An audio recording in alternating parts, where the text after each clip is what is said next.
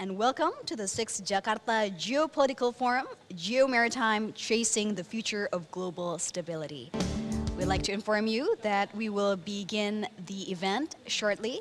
And once again, we'd like to invite you, for those of you attending at the location, to please kindly take a seat, for we will begin the event shortly. Thank you.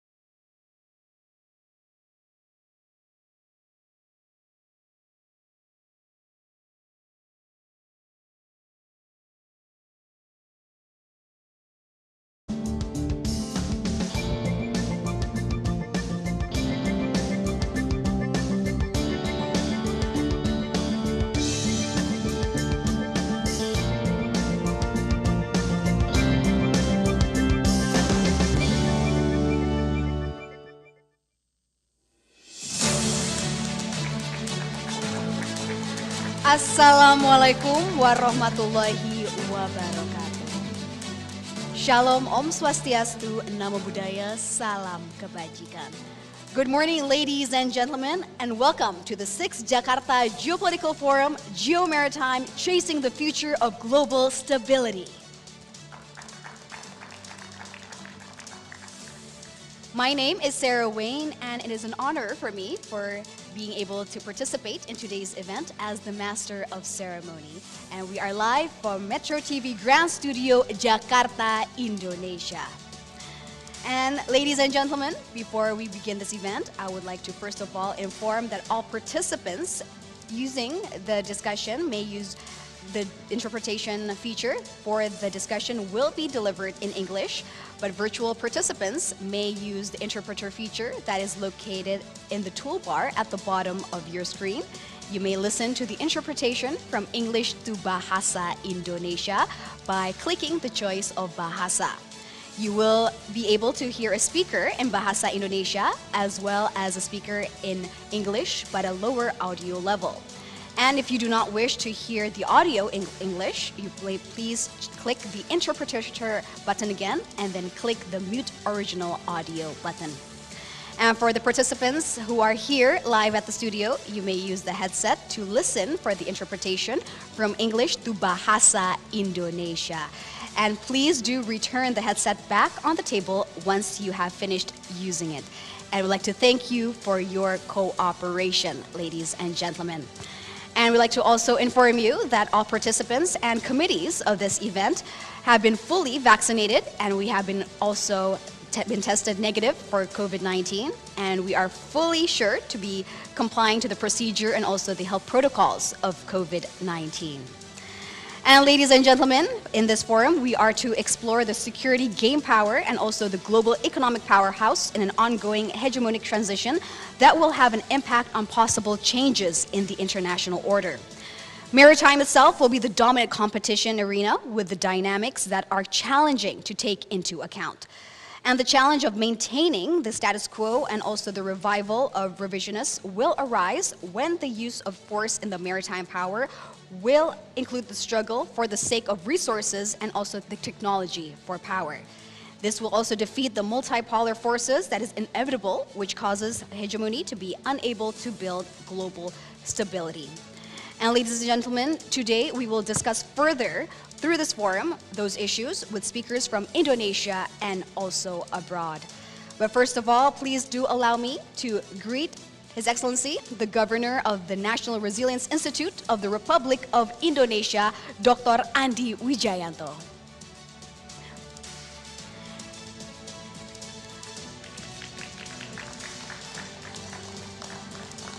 I would like to also welcome all prominent speakers from Indonesia and abroad, and of course our moderator for our session today. And also would like to welcome the distinguished guests and all the participants. Once again, welcome and thank you for joining us in the 6th Jakarta Geopolitical Forum, Geomaritime, Tracing the Future of Global Stability.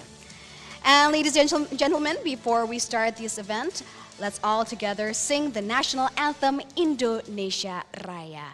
You may rise.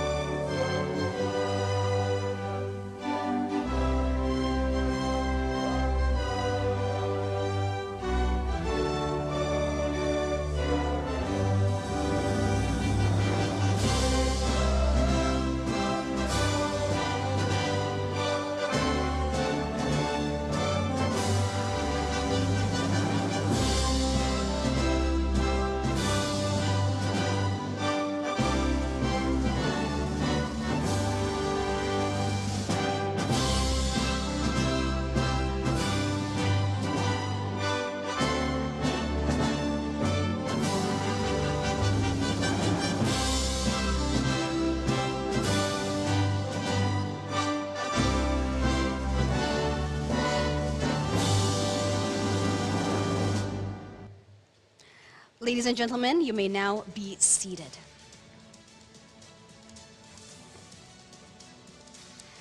And as an expression of gratitude to the God Almighty for the 6th Jakarta Geopolitical Forum, Geomaritime, Chasing the Future of Global Stability, let us pray together, ladies and gentlemen, which will be guided by Colonel Sus Abdullah S.A.G. To Colonel Sus Abdullah S.A.G., the time and place is yours.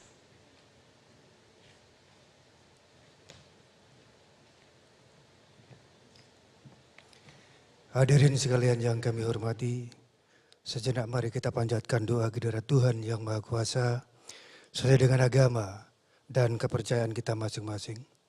Doa akan saya pandu sesuai dengan ajaran Islam.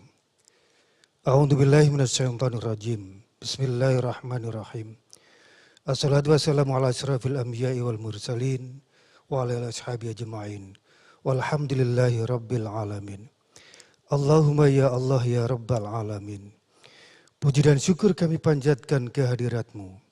Karena berkat rahmat dan kasih-Mu, kami dapat melaksanakan seminar internasional Jakarta Geopolitical Forum ke-6 tahun 2022 dengan tema Geomaritim, Chasing the Future of Global Stability sebagai forum intelektual global untuk berbagi pandangan, pemikiran, dan pengetahuan dalam penyamaan persepsi guna menemukan solusi bagi permasalahan geopolitik dan tantangannya.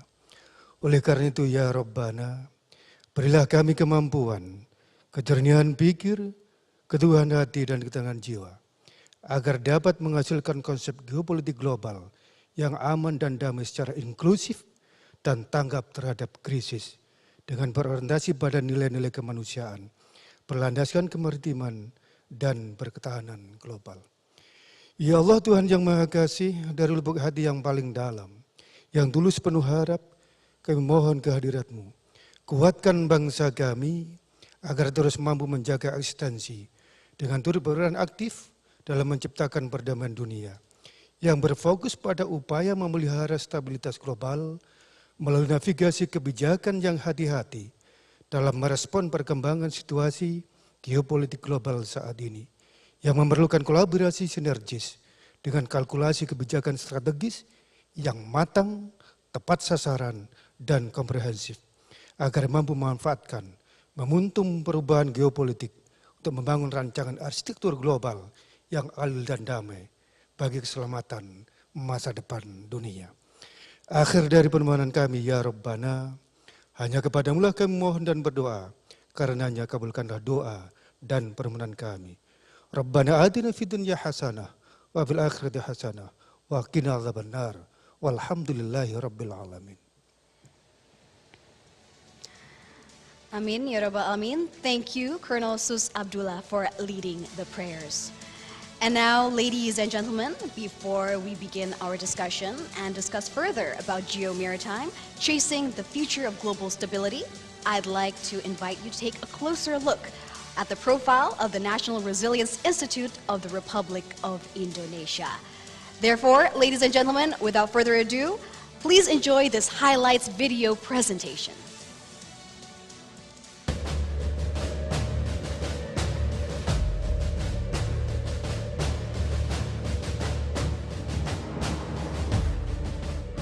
Eskalasi politik dunia tahun 60-an begitu kompleks, penuh ketidakpastian. Penerapan politik liberal dengan sistem multipartai justru menimbulkan persaingan antar partai yang tidak sehat, ditandai dengan konflik perebutan kekuasaan yang merugikan bangsa Indonesia. Guna melestarikan cita-cita proklamasi kemerdekaan dan menjaga ideologi Pancasila, maka tercetuslah pendirian Lembaga Ketahanan Nasional Republik Indonesia yang dicetuskan sejak 1962 dan terus dimatangkan hingga akhirnya resmi berdiri pada 20 Mei 1965 dengan nama Lembaga Pertahanan Nasional dan berada di bawah Presiden. Usai pergantian kepemimpinan Republik Indonesia tahun 1966 berdasarkan Kepres nomor 122 tahun 1967, posisi Lemhannas dialihkan kepada Menteri Pertahanan Keamanan dan bertanggung jawab kepada Menhankam Pangan. Seiring perjalanan waktu dengan dipisahkannya jabatan Menhankam dan Panglima ABRI, tahun 1984, posisi Lemhannas berada di bawah Panglima ABRI.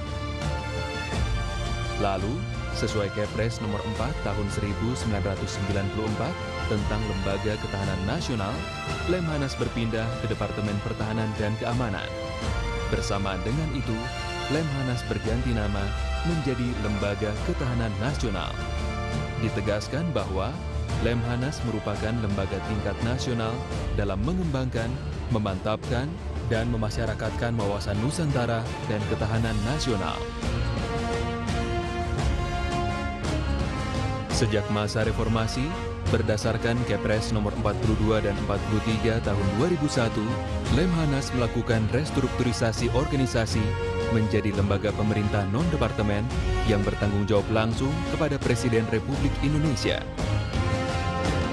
Lemhannas kini dipimpin seorang gubernur dengan kedudukan setingkat menteri. Akhirnya, sesuai Peraturan Presiden nomor 67 tahun 2006 dan Peraturan Presiden nomor 98 tahun 2016 dengan berpedoman pada 11 prinsip pembaharuan, diadakan revitalisasi dan restrukturisasi Lemhannas. Langkah ini dilakukan guna mendukung visi Lemhannas, yakni menjadi lembaga yang berkualitas, kredibel, dan berkelas dunia dalam bidang ketahanan nasional. Lemhannas melaksanakan 3 misi, yaitu mewujudkan kader pimpinan tingkat nasional yang berdaya saing, berkarakter kebangsaan, demokratis, dan mampu berperan dalam pergaulan dunia internasional melalui pendidikan. Memberikan masukan pemerintah dalam pengambilan kebijakan internasional, regional, dan nasional melalui pengkajian strategis. Mewujudkan komponen bangsa yang berkarakter kebangsaan sesuai 4 konsensus dasar bangsa melalui pemantapan nilai-nilai kebangsaan. Dalam melaksanakan tugas tersebut, Lemhannas menyelenggarakan program pendidikan reguler dan program pendidikan singkat. Program ini diperuntukkan bagi kader-kader pimpinan tingkat nasional yang berasal dari pejabat senior terpilih di lingkungan TNI, Polri, maupun sipil. Sebagai lembaga kajian strategis, Lemhannas RI juga melakukan pengkajian berbagai permasalahan strategis dalam lingkup nasional, regional, maupun internasional, baik di bidang geografi, sumber kekayaan alam, demografi, ideologi, politik, ekonomi, sosial budaya, dan pertahanan keamanan melalui Laboratorium Pengukuran Ketahanan Nasional.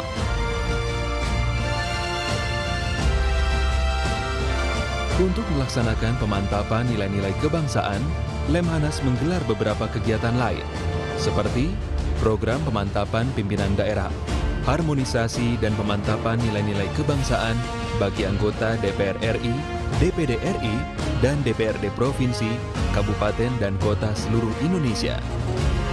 Dialog kebangsaan dan pemantapan nilai-nilai kebangsaan bagi berbagai kalangan dan komponen bangsa, serta training of trainers bagi tenaga pendidik, pengajar, dan pembina dari berbagai tingkat pendidikan. Dalam rangka meningkatkan kerjasama dan tukar-menukar informasi, Lemhannas senantiasa menerima kunjungan tamu-tamu dari dalam dan luar negeri, baik pejabat sipil maupun militer.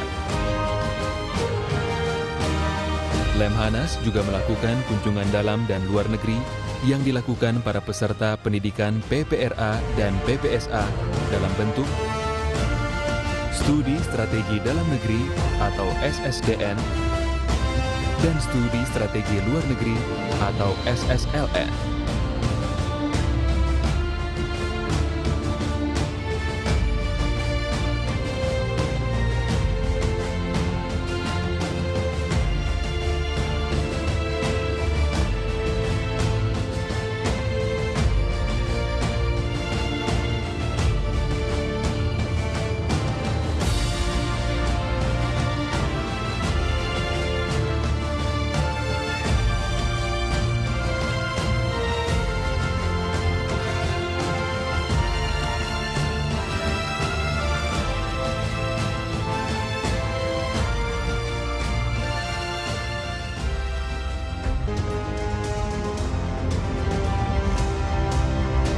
Dengan amanah dan harapan yang dipercayakan oleh negara dan masyarakat, Lemhannas RI kini terus membangun dan memperkuat kapasitas dan kapabilitasnya dengan 11 prinsip pembaruan, revitalisasi, dan restrukturisasi organisasi, reformasi birokrasi, dan jejaring sosialnya untuk berupaya dan mendapatkan pengakuan sebagai world class institution, yakni sebagai sebuah lembaga pendidikan, pengkajian, dan pemantapan nilai-nilai kebangsaan yang dapat menjadi rujukan nasional, regional, dan global.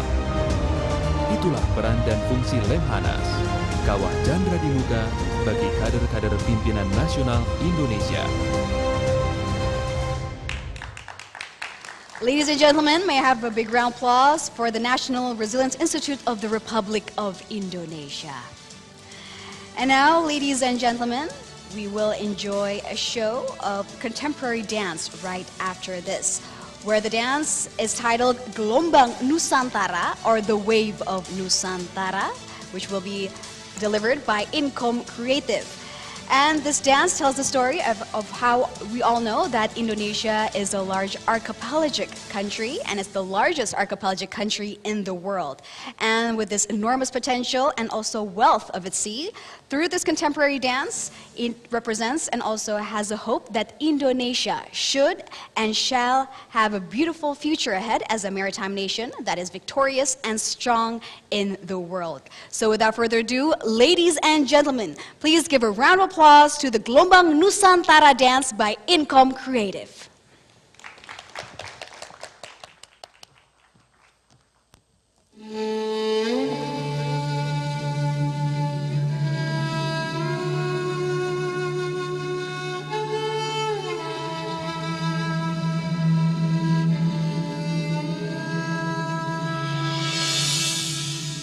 Membentang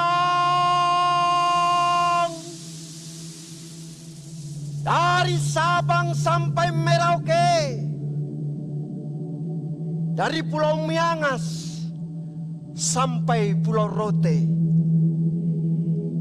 dari serpihan ujung timur sampai ujung barat, berserak bersama luasnya samudra bidang datar dada kita,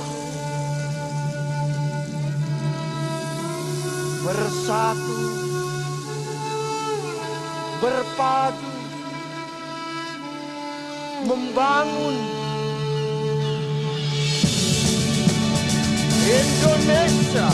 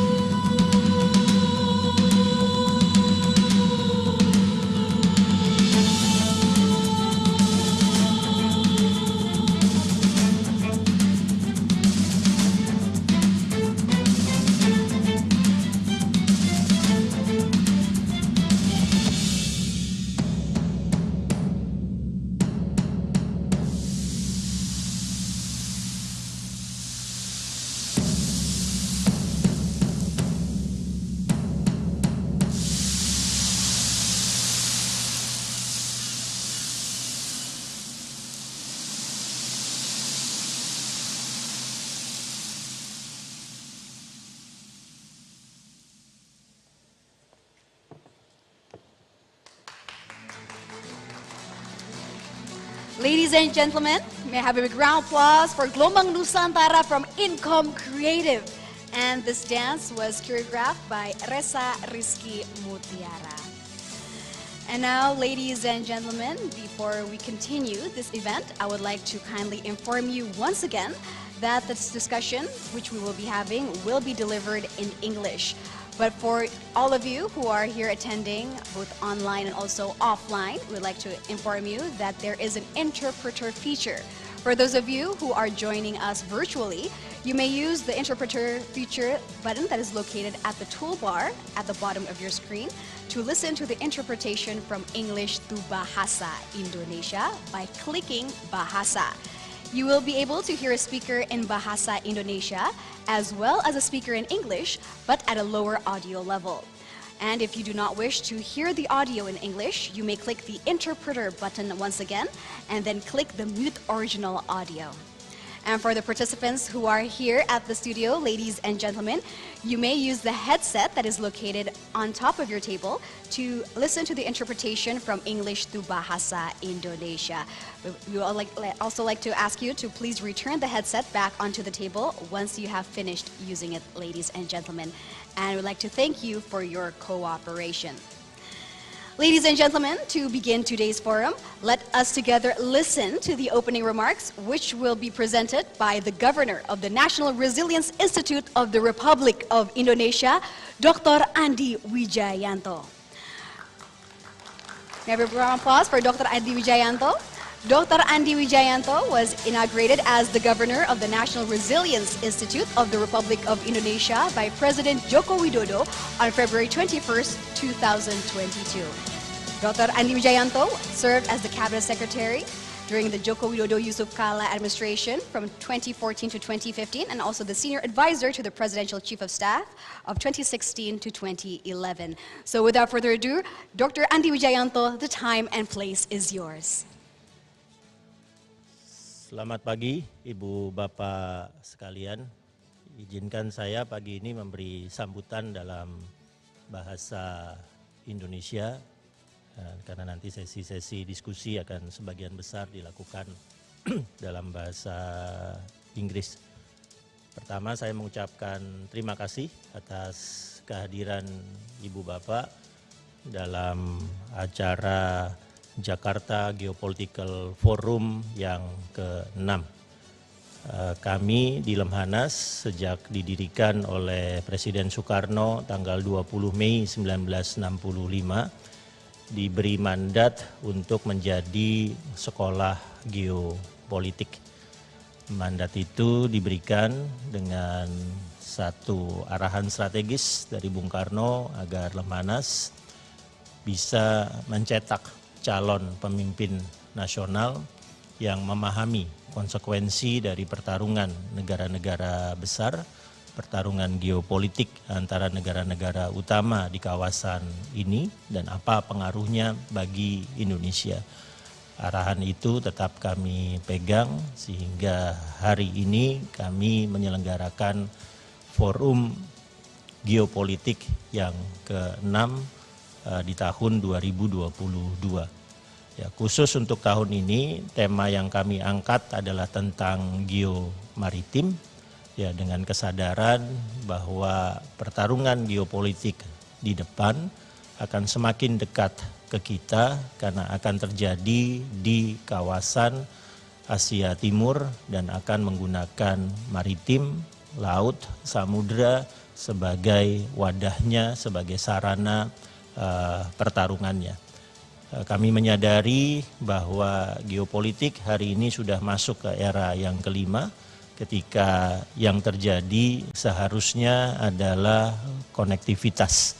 Yang terjadi seharusnya adanya ketersambungan antara negara-negara di dunia. Yang terjadi seharusnya ada pembangunan infrastruktur global yang menggabungkan antar negara bahkan antar benua. Yang terjadi seharusnya adalah terciptanya satu rantai pasok global, ya, sehingga kita bisa melihat misalnya produksi satu mobil berlangsung di negara tertentu tapi bahan bakunya seperti lempengan stainless steelnya berasal dari negara lain, sementara bahan baku untuk menghasilkan stainless steel juga berasal dari negara lain, tapi tetap terkoneksi satu sama lain karena ada rantai pasok global.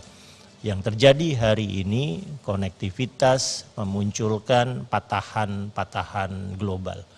Ya, konektivitas memunculkan patahan global karena adanya persaingan antara negara besar seperti Amerika Serikat melawan Cina untuk perang teknologi dan perang dagang. Dan sejak Februari 2022 patahannya semakin keras karena ada pertarungan Amerika Serikat Rusia karena terjadinya krisis di Ukraina.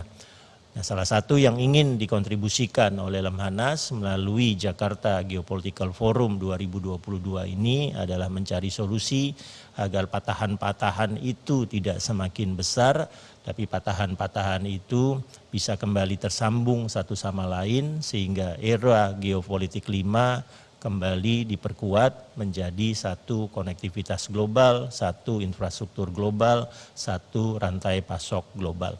Dan untuk itu di forum ini kita akan membahas secara komprehensif mulai dari sisi pertahanan, sisi keamanan, sisi teknologi, juga sisi ekonomi maritim. Diharapkan dengan diskusi akademik yang bebas, ya kita akan didampingi, kita akan ditemani oleh pakar-pakar dari beberapa negara.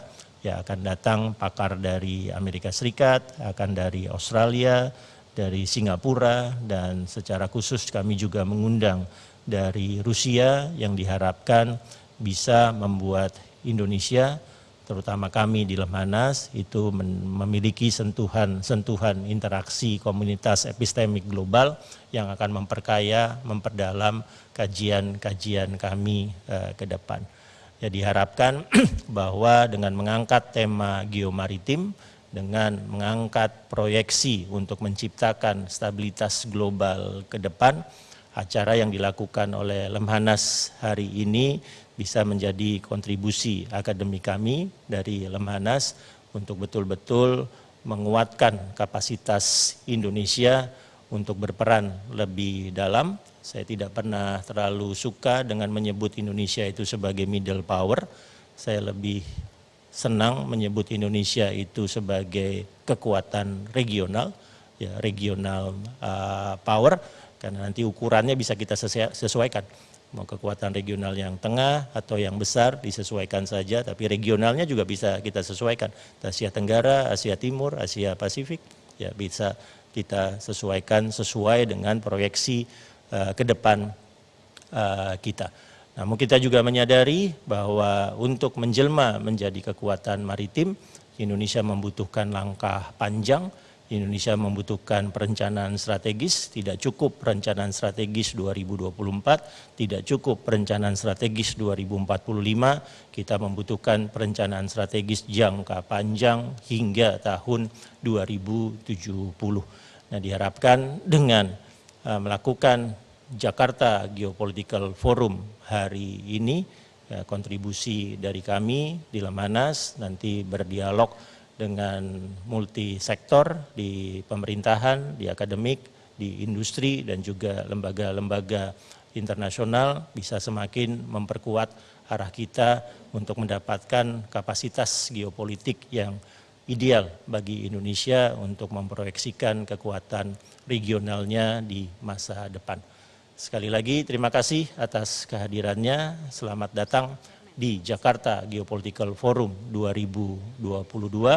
Dengan ini saya nyatakan Jakarta Geopolitical Forum 2022 dinyatakan secara resmi dibuka.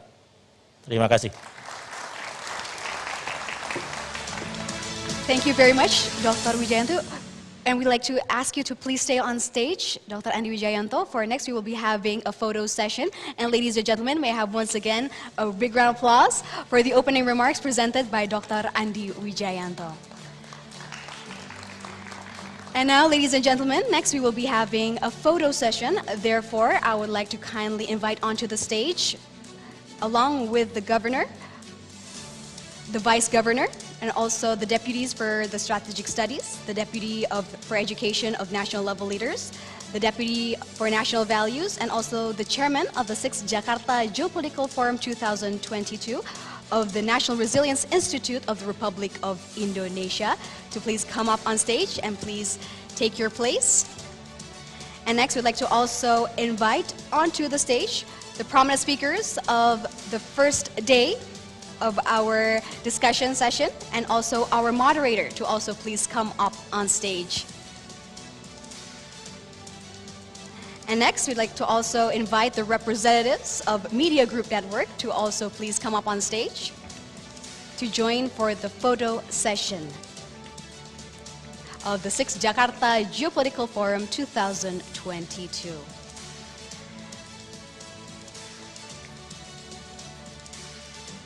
We will begin the first photo session I will count down from 3, 2, 1.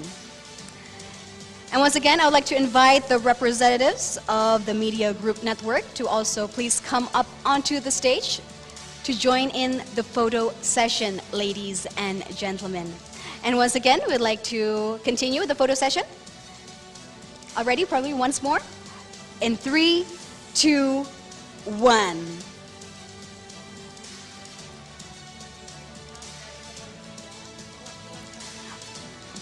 Yes. Therefore, we'd like to also invite the representatives atau perwakilan dari kepolisian dan perwakilan dari Kepala Staf Angkatan Darat untuk dapat juga bisa bergabung dan juga Kepala Staf Angkatan Laut untuk dapat bergabung bersama. To all the representatives, we'd like to invite to please come up onto the stage and also join in for the photo session, ladies and gentlemen. To all the documentation team, kepada tim dokumentasi dapat bersiap. In 1, 2, 3. And once again, 3, 2, 1. All right, ladies and gentlemen, thank you very much. Can I have a big round of applause, ladies and gentlemen? Thank you. And you may now return to your seats. Thank you very much, ladies and gentlemen.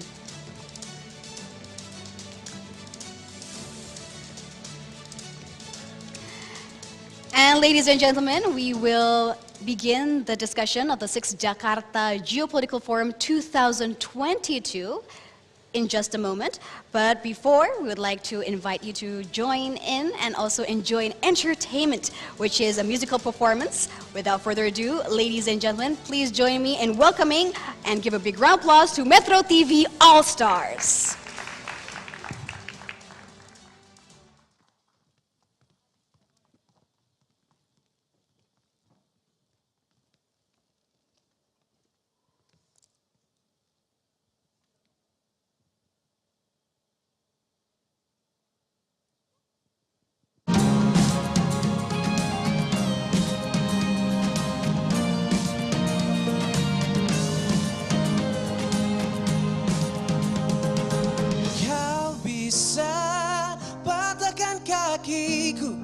Tapi tidak mimpi-mimpiku. Kau bisa lumpuhkan tanganku, tapi tidak mimpi-mimpiku. Kau bisa merebut senyumku, tapi sungguh tak ada lama. Dan kau bisa merobek hatiku, tapi aku tahu obatnya. Manusia kuat, itu kita, jiwa-jiwa yang kuat, itu kita. Manusia kuat, itu kita, jiwa-jiwa yang kuat, itu kita. Kau bisa hitamkan putihku, kau takkan gelapkan apapun. Kau bisa hancurkan jalanku, kan ku temukan jalan yang lain. Manusia kuat, itu kita, jiwa-jiwa yang kuat, itu kita. manusia kuat. Itu kita, jiwa-jiwa yang kuat. Itu kita.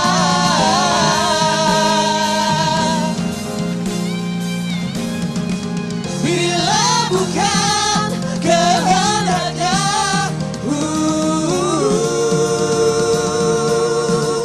tidak satu pun jelasmu akan bawa bahaya.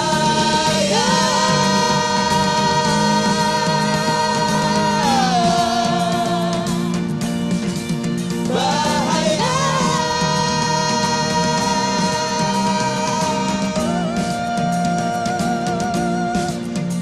Manusia kuat, itu kita, jiwa-jiwa yang kuat.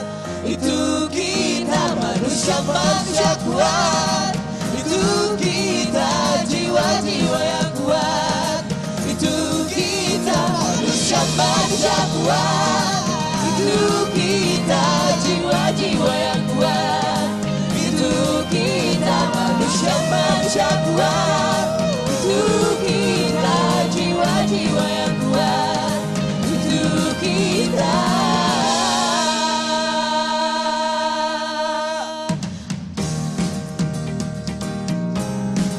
Assalamualaikum warahmatullahi wabarakatuh. Selamat pagi semuanya. Perkenalkan kami jurnalis Metro TV All Star. Ada Jason, Niken, dan juga Fanny, video jurnalis, news anchor, video jurnalis juga, dan saya Yohana, news anchor. Kami adalah jurnalis Elang Biru, manusia kuat Kedoya, yang terima kasih diberikan kesempatan di tengah-tengah Bapak Ibu semuanya, manusia super kuat Indonesia.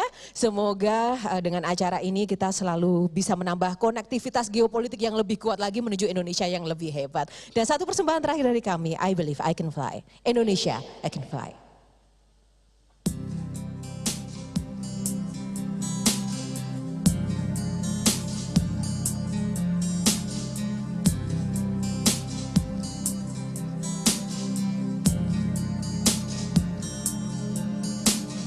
I used to think that I could not go on, and life was nothing but an awful song.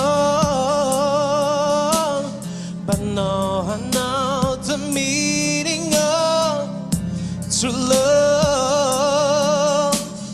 I'm learning on the everlasting earth.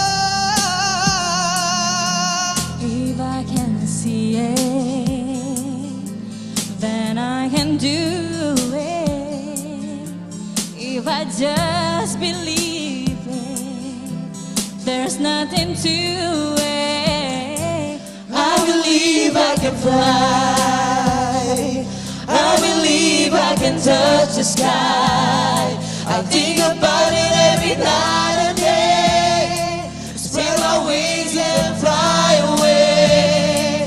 I believe I can soar. I see me running to that open door.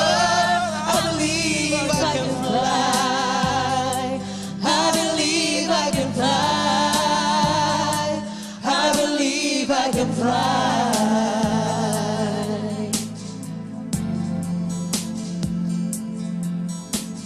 See, I was on the verge of breaking down. Sometimes silence can seem so loud. There are miracles in life I must achieve, yeah. But first I know it starts inside of me. Oh, oh. If I can see it, then I can be it. If I just believe it, there's nothing to it. I believe I can fly.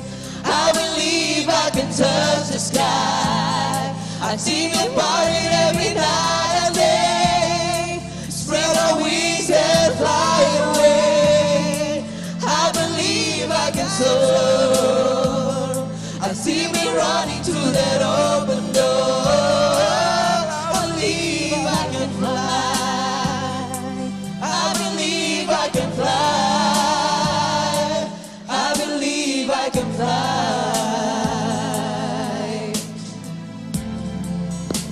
'Cause I believe in me.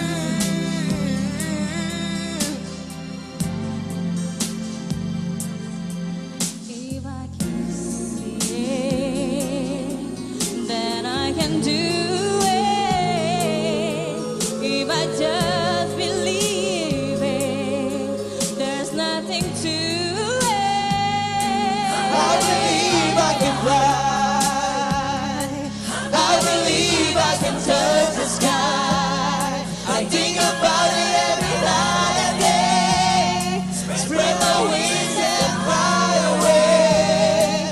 I believe I can soar. I see me running through that open door. I believe I can fly. I believe I can fly. I believe I can fly. If I just spread my wings, I can fly. I can fly. I can fly.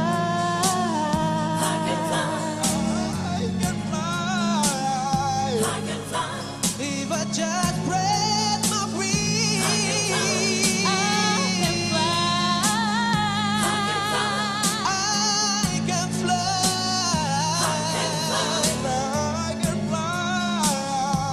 can fly. I can fly.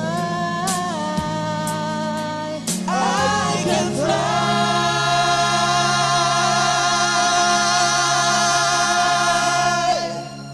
Thank you very much. Terima kasih.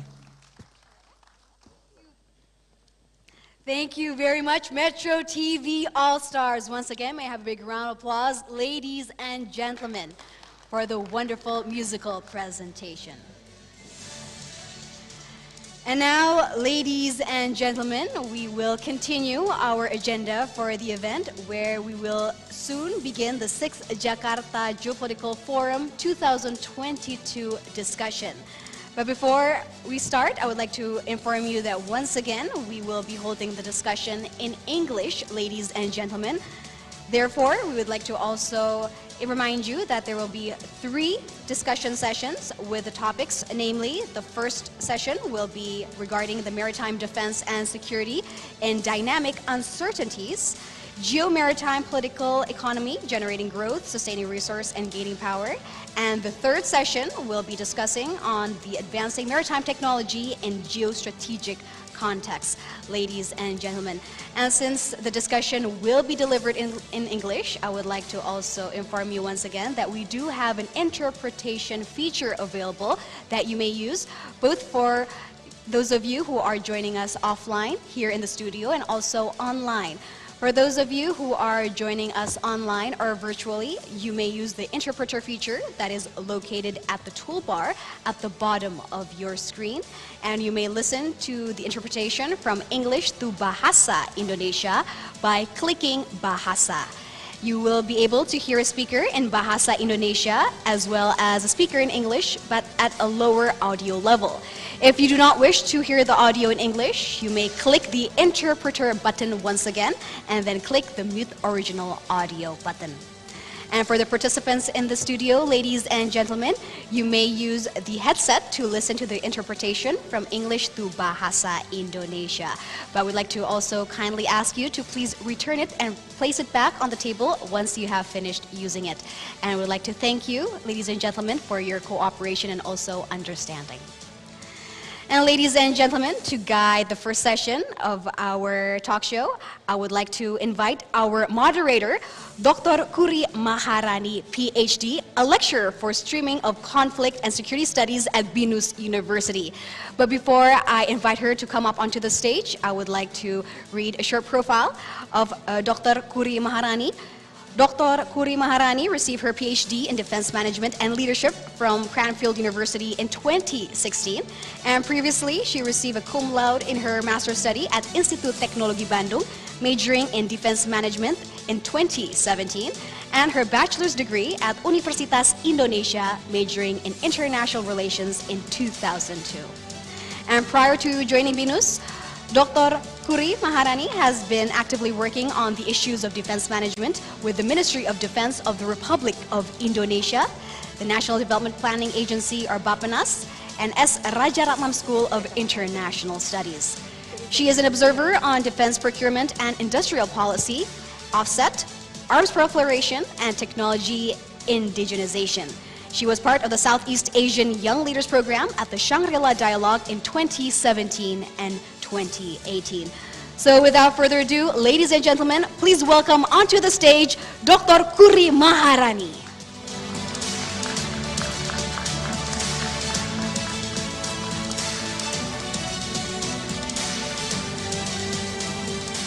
Thank you, Sarah Wade. A very good morning and welcome to our first session entitled Maritime Defense and Security. In dynamic uncertainties, as part of Jakarta Geopolitical Forum, Geomaritim chasing the future global stability, with me, Kuri Maharani, as the chair of the session. Ladies and gentlemen, the hard truth of international politics, the emergence of power rivalry between the revisionist power and the status quo in the dawn of hegemonic transition has limited our focus on sea power and naval strategy. Dynamic uncertainties with threats emanating from military hard power becomes more prominent when its interaction takes playground on maritime sphere in the absence of strong maritime orders or sea governance. The question for all of us: what would be the strategy for us to safely navigate the uncertain asymmetric geopolitical competitiveness in the region to achieve a global security and a proper balance? And to answer that important questions, we have prominent speakers of international standing. Please join me to welcome on stage Admiral Retired Professor Dr. Masa, Professor at Indonesia National Defense University. Please take your seat on the stage. Professor Masa is currently the Special Advisor to the Coordinating Minister and for Maritime and Investment on Maritime Defense and Security issue.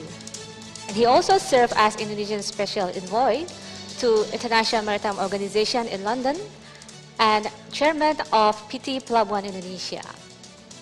The second speaker would be Mr. Sam Rajavin. Please take your seat on stage, sir.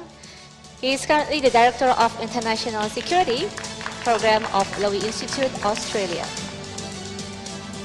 Sam was also worked previously in the Australian Ministry of Foreign Affairs and the Office of National Assessment, working on strategic issues such as nuclear strategy, IGS military power, as well as arms control. The third speaker of this session is Mr. Andi Wijayanto, Governor of the National Resilience Institute of the Republic of Indonesia.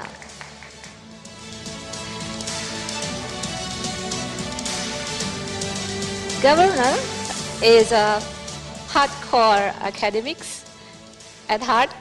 He has read international relations as well as defense studies in many universities, among others, University of Indonesia, London School of Economics, National Defense University in USA, and also S. Rajaratnam School of International Studies.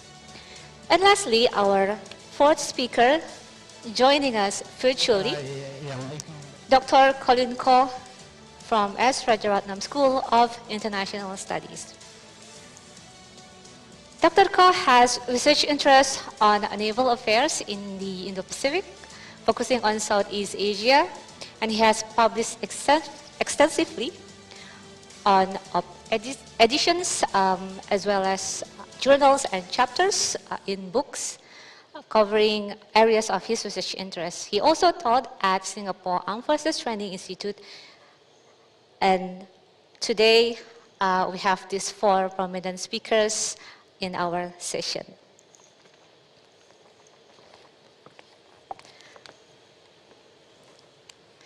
So, gentlemen, before we start, allow me to ask, how are you today, Mr. Rajavin? Is this your Jakarta Geopolitical Forum? Is this your first attendance in Jakarta Geopolitical Forum? Yes, first one. Okay, well, I would like to welcome you. I hope you don't experience any jet lag that could dampen your enthusiasm in this forum. Pak Masatya, you are a seasoned fighter. You are a regular attendee in this forum. What do you expect from this 6th forum, Pak? I would like to deliver my speech in Bahasa Indonesia because I know that most of the audience from Indonesia. But anyway, I think some of speakers are from Western. Saya berharap dan inilah merupakan sebuah momentum yang bagus. Sebab inisiasi yang dilaksanakan oleh Lemhannas di bawah leadership dari Gubernur Lemhannas, sahabat saya, Mas Andi Wijayanto, ini memang momentumnya pas sekali dikaitkan dengan situasi geopolitik yang sangat dinamik. Kemudian kalau kita bicara tentang tadi topiknya tentang geomaritim. Geomaritim berarti kita bicara tentang bagaimana perpaduan dinamik geopolitik, geoekonomi, dan berbagai geo-geo itu jadikan satu. Kalau kita bicara tentang geomaritim berarti kita berbicara pada semua tataran geopolitik, geoekonomi, sosial politik, dan pertahanan. Thank you, Pak Masatya. I think there is no other institutions which have more rights to conduct this kind of forum but the National Research Institute, because that is the School of Geopolitics in Indonesia. Let's move on to Governor Pak Andi Wijayanto. I would like to probe a little bit, Pak, why today forum has no female speaker?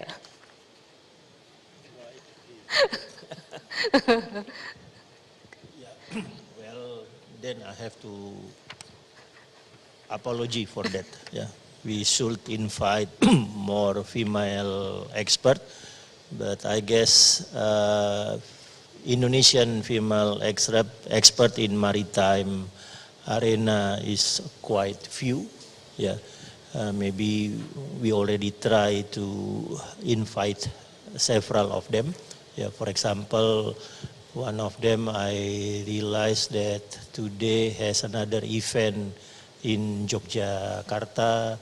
Another one has a meeting today with BNPT in Bali, so they are already occupied with other events because we realize we need more engagement of our female expert. But with your presence here, yeah, I hope the representativeness of female expert in this forum can be achieved. Thank you, Pak Andi. We do hope that this forum will attract more of female audience attention so that we could have the next generation of maritime experts, both female and male.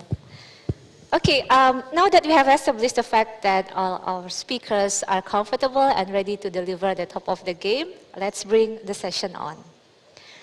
This session will proceed as follows. I will invite the speaker to address the forum in the order written on our schedule. I am sure that everyone has our program in hand already. Each speaker will have 20 minutes, so please use your time smartly. When I deliver a gentle reminder, it means that you only have 1 minute left to conclude your presentation. And after presentation, we will have around 75 minutes for Q&A session. And now, I would like to invite the first speaker, Dr. Colin Ko, to present his speech entitled Maritime Defense and Security in Southeast Asia following COVID-19 and Ukraine War, a preliminary assessment. Dr. Ko, your time.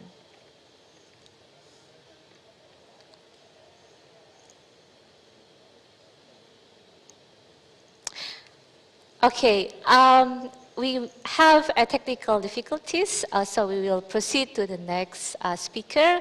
We have Professor Masetio to deliver a presentation. Pak Masetio, the time is yours. Terima kasih Mbak Kuri. Yang saya hormati, sahabat saya Gubernur Lemhannas, Mas Andi Wijayanto, juga speaker Pak Sam. Thank you for and welcome to Jakarta. First of all, I would like to deliver my presentation in Bahasa Indonesia. So I know that most of the audience came from Indonesia. Pada topik ini saya akan berbicara tentang tadi nanti ada beberapa pembicara, ada yang fokus mengenai ekonomi, ada yang mengenai politik, ada yang mengenai dinamika antara politik dengan maritim, dan pada kesempatan ini saya akan bicara tentang bagaimana kita melihat, mereview hegemoni di kawasan Asia Pasifik. Next slide. Kalau kita melihat kawasan Asia Pasifik, kita melihat, saya akan meninjau dari sisi bagaimana Indonesia sebagai sebuah negara maritim besar. Tadi dari Gubernur Lemhannas sudah meng-quote bahwa tidak begitu sepakat dengan middle power. Jadi saya sepakat itu, kita bicara tentang bagaimana kekuatan pertahanan Indonesia. Sebab kalau kita bicara tentang pertahanan Indonesia, kita tidak hanya berbicara tentang kekuatan angkatan bersenjata, namun kita juga berbicara tentang bagaimana peran-peran diplomasi dari sebuah negara. Kalau kita lihat posisi Indonesia is the biggest archipelagic state, so we have as a pivot of the Indonesia area. Jadi kita sebagai pivot, maka bagaimana Indonesia memerankan sebagai pivot tersebut, memerankan sebagai sebuah negara besar. Kita lihat pada slide berikut, kita akan melihat topik yang diangkat oleh Lemhannas pada kali ini. Saya kira ini akan menyadarkan kita bagaimana suatu saat ini telah terjadi shifting, sebuah new geopolitik in the Asia Pasifik. Kita akan melihat bahwa kalau kita sebelumnya melihat bahwa di Asia Pasifik kita mana ada macan-macan Asia, ada Korea, ada Jepang, pada waktu itu belum memasukkan Cina. Kita lihat sekarang ada 10 negara besar di dunia.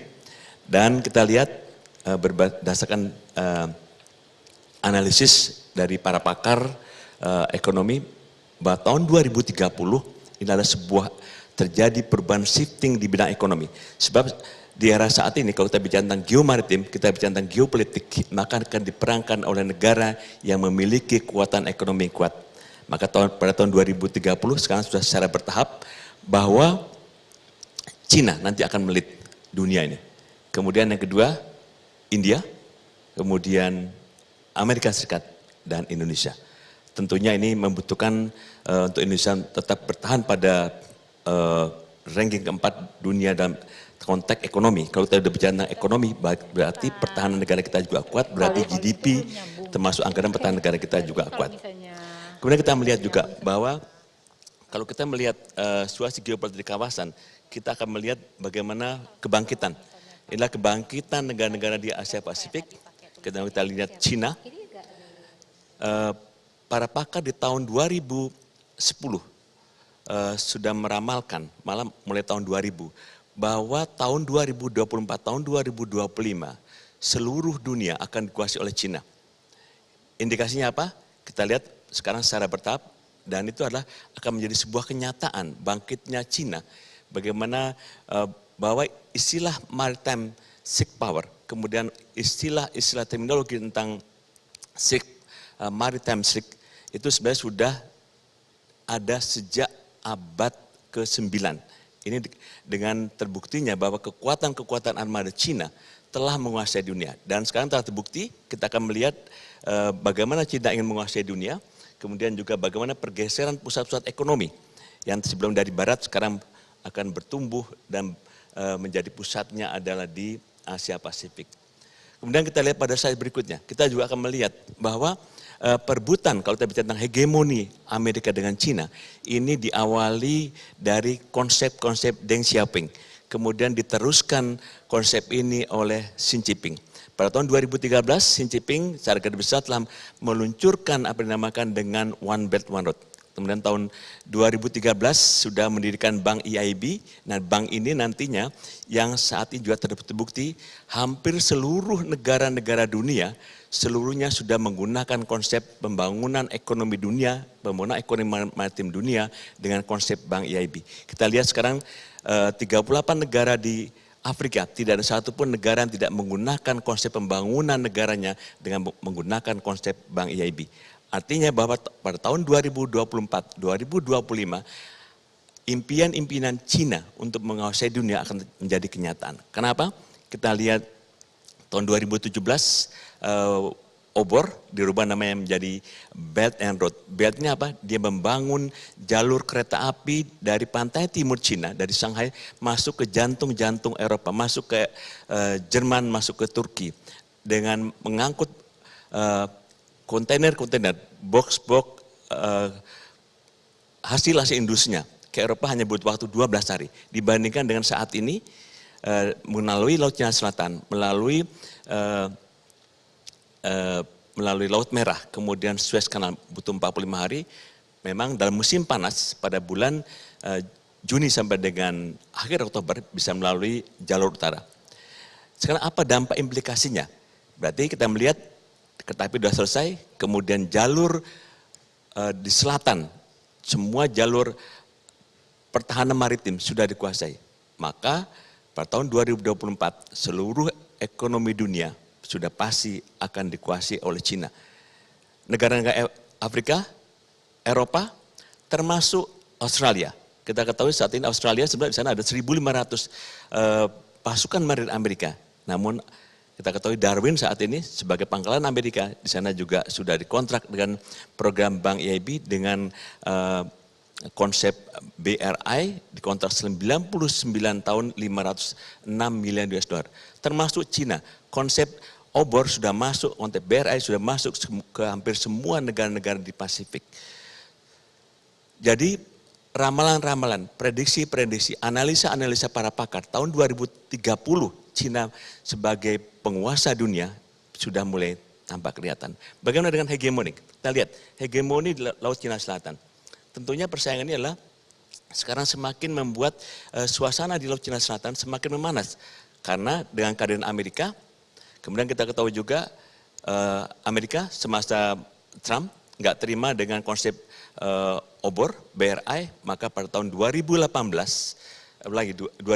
Juni, maka telah diluncurkan apa dinamakan dengan perubahan dari PECOM menjadi US Indo-PECOM. Inilah merupakan jawaban 2017 Cina merubah konsepnya BRI, maka tandingannya adalah dengan membentuk US Indo-PECOM. Penyatuan armada kelima dengan armada ketujuh untuk mempertahankan hegemoni Amerika di Laut Cina Selatan. Kita pada lihat pada bagaimana perseteruan Amerika Serikat dan Cina. Ini kita juga akan melihat yang terakhir. Saya kira momen ini sangat bagus bagi menyadarkan kita kepada semua akademisi, karena kita bicara saat ini pada konteks academic thinking. Kita melihat bahwa kita lihat pada 2-4 Agustus bagaimana kunjungan Pelosi ke Taiwan. Ini adalah merupakan suatu ambiguity. Apakah memang Amerika setuju dengan One China policy? Namun kenyataan dia sedang berpihak kepada Taiwan. Situasi ini menambah kegentingan tanda petik di kawasan Laut Cina Selatan. Kita lihat pada saat itu, pada minggu-minggu pertama, Amerika telah menggunakan 2 kapal induknya, kemudian Cina saat ini kita ketahui, Cina pada tahun lalu juga sudah awalnya dia hanya memiliki 1 kapal induk Liaoning, sekarang dia sudah ditambah dengan 2 kapal kelas Sendong, artinya dia sudah memiliki 3 kapal induk. Amerika pada minggu pertama Agustus sampai sekarang masih digelar kekuatannya dengan berpangkalan di Yokosuka dan di Guam, 2 kapal induk yang setiap saat untuk menjaga eksistensi dari keberadaan hegemoni Amerika di kawasan Asia Pasifik. Nah, situasi ini juga semakin diperparah. Kita ketahui untuk mempertahankan hegemoninya, maka Amerika mengerahkan semua kekuatan NATO-nya. Kekuatan NATO saat ini juga sudah hadir di Laut Cina Selatan, bertambah lagi dengan kita lihat sini ada segitiga, bagaimana Amerika, kemudian link up-nya dengan Jepang, kemudian dengan India, kemudian dengan Australia. Inilah ada fakta-fakta pertahanan baru yang sadar atau tidak sadar bahwa ini akan menyebabkan terjadinya amres di kawasan Asia Pasifik. Kenapa India? India sebelum tahun 2015 dia masih malu-malu kucing dengan apakah dia mau berpihak kepada Cina atau dia berpihak kepada Amerika. Kita lihat 2015 hubungan politik Amerika dengan India semakin ketat, semakin dekat karena 2015-2016 hubungan politik antara Cina dengan India sudah semakin merenggang. Momen ini yang selalu dipelihara oleh Amerika, bagaimana ingin menguasai dunia dengan fighting force. Sebaliknya, Cina ingin menguasai dunia dengan ekonominya. Situasi tersebut tentunya kita akan bisa melihat bagaimana peran Indonesia. Bapak Ibu sekalian, para hadirin yang berbahagia, kalau kita melihat peran Indonesia, inilah peran Pak Jokowi. Pak Jokowi di era pertama pemerintahan, beliau menyampaikan untuk membawa Indonesia menjadi negara maritim besar ada 5 pilar, yaitu mulai dari pemahaman tentang budaya maritim, kemudian pemahaman tentang memanfaatkan sumber daya maritim, kemudian interconnectivity, diplomasi maritim, dan yang keempat 5 adalah pertahanan maritim. Ini bagaimana pertahanan maritim ini akan ditunjukkan kepada dunia, kepada ASEAN. Walaupun kita melihat sekarang ASEAN, para pakar mengatakan bahwa ASEAN apakah masih eksis di tahun-tahun ke depan. Kenapa? Karena ASEAN kita tahu pada KTT ASEAN ke-36, Myanmar sudah nggak diundang. Karena junta militer berjanji setahun setelah mengendalikan akan mengembalikan demokratisasi kepada rakyatnya, tidak. Sekarang kita lihat juga bagaimana Kamboja dengan Laos, juga ini sudah diambang akan dikuasai oleh Cina. So bagaimana dengan 3 tahun ke depan? Apakah ASEAN masih akan kokoh dengan 10 negara atau tinggal 7? Inilah merupakan bagaimana kita melihat leadership, strong leadership dari Pak Jokowi untuk membawa ASEAN tetap utuh.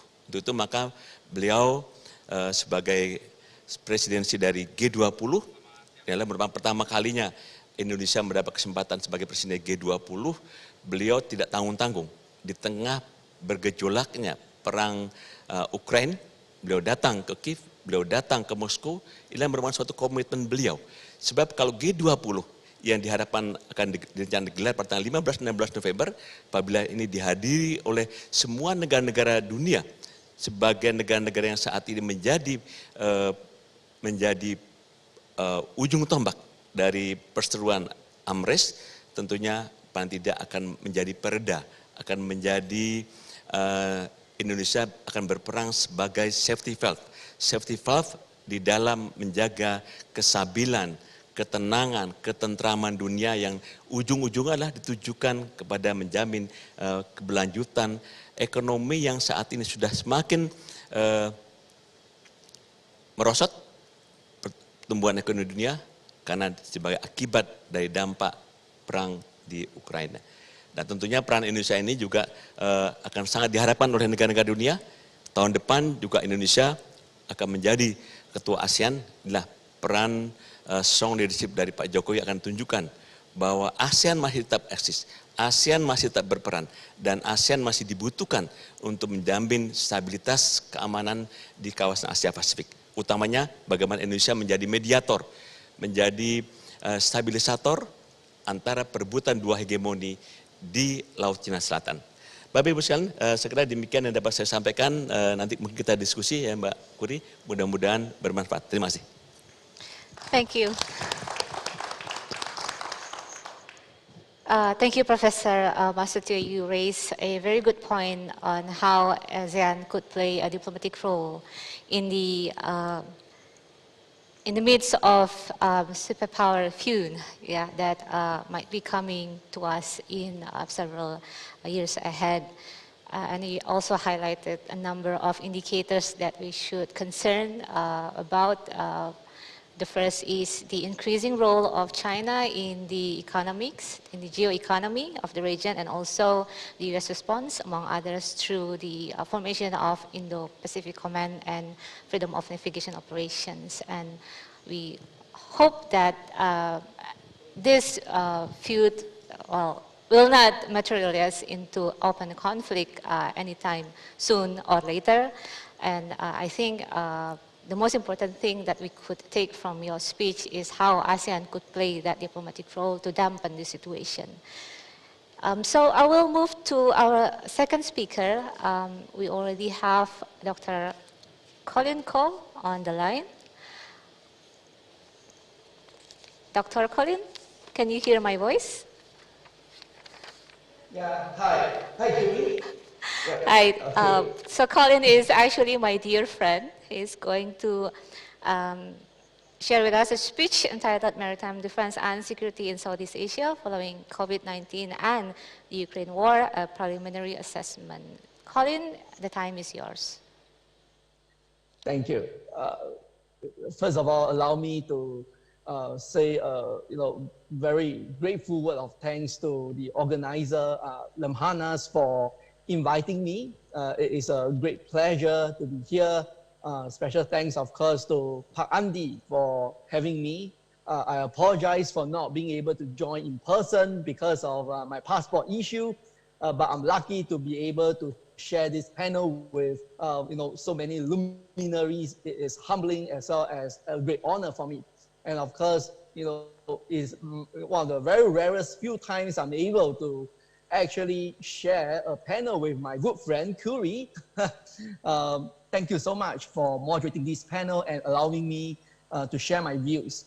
Now, I'm going to briefly do a survey on what I see as preliminary trends in the post-COVID world and of course after the Ukraine war. Just today really exactly marks the 6th month of the conflict in Ukraine. So it is opportune for me to talk about the Ukraine war and some of the lessons that we take away to set the stage for our understanding of Southeast Asia and maritime defense and security going forward. Now, I think there are three lessons that we can draw from this conflict. I think one is certainly that while earlier years we were all preoccupied with non-traditional issues, as well as the very popularly known about gray zone challenges, the Ukraine war 6 months ago amply showed that it is possible to have full-scale conventional war. So it has never gone away, it was lurking, and it does also highlight that nation states do resort to this conflict if it fulfills their interests. And of course, it's another matter altogether whether we are looking at a protracted conflict. In this case, the Ukraine war is a very good example where a supposed short conflict has ended up becoming a protracted war in itself. And of course, the second thing that I want to highlight here as an observation of the Ukraine war is that with the appropriate support, with appropriate morale, weapons, as well as training and leadership, it's possible for a weaker party to prevail on the battlefield against a stronger adversary, as what we saw in the case of what happened in the initial stages of the Ukraine war with the conflict, the battle that revolved around the Ukraine capital of Kiev. Right? And because I'm dealing with the maritime issue, so I put forth here a collage of pictures of essentially what was Snake Island and the naval battles that took place. It was interesting and in fact instructive when it comes to Southeast Asia. That for Southeast Asian countries that are supposed smaller, weaker parties in the maritime domain with relatively modestly equipped navies, it is still possible to prevail in some circumstances against a stronger adversary. So it is something that I believe regional maritime forces could take heed and to pay more attention to.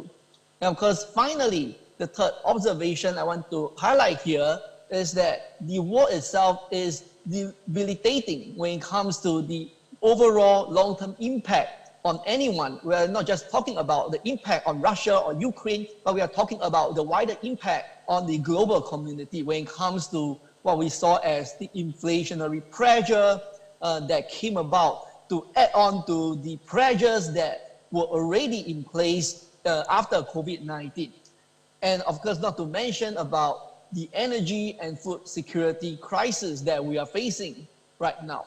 So all these three lessons were what I saw as, the key starting point for our understanding of how we look at the trends going forward for Southeast Asia's maritime defense and security prospects. Now, of course, much closer to us, which is another clear reminder, is that we are seeing conflict or the risk of conflict being ever in our neighborhood. We saw just 2 weeks ago what happened around Taiwan, right?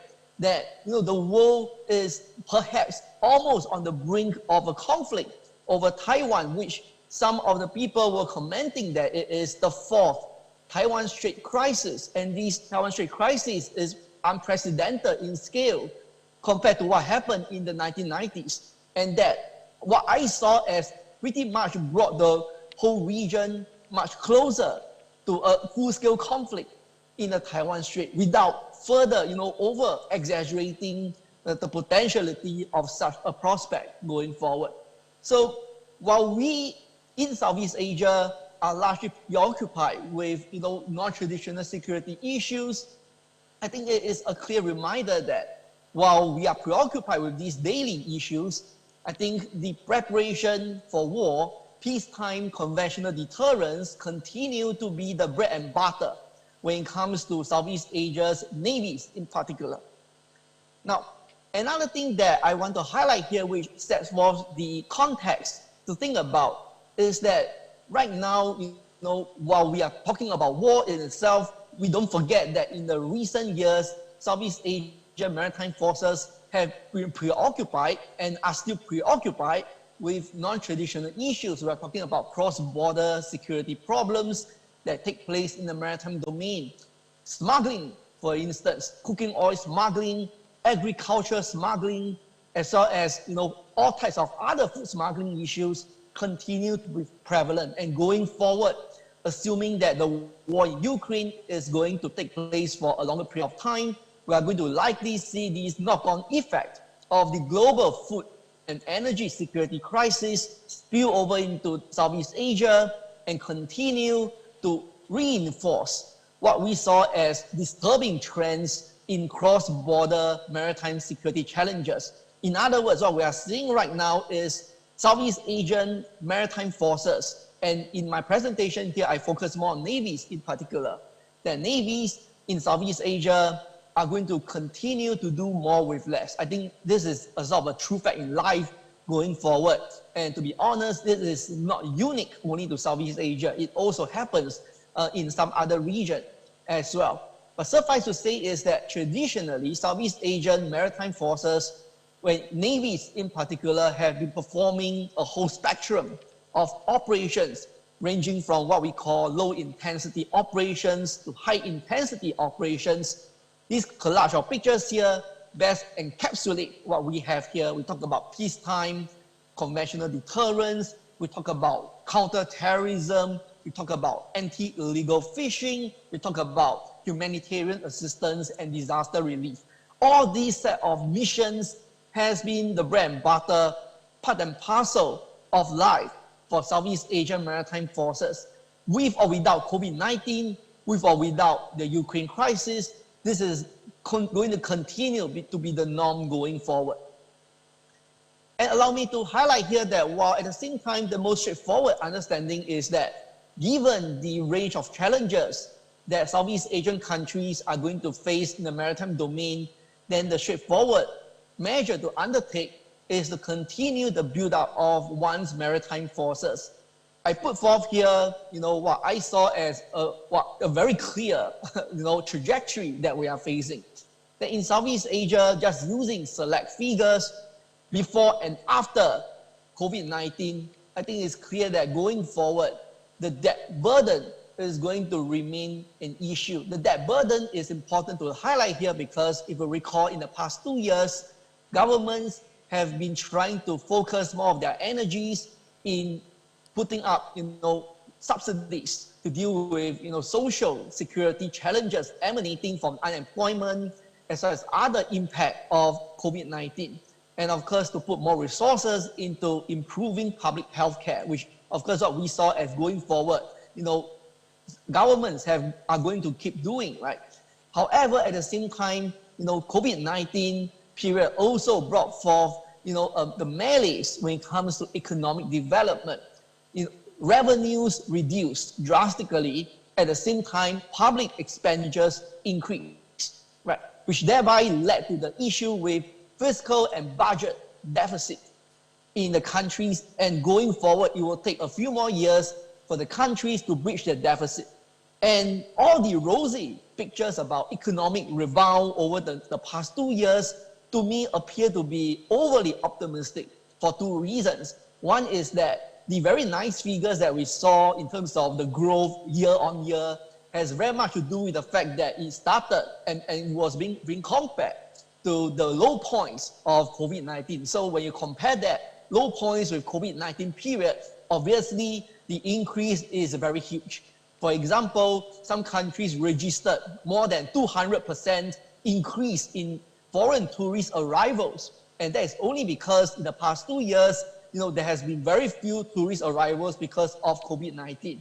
So going forward, the second trend is that the Ukraine war and the attendant impact of inflation, as well as food and energy crisis, is going to weigh down more heavily on these fiscal realities going forward. So in other words, it doesn't bode well for Southeast Asia's maritime forces.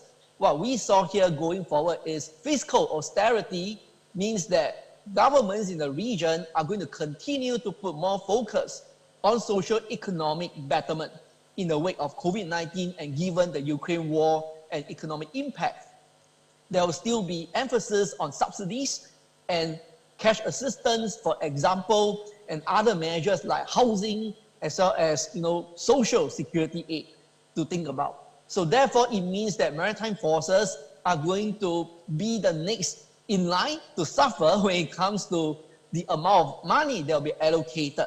So we are talking about money allocated for maintenance of daily operations, but we are also referring to money that is allocated for new acquisition. And the second part is something that is more worrisome, considering that much of the equipment in service with Southeast Asian maritime forces dated back as late as probably the 1990s at best, and going forward, by the time we reach the end of next year, it will be almost near 40 years old for each platform. And typically, a Navy ship could serve 40 to 50 years with good maintenance, but if you're not talking about good maintenance, then it does bring forth operational availability issues as well as safety issues. Now, not every country in Southeast Asia in the past 2 years have been able to engage in new acquisition. Indonesia is one of the rare few countries in Southeast Asia that has put forth rather comprehensive plans for its primary armament, alutsista modernization, frigates being a good instance. And of course, the Philippines being another example. For Indonesia, the drive towards building new capabilities has to do with pragmatic considerations like block obsolescence of equipment. But for the Philippines, it is largely driven by its concerns in the South China Sea. However, for the rest of Southeast Asia going forward, other than existing programs that were already put in place before COVID-19 had already been allocated funding before that, implementation is still a problem. Look at the case of Thailand with the submarine program. It is now a problem due to lack of funding and the fact that government leaders and the Navy do really need to have some justification to make to the public to rationalize the need to buy such expensive platform at the potential expense of other social welfare like public health care as well as other social security aid in the wake of COVID-19, in the wake of the Ukraine war itself. So going forward, to conclude, I think we are faced here with the very mixed picture going forward when it comes to post-COVID-19 and post-Ukraine war, maritime security and defense build-up in the region. Not all countries are going to afford and be able to afford what they want, and very likely we are going to see in the next few years the navies in the region making do with whatever programs they already have in place, and they will face challenges fiscally in trying to find new programs to undertake.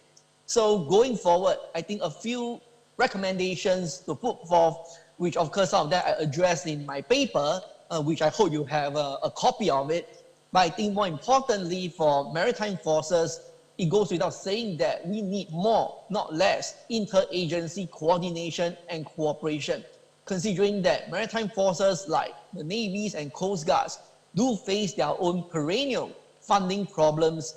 Given their existing finite pool of resources, it makes sense for them to work more closely together to deal with extant maritime security challenges.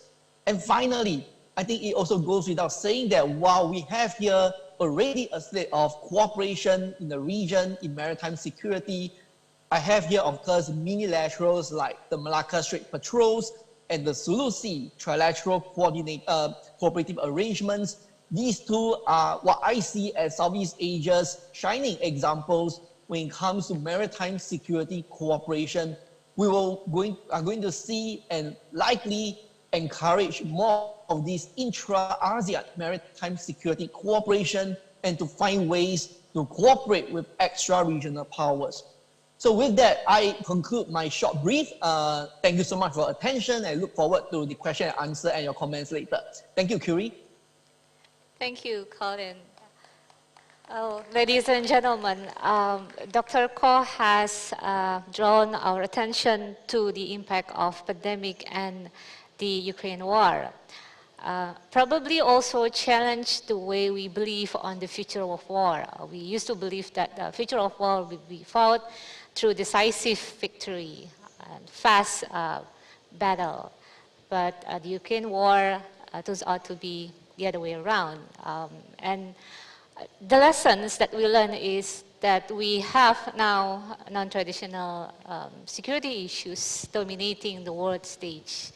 And we also have traditional war in terms of traditional sense, have been fought long enough and with no near possibility of peaceful end. We do hope that they will be resolved anytime soon.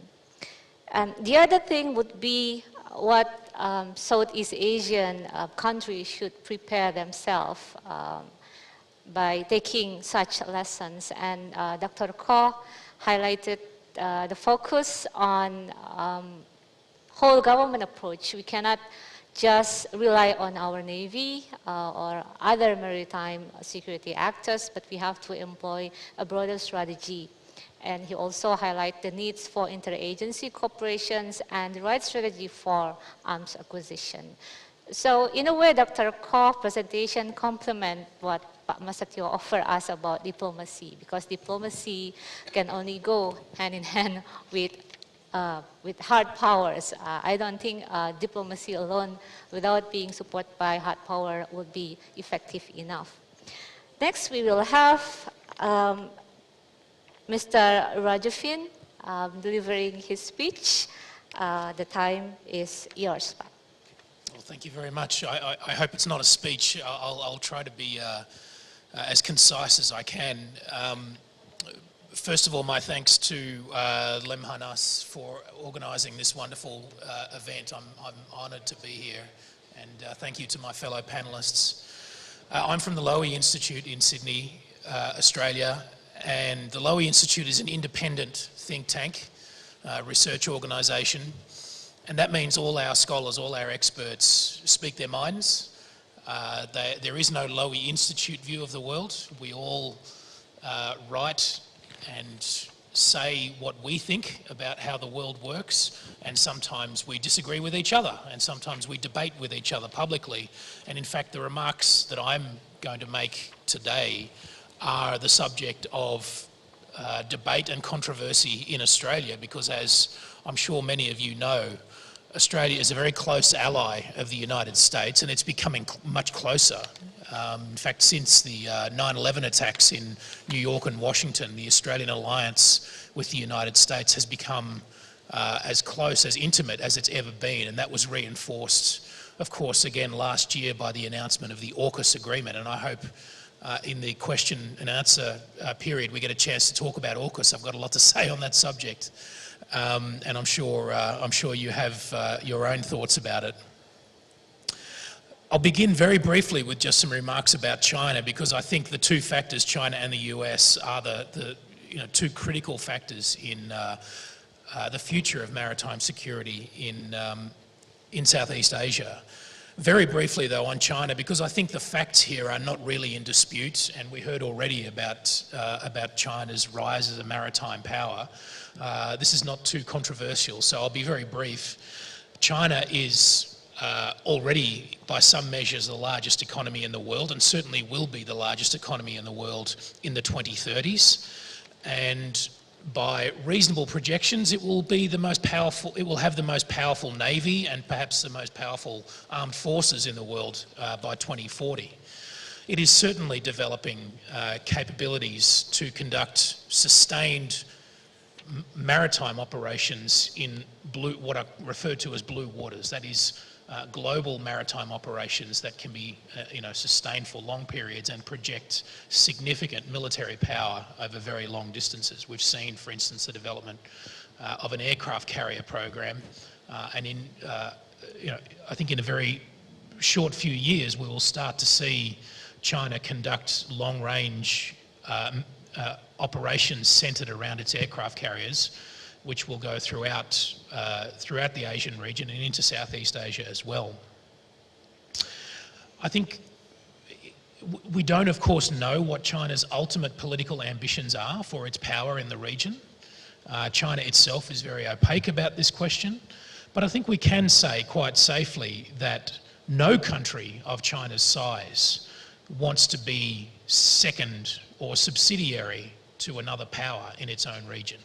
Historically, great powers have sought leadership roles. They have sought status that is equal to its economic size. And so I think we can safely predict that that is what China wants. And that means effectively that it will need to outrank the United States, and also, I think, eventually push the United States out of Asia. Typically, we're told that those kind of ambitions are going to create a clash with the United States, a struggle for hegemony, as we heard earlier. I'd like to offer a slightly different point of view, and so I'll turn my remarks now to the United States. A typical example of how the United States states its role in Asia came in the Indo-Pacific Strategy in 2022, released by the Biden administration, where the document argued that the lesson from World War II was that the US cannot be secure unless Asia is secure. And I just want to ask, in these few more minutes that I have, whether that is actually really true. And the first reason I think to doubt whether that's true is that America's military posture in Asia has basically not changed very much in the post-Cold War period. So in the last 30 years, we've seen truly massive changes in the strategic order in Asia. We had, first of all, of course, the collapse of the Soviet Union, and thereafter we have, as already discussed, the rise of China as an economic and a strategic power. And I would add a third factor, which is that North Korea has become a nuclear power with the ability, I should add, to deliver a nuclear warhead onto any target in the United States, any American city. So the North Koreans have an ICBM capability. Now that, I think, those three factors together represent a complete transformation of the strategic order in Asia. And yet, as I've already said, in that period, America's military posture in Asia has barely changed. The troop numbers in Korea and in Japan have shifted a little bit around the edges, but they're roughly the same. So I think that's the first reason to question whether the United States really does believe in its heart that for America to be secure, Asia must be secure. After all, if the entire region has transformed itself strategically in that time, you would think the United States would have responded. But I think basically it has not, despite rhetorical changes.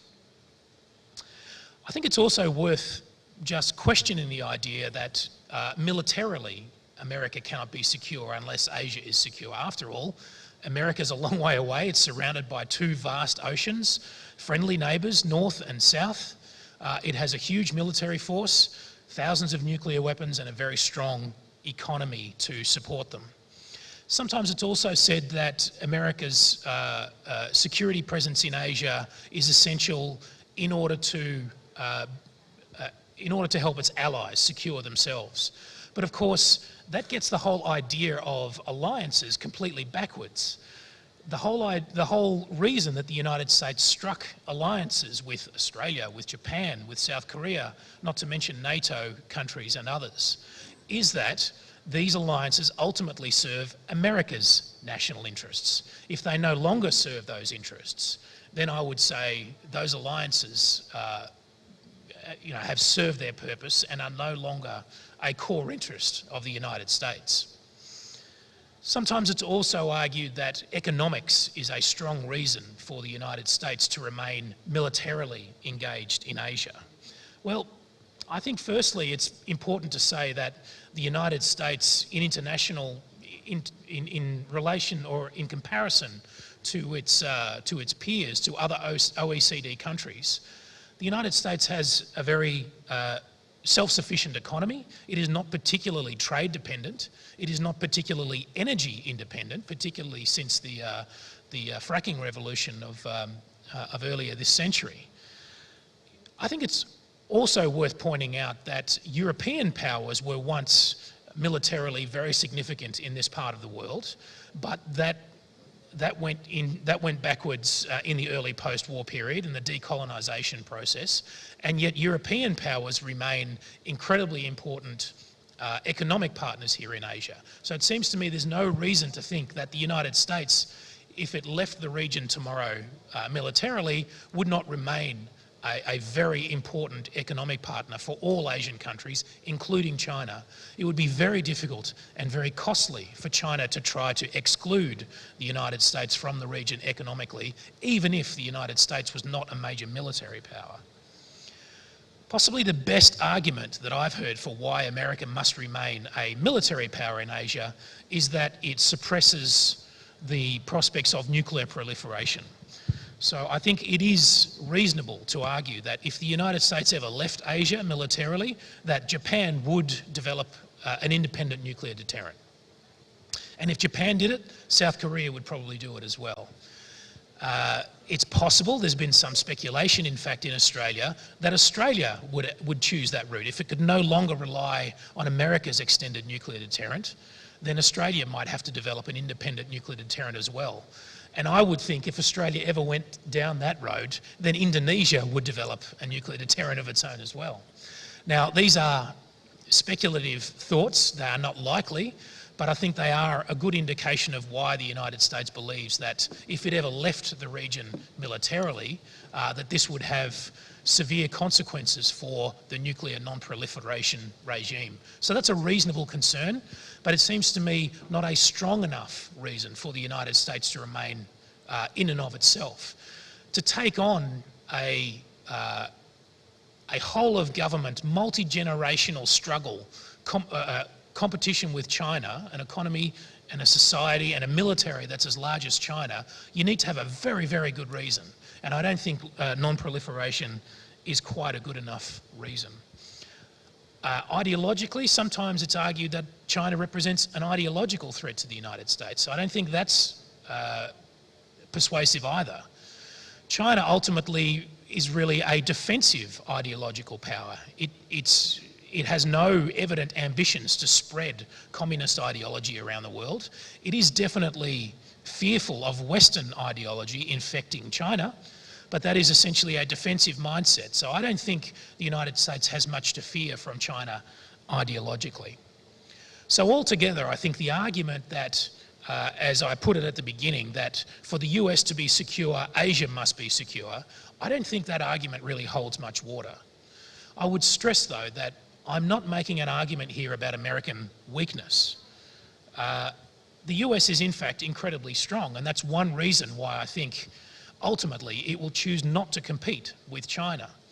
The United States is a massive economy with a very young population, a culture of innovation that I think will sustain it over the long term. It doesn't need to compete with China in order to sustain those advantages and those strengths. Now, what does all of that mean for Southeast Asia? Very briefly.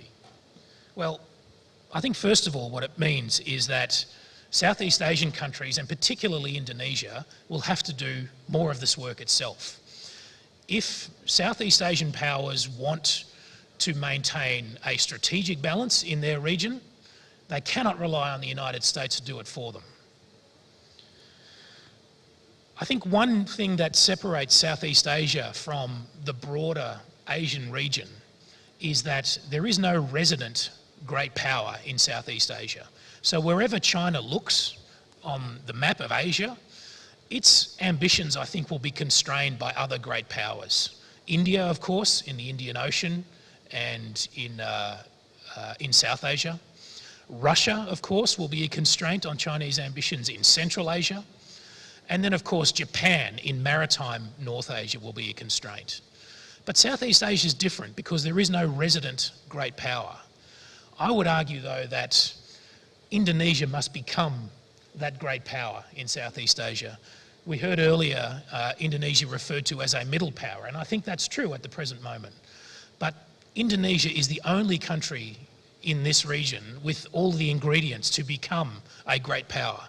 In fact, there are, I think, reasonable predictions that Indonesia will become the fourth largest economy in the world by the middle of this century, and that alone suggests that Indonesia will become a great power. From an Australian perspective, I think it's very much in our interests for Indonesia to take on that position of being the resident great power in this region. And that means not just economic size, but it means also taking on responsibilities to be a balancing power in this region. Now, I understand that that's not a particularly popular sentiment in Indonesia, the idea of Indonesia becoming a balancing power. But I would stress that for Indonesia, that does not mean that it needs to be confrontational with China. It does not mean that it needs to be aggressive with China. In fact, I think what it means is that for Indonesia, it does need more hard power tools, but they don't need to be the kind of tools that provoke arms racing or that provoke reactions from China. I think Australia, in fact, offers a lesson here because Australia has, I think, taken the wrong path in recent years. We are developing a military posture that is, in my view, too aggressive and too assertive, with long-range strike capabilities. We are investing in hypersonic weapons. We have, our previous government announced that it would arm our destroyers with long-range cruise missiles. We have, of course, now invested in the AUKUS relationship, which will include at least 8 nuclear-powered submarines with very long range, also with land attack cruise missile capabilities. I think these kind of weapon systems send the wrong signal to the region. I think we can develop a force structure that is much more defensive in orientation. We can take a lesson from the kind of force structure that China itself developed in the early phase of its maritime modernisation, one that is focused on area denial. And that, in fact, I think offers a model for Indonesia and other Southeast Asian countries as well. In the maritime sphere, the natural advantage goes to the defending power, the power that is not seeking to project power but to defend its coasts. It is much easier to, and cheaper, I would argue, to be a defensive maritime power than to be an offensive maritime power. And that is the kind of course that I would recommend for Southeast Asian states. The kind of course that I think will allow military issues to be put in the background in the relationship between China and the region, so that the region, the Southeast Asian region, Indonesia in particular, can pursue constructive relations with China based on compromise and cooperation. I'll leave it there. Thank you very much. Okay, thank you, Sam. Ladies and gentlemen, applause for our speaker. Mr. Rajafin provide us with Australian perspective on China's military rise in the region, and he actually offered a more optimistic view, if I may. So you actually pointed out that the rise of China and the declining power of the US might lead to the rise of China's leadership in the region. And this leadership can materialize into a continuum, from positive to negative. The positive side would be China's leadership in economy, in which I believe that most of the Pacific countries are welcome about it. But there's also another continuum in which China could exercise its leadership through influencing the foreign policy of other countries through military means, which we will try to avoid through what Mr. Rajafin offered as a way of balancing China. And there are many ways of balancing China. Mr. Rajafin has mentioned the existence of other powers in the region. We shouldn't rely on US. We should, as Southeast Asian countries, and especially Indonesia, strengthen ourselves. And interestingly, Mr. Rajafin offered the idea that Indonesia should be a balancing power on its own. So this strengthened the previous points mentioned by Professor Masatio, that we should play a stronger diplomatic role. At the same time, we also think about how to strengthen our military posture in a way that it wouldn't raise the issue of arms control and risking the stability in the region. So thank you, Mr. Rajafin. And the last we have Governor Anjali Janto as our speaker. Governor is my teacher. He's actually teacher of many new generation of military and security scholars in Indonesia. Pak Andi will share with us his point of view about the shifting geopolitics and geomaritime in the region. Andi, the time is yours. Thank you, Mbak Kuri. Same with Pak Marsatyo. I will present my thought in Bahasa Indonesia. I already provide my PowerPoint presentation in English, and now I will explain by using Bahasa Indonesia. Paparan saya tentang pertahanan dan keamanan maritim di era geopolitik 5. Silakan lanjut slide-nya. Di Lemhannas kami sudah melakukan kajian lalu membuat evolusi tentang perkembangan geopolitik sejak terminologi ini pertama-tama dimunculkan. Saat ini kita berada di era geopolitik 5. Geopolitik 1 itu memunculkan 2 pilar kekuatan, land power dan sea power. Lalu di geopolitik 2, Perang Dunia 1, Perang Dunia 2 memunculkan era air power. Di era geopolitik 3 itu adalah puncak dari kekuatan konvensional, ya, ditambah dengan kemunculan dari senjata pemusnah massal terutama nuklir. Geopolitik 4 menjadi berubah, saat itu mulai ada pikiran bahwa kita melihat akhir dari geopolitik klasik, kita melihat akhir dari perang konvensional, sehingga muncullah era baru, era 4 tentang perang sumber daya. Hari ini kita masuk mestinya ke era 5. Era 5 ketika kita berbicara tentang konektivitas, kita bicara tentang infrastruktur global, kita bicara tentang rantai pasok global.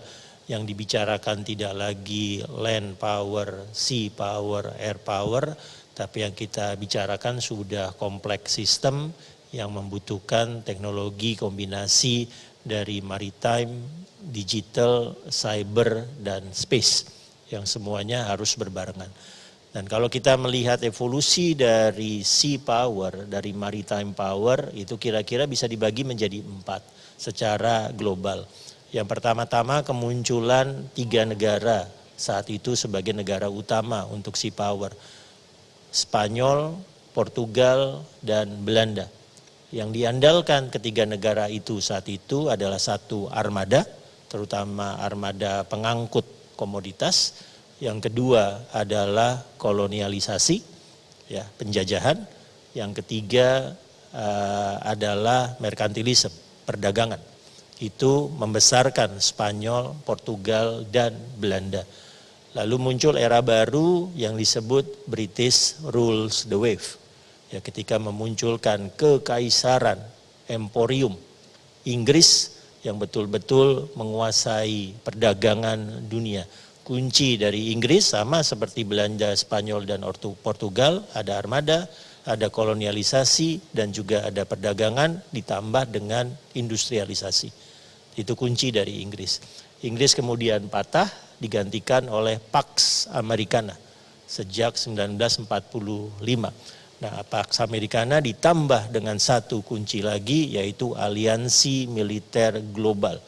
Ditambah dengan keberadaan armada-armada perang global sampai ke 7 armada dan sangat lengkap. Ada kapal induk, ada kapal selam bertenaga dan berhulu ledak nuklir, sampai kepada tempat-tempat fasilitas-fasilitas strategis di seluruh dunia.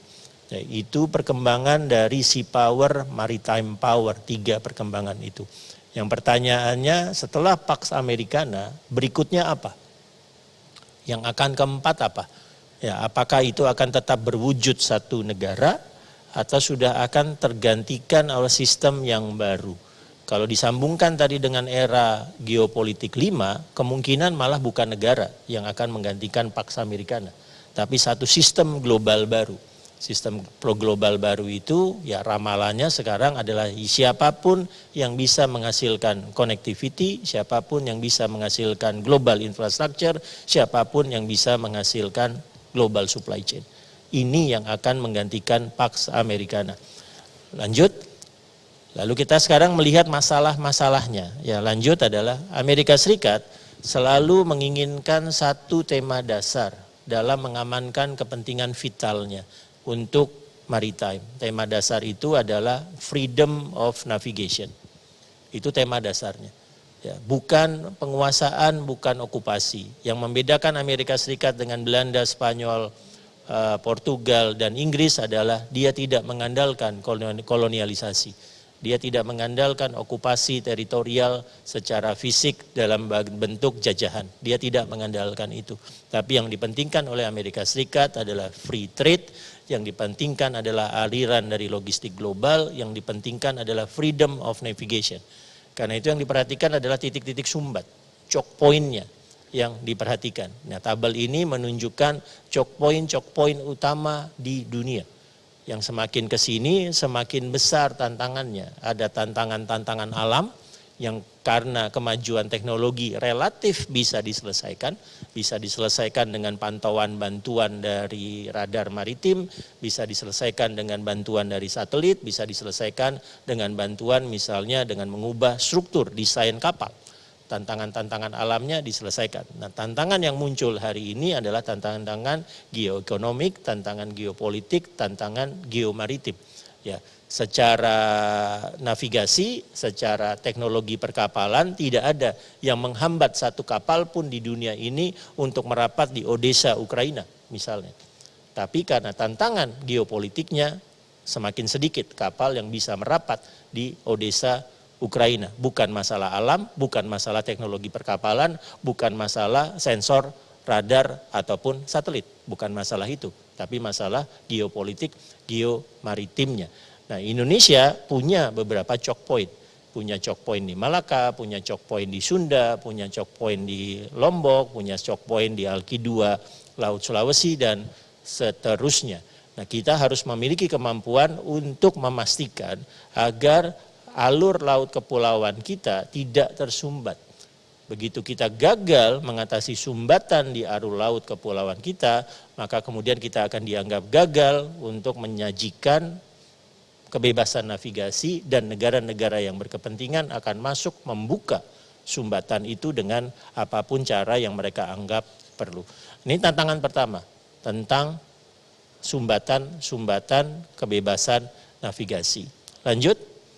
Nah, tantangan keduanya adalah mestinya hari ini kita sudah berada dalam era global supply chain.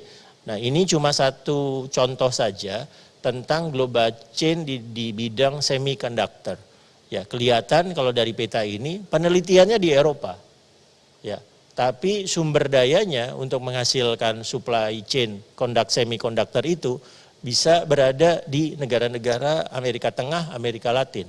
Nanti produksinya ada di Amerika Serikat, ada di Taiwan. Lalu pasar terbesarnya hari ini ada di Asia Timur. Menghasilkan satu global supply chain. Dari global supply chain yang seperti ini untuk semiconductor, misalnya, semestinya tidak relevan lagi pertarungan ideologi perang dingin. Ya, bahkan aneh sekali kalau seandainya kemudian ada rivalitas dagang antara misalnya Amerika Serikat dengan Cina. Kalau kemudian ada rivalitas teknologi antara Amerika Serikat dengan Cina, proses global supply chain dari nomor 1 sampai sekian belas yang ada di peta ini menunjukkan mereka mestinya menjadi satu rantai pasok. Tidak bisa terputus. Tapi sejak tahun 2017 kita melihat rantai pasoknya terputus. Ada perang dagang yang terjadi, ada kompetisi rivalitas teknologi yang terjadi. Yang tadi saya dalam sambutan pemuka menyatakan itu adalah ironi dari geopolitik 5. Konektivitas menghasilkan patahan. Itu ironi yang perlu kita selesaikan untuk menjamin stabilitas maritim yang menjadi tema Geopolitical Forum pagi ini bisa kita dapatkan. Lanjut. Hal berikutnya yang bisa dicontohkan ini tadi, ini adalah patahan dalam konektivitas global. Karena tiba-tiba kita sekarang pada dasarnya ada 2 mega project. Ya, mega project pertama Belt and Road Initiative-nya Cina. Kata kuncinya infrastruktur. Setiap kali kita menyebut infrastruktur global, maka sekarang kita cenderung lebih mengarah kepada Belt and Road Initiative-nya Cina. Lalu Amerika Serikat memiliki mega project sendiri, Indo-Pacific Economic Forum. Di dalam Indo-Pacific Economic Forum, kata kuncinya global supply chain. Itu kata kuncinya. Biden meluncurkan executive order, ya kalau di Indonesia Inpres tentang global supply chain Februari 2021, tahun lalu. Lalu di Juni 2021, Biden membentuk task force, satuan tugas untuk global supply chain, yang intinya harus bisa membuka kalau global supply chain itu rantainya patah. Patahnya di mana? Tapi kemudian memunculkan persaingan 2 blok patahan ini. Patahan yang tidak menghasilkan konektivitas global. Tantangan kita adalah apakah kita berusaha untuk mengkonek antara Belt and Road Initiative dengan Indo-Pasifik, kita konekkan sehingga 2 mega project ini menjadi one global project, atau kita kasih opsi ketiga. Kita kasih opsi ketiga yang kemudian somehow membuat link antara project 1 dengan project 2. Ada opsi-opsi lain yang kita kembangkan. Indonesia ingin mengembangkan opsi misalnya tentang poros maritim dunia, global maritime fulcrum. Tapi dengan proyeksi maritim yang terbatas, global maritime fulcrum kita masih relatif internal inward looking. Belum proyeksi ke depan. Ya, negara seperti India bisa memiliki proyeknya sendiri, negara seperti Afrika Selatan bisa memiliki proyeknya sendiri. Sekarang kita bisa melihat peran vitalnya Turki mengatasi krisis rantai pasok yang ada di Laut Hitam. Kita sebentar lagi mungkin bisa akan melihat inisiasi yang dilakukan oleh Argentina untuk mengamankan rantai pasoknya terkait misalnya dengan litium global. Ya, karena Argentina akan menjadi pemain utama untuk baterai listrik berbasis litium misalnya. Nah itu inisiatif-inisiatif yang mungkin bisa dilakukan supaya dua patahan ini tidak terlalu keras menimpa kita dan mengacaukan keinginan kita untuk mendapatkan konektivitas global. Lanjut. Ya, hal yang lain yang bisa kita lihat adalah tren-tren ke depan. Ini ada beberapa tren yang saya berusaha petakan. Lanjut. Pertama, ya tren pertama adalah melihat dari perkembangan penguasaan teknologi kapal selam. Ya, salah satu kabar baiknya adalah tetap saja hanya sedikit negara yang mampu membangun sistem kompleks kapal selam. Negara utamanya tetap saja Amerika Serikat. Negara kedua adalah Rusia. Negara ketiga sekarang Cina. Di Eropa mungkin Jerman dan Perancis. Di Asia Korea Selatan. Indonesia berusaha masuk menjadi penghasil kapal selam. Tapi untuk sistem yang sangat kompleks yang mengarah kepada kapal selam misalnya bertenaga nuklir atau berhulu ledak nuklir, ya sekarang cuma 3. Rusia, Amerika Serikat, dan Cina. Ya, kapal selamnya yang makin kompleks itu pada dasarnya memberikan kesempatan lebih besar kepada negara-negara tersebut untuk melakukan first attack. Melakukan serangan pertama. Ya, first attack yang tidak terdeteksi. Lalu negara-negara kemudian karena tidak mampu bersaing membuat kapal selam, strateginya menjadi anti kapal selam. Strateginya menjadi anti akses. Strateginya menjadi area denial. Itu yang berkembang di mana-mana. Anti akses, area denial karena antara lain tidak mampu mengatasi tren ini. Ya, di seluruh dunia, seluruh kawasan di dunia ini proliferasi penyebaran kapal selamnya turun. Amerika Utara turun jumlah kapal selamnya. Di Eropa turun jumlah kapal selamnya. Tapi 2 kawasan di dunia ini jumlah kapal selamnya meningkat. Yang pertama Timur Tengah. Meningkat jumlah kapal selam dibandingkan 20 tahun yang lalu dibanding sekarang di Timur Tengah. Nomor 2 di kita, Asia Timur. Jumlah kapal selam di Asia Timur 20 tahun yang lalu dibandingkan dengan sekarang meningkat secara tajam. Proliferasinya ada di 2 kawasan. 2 kawasan ini ingin mengembangkan perang dasar laut, perang bawah laut, perang kapal selam. Lanjut. Nah, tren ketiga adalah kemampuan amfibi. Ya, kalau kemampuan amfibi untuk negara dengan doktrin pertahanan seperti kita, artinya mempertahankan pulau-pulau terluar. Artinya mempertahankan pulau-pulau kita yang berada di luar kompartemen pertahanan utama kita. Itu arti amfibi untuk Indonesia. Ya, kemampuan amfibi untuk negara-negara lawan, negara-negara lain adalah pendaratan invasi pantai. Itu artinya untuk mereka. Yang kita tidak punya kepikiran itu. Indonesia nggak punya kepikiran bentuk pasukan amfibi, kemampuan amfibi untuk mendarat di pantai lawan. Kita membentuk kemampuan amfibi kita untuk masuk ke Natuna kalau Natuna direbut lawan. Tapi untuk negara-negara lain, kemampuan amfibi artinya kemampuan ekspedisi untuk mendarat di pantai-pantai negara lawan. Ya, dan kemampuannya makin meningkat. Negara utamanya tetap saja Amerika Serikat. Di kawasan ini disusul oleh Cina karena ada kebutuhan skenario invasi untuk Taiwan misalnya. Lanjut. Nah, untuk mengatasi hal ini, ya, semua negara kemudian membentuk pertahanan anti akses dan anti area. Anti akses dan anti area denial. Ya, itu dibentuk menjadi paling utamanya. Di mana-mana dikembangkan kemampuan ini. EE dan ED. Ya, triple D. Ya, anti akses, area denialnya dikembangkan oleh banyak negara. Lalu kemudian sekarang kita melihat ada doktrin yang berusaha mematahkan anti akses dan area denial. Doktrin ini konon akan matang 2028, akan diuji coba 2025. Lanjut. Nah, doktrin yang mematahkan anti akses area denial ini adalah multi-domain operation. Multi-domain operation diminta oleh Trump, dikaji oleh Amerika Serikat tahun 2018, akan ada prototipenya tahun 2025 untuk kemudian matang di 2028. Ya, coba kalau perhatikan yang warna ungu muda di sebelah kanan bawah, Yang panah-panah itu kata dominannya adalah forward present, forward present, forward present. Kata dominannya adalah ekspedisi, ekspedisi, ekspedisi. Itu kata dominannya. Ya, multi domain operation dilakukan untuk mematahkan anti access area denial. Multi domain operation dikembangkan untuk memastikan supaya ada satu pasukan yang manuver militernya tidak bisa dipatahkan. Itu inti dari MDO. Ya, inti dari MDO. Ini belum selesai. Di Amerika Serikat sendiri baru prototipe. Baru akan diuji coba 2025, tapi akan matang untuk dikembangkan menjadi manuver militer di tahun 2028. Lanjut.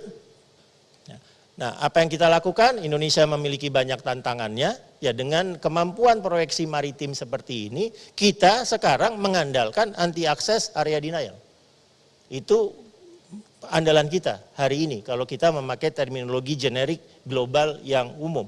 Tapi 3 tahun lagi itu akan dipatahkan oleh MDO. Akan dipatahkan oleh MDO sehingga kita harus mencari cara bagaimana ada satu negara dengan satu keinginan memiliki militer yang manuvernya tetap bebas, freedom of maneuver, tidak bisa dipatahkan. Itulah MDO.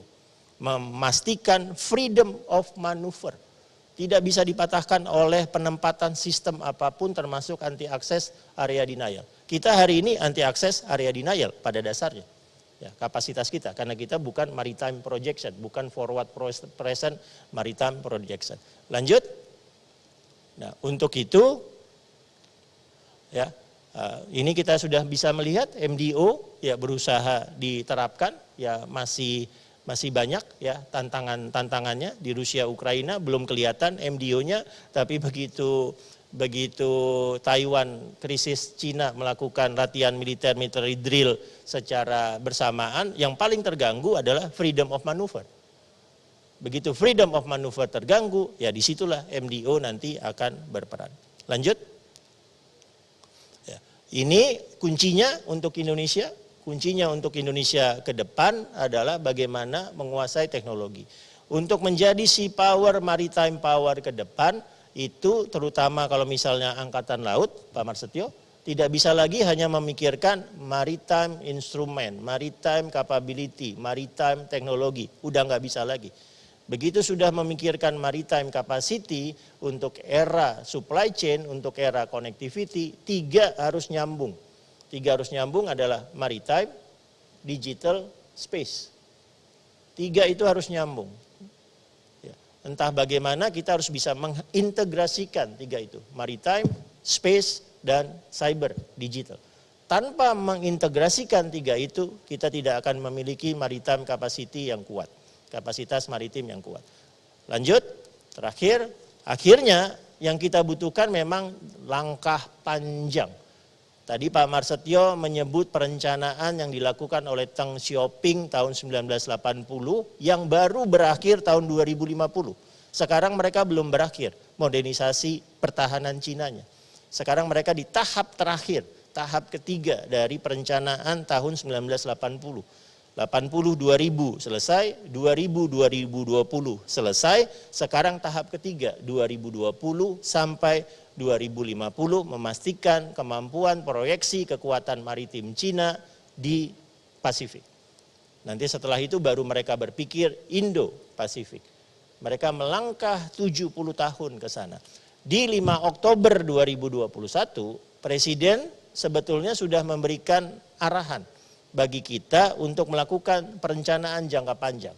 Kira-kira dalam pidato HUT TNI 5 Oktober 2021, Presiden mengarahkan kita untuk lanjutkan reformasi TNI, disambungkan dengan modernisasi pertahanan untuk memastikan kita mampu melakukan transformasi pertahanan, membentuk kekuatan pertahanan Indonesia. Ya, jadi kalau pakai kata kunci pertama adalah military reform, kata kunci kedua defense modernization, kata kunci ketiga defense transformation, kata kunci keempat Indonesia defense power. Itu kata kunci yang disampaikan Presiden 5 Oktober 2021. Ya, menjadi PR kita bersama bagaimana reformasi militer yang sudah kita jalankan sejak 98 kemudian bisa berlanjut menuju transformasi pertahanan sehingga kita bisa membentuk perencanaan jangka panjang menuju tercapainya kekuatan regional, kekuatan pertahanan Indonesia yang saya yakin harus melampaui perencanaan 2050 kalau bisa sampai ke 2070. Sekian dari saya, terima kasih. Thank you, Governor, for such insightful presentation. Governor has enlightened us the evolution of geopolitics as a concept and its operationalization.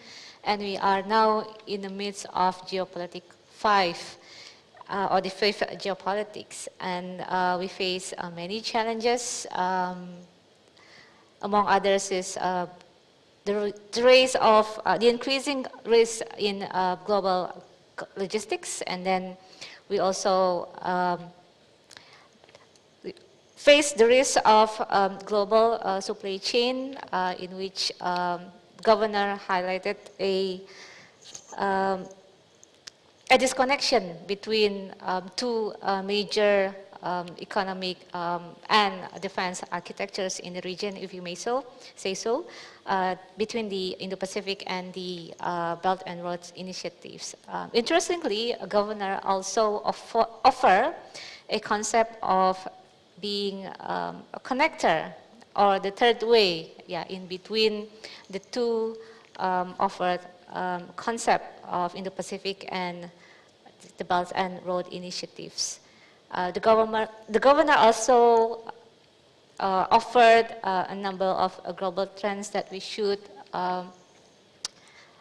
take our attention to, and he even highlighted the future of Indonesia defense power and the competing defense posture and strategy in between the anti-access area denial and the maritime domain operation. There are so many good points within 20 minutes. Ladies and gentlemen, allow me to proceed to the next part of the session, which is the Qns session. We have approximately 75 minutes for doing the Q&A session. The first part is gonna be a talk show between me and the speakers. I will try my best to entertain the speakers with difficult questions, probably questions that might put you in uncomfortable situations. But I think that is the essence of this forum. We need to talk about things that probably make us uncomfortable, but I would like to do it in a way that it will enlighten everyone here so they get something valuable from this forum. And before that, I would like to remind the online participants at home, wherever you are invited to take participation. You can post your questions in the latter part of the Q&A session. Please send your questions through the Q&A box available on the toolbar at the bottom of your screen. And don't forget to identify yourself and your institution. It will help the committee to choose your questions if you can identify yourself. As for the participants in the studio, you can later on raise your hand and ask directly to the speakers. Now, allow me to elaborate some of the points mentioned by our speakers, and I can identify there are two threads of arguments here. The first is from Mr. Roger Finn. You mentioned about the need for balancing role, and Pak Andi mentioned about the need for a connector role. Those two are quite different in my point of view. But I think the objective is more or less the same. We want to manage, we want to navigate the geopolitical shift and also the risk of competition between superpower in a way that the global security and stability could be achieved, and it also serves the interests of medium and small powers in the region. Mr. Roger Finn, could you elaborate more on the role of balancer, as you mentioned before? How do you envision that? Who is supposed to be the pioneer? I know you mentioned about Indonesia. What makes you sure about Indonesia? What Indonesia can offer by being a balancer? Oh, well, thank you. I think the first thing I'd say about the necessity for balancing is that the objective, I'm sure, in this country and throughout the region, and certainly in Australia, is for our relations with China to be fundamentally about issues of mutual benefit, and that those are going to be largely economic issues, and that disputes ought to be resolved through cooperation and compromise. Now, of course, that is not possible, or in fact it's extremely unlikely that relations will be based on cooperation and compromise if one of the parties is militarily dominant over the other. In a position of military dominance, any country, not just China, but any great power that is militarily dominant over other countries is going to be tempted to use that power to coerce and to intimidate smaller powers. Goodness knows the United States is guilty of this in the past, and we should expect that China will behave the same way if it ever becomes a militarily dominant power in this part of the world. That is simply how great powers behave. So I don't think it's realistic, as I said in my paper, for any country in Southeast Asia or even Southeast Asia collectively to aim for China not to be the leading power in this region. China inevitably will become the leading power. But what is realistic is, and what is in fact I think urgent and very necessary, is for Southeast Asian countries led by Indonesia to stop China from becoming the dominant military power in this part of the region. Now that is an achievable objective, and I think it is the unavoidable basis upon which we can hope to have constructive, cooperative relations with Indonesia. If there is not a balance of military power, then China, as I said, like all great powers, will be tempted to use its power to intimidate and to coerce smaller nations. So I think a military balance between China and the region is absolutely essential to making sure that military issues can actually be pushed to the sidelines.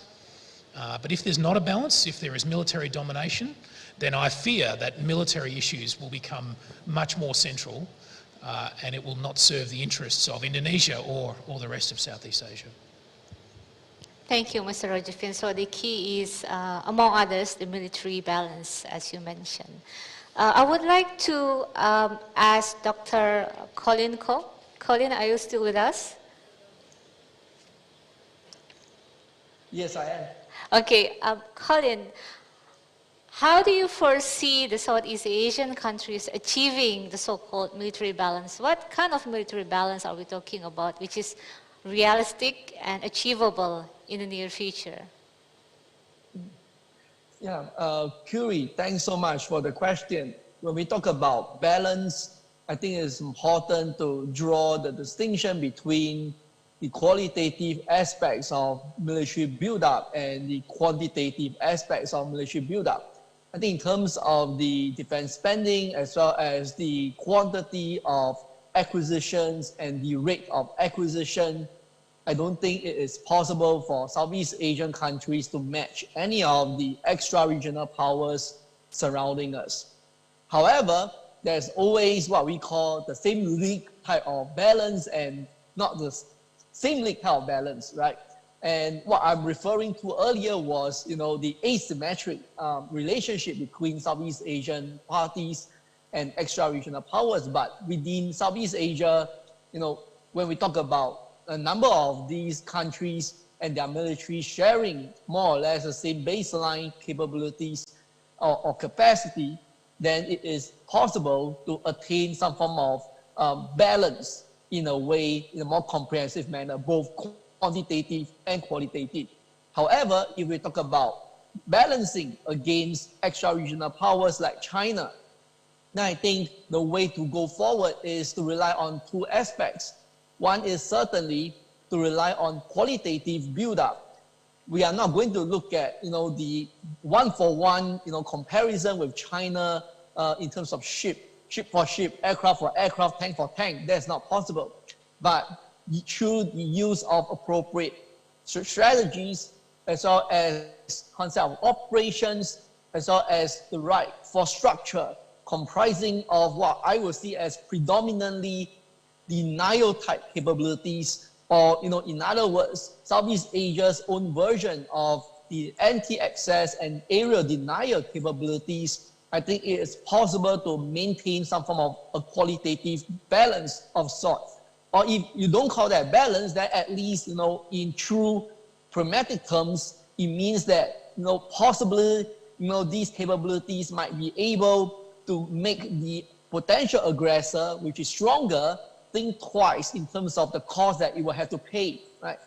So that is one. The second is that, of course, this is already been in place for decades. Southeast Asian countries have been engaging in defense and security cooperation with extra-regional powers. So that sort of external balancing is still going to be the case. And in fact, if you have seen the tone of my presentation earlier, I think due to the post-COVID-19 and post-Ukraine war fiscal realities, at least in the foreseeable future, we're going to see countries in Southeast Asia going to rely more on the external balancing aspect. And in fact, in the recent years, we have seen, a more intensified spate of such activities taking place, and that truly reflects the trend that we just discussed about earlier. Thank you. Thank you, Colin. So actually, two of our speakers here mentioned the need for outside actors to engage in balancing of the region. Allow me to ask Pak Masatio. Pak Masatio, Southeast Asia, as mentioned by Dr. Koh, we will have difficulties in matching the capabilities of other great power military. So balanced military must be operationalized in such a way that it would be achievable by South Asian countries and also for Indonesia. Another aspect of balancing would be cooperation. How do you assess the cooperation within South Asia? You, as a former scholar, soldier, and sailor, but you have many experiences. And Navy is actually one of the forefront in our defense diplomacy. So how do you see the cooperation being enhanced in the future to create a balanced military in the region? What is the opportunity and what is the challenges for Southeast Asian military cooperation? Terima kasih Mbak Kuri. Jadi kalau kita bicara how the role of Indonesian Navy, for example, how the role of the Indonesian Navy to maintain the stability in Southeast Asia. When we talk about the Southeast Asia, it means we talk about how the role of the ASEAN. So I would like to highlight that. Jadi Mbak, pada 3 hari lalu, jadi baru saja berakhir dilaksanakan ASEAN Chief Navy Meeting. Okay. Jadi ASEAN Chief Navy Meeting di Bali. Jadi dalam ASEAN Chief Navy Meeting di Bali itulah merupakan momentum juga. Jadi momentum bagi Navy, bagi Indonesian Navy, bagi TNL, bagaimana kita memerankan. Jadi pada ASEAN Chief Navy Meeting tersebut hadir semua negara-negara Chief Navy di ASEAN. Disitulah Chief Navy Kasal menyampaikan bagaimana pandangan-pandangan Indonesia tentang tadi yang disampaikan oleh Mas Andi bagus sekali itu, menyadarkan kita bahwa ke depan kalau kita ingin mempunyai peran di dalam menjaga, tadi disampaikan juga mengenai balancing, membuat keseimbangan.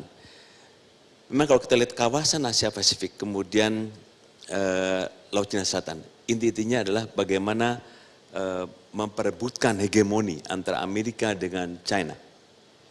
Tadi kita udah bahas China dengan BRI-nya 2017 yang diawali dengan 2013, kemudian Amerika asosiasi dengan US Indo-PACOM-nya. Kemudian bagaimana peran Indonesia? Kemudian pemerintah dalam hal ini juga kita sepakat bahwa untuk meningkatkan peran diplomasi maritim kita, meningkatkan peran pertahanan maritim kita. Nah ini juga tentunya diperankan oleh Angkatan Laut. Bagaimana Amerika untuk mengajak negara-negara di kawasan Asia Pasifik. Kita lihat sekarang, tidak ada satupun negara di kawasan Asia Pasifik yang tidak ikut latihan di bawah kode operasi. Yang pertama adalah terkait dengan RIMPAC. You heard about that. It's every 2 years that United States they invite all the countries in all over the world. Before 2015, China also invite together with the huge maneuver involve more than 200 warship. It means that tahun 2015 bagaimana Amerika mengajak semua negara dunia. Artinya Amerika ingin mempengaruhi kekuatannya dengan menggelar latihan RIMPAC, Rim of Pacific. 2016, mulai 2015, Cina udah nggak diundang di dalam latihan RIMPAC karena dianggap, wah ini kalau diundang berarti Bapak Ibu sekalian, kita lihat bagaimana kebijakan maritim Cina. Cina, semua kebijakan politiknya, kebijakan maritimnya, kebijakan untuk membesarkan Coast Guard-nya. Inilah hebatnya Cina. Dia mengambil, karena siswa sebelum COVID, lebih dari 350 siswa ada dalamnya, ada sebagai militer dan sipil, yang mereka ikut di dalam lembaga-lembaga pendidikan, ikut di sekolah-sekolah top di US, di Harvard, di MIT, di NPS, dan seterusnya. Mulai tahun 2016, nggak boleh lagi sekolah. Nggak boleh lagi ikut latihan RIMPAC. Kenapa? Karena semua di cloning, tidak hanya teknologi, juga bagaimana persoalan-persoalan terkait dengan konsep-konsep tadi yang disampaikan oleh Mas Andi juga, bagaimana konsep-konsep ini sudah ditangkap oleh orang Cina. Kemudian bagaimana Cina, Amerika punya Coast Guard, punya konsep Coast Guard. Tadi yang disampaikan konsep Coast Guard-nya adalah sama dengan konsepnya Navy-nya, beyond the horizon. Tadi beda, kalau Indonesia kita kan menjaga stabilitas dengan apa? Dengan mempertahankan, kita bukan negara agresor, makanya konsep pertahanan negara kita juga ke depan harus kita lihat lagi, harus kita teliti kembali. Nah kembali lagi, sehingga ke depan bahwa Amerika akan tetap menggunakan konsep ini. Bagaimana dia menyatukan US Indo-PACOM, kemudian dia menyatukan armada ke-7 dengan armada ke-5. Kenapa? Amerika menyatukan, kita lihat, kalau kita lihat sequence dari tadi, Mas Andi juga menyinggung tentang Deng Xiaoping. Kapan 2020, 2030, sampai dengan 2050. Kita lihat, 2013, Xi Jinping, dia punya konsep yang sangat luar biasa dan dia dianggap sebagai meneruskan great konsepnya dari Deng Xiaoping. Makanya Presiden Xi Jinping diangkat sebagai presiden seumur hidup. 2013, 2017 obor ganti nama BRI, 2018 Amerika menyatukan armada ke-5 dengan armada ke-7 US Indo-PACOM. 2019 akhir, Cina membuat pangkalan terbesarnya di luar Cina. Ini adalah suatu lompatan yang luar biasa. Bagaimana Cina ini mengembangkan, ditaruh di Djibouti Desember. Tujuan apa? Pada saat itu Cina sudah punya satu kapal induk, Liaoning. Walaupun kapal induknya masih 45 hari di laut. Karena kalau kita lihat dengan kapal induk nuklir, dia bisa 25 tahun di laut tanpa refuel. Kemudian Cina tahun lalu sudah menunjukkan lagi 2 kapal induk. Ke depan bagaimana? Cina sudah merencanakan membangun lagi 2 kapal induk nuklir. Artinya balance of power di kekuatan Asia Pasifik ini, konsep-konsep pengembangan kekuatan, konsep-konsep pengembangan kekuatan maritim yang ada di Cina, dia mengimbangi dengan Amerika. Tadi 2019 dibuat di Djibouti. Artinya apa? Untuk mengontrol kekuatan Amerika sudah menjadi satu. Kita lihat, kalau kita lihat kawasan Asia Pasifik, mulai dari dibangun Pulau Veracruz yang menjadi naval base terbesar di Laut Cina Selatan. Kemudian kalau kita lihat, kita masuk ke bawah, kita lihat Myanmar. Myanmar sekarang sudah boleh dikata 100% ekonominya dikontrol oleh Cina. Sekarang saya kemarin baru saja kontak dengan naval attaché kita di Myanmar, bahwa pipa-pipa gas, pipa-pipa minyak sudah dialirkan dari Timur Tengah, dari negara-negara sekutunya Cina, kemudian masuk lewat Myanmar. Nggak perlu lagi muter lewat Selat Malaka, maka dia Cina nggak perlu lagi membangun terusan kera. Artinya Myanmar dipegang. Kemudian kita lihat ke bawah, Sri Lanka sudah fail state, ekonominya sudah digadaikan kepada Cina. Kita lihat lagi ke Pakistan, Pakistan demikian juga. Terus masuk ke Djibouti.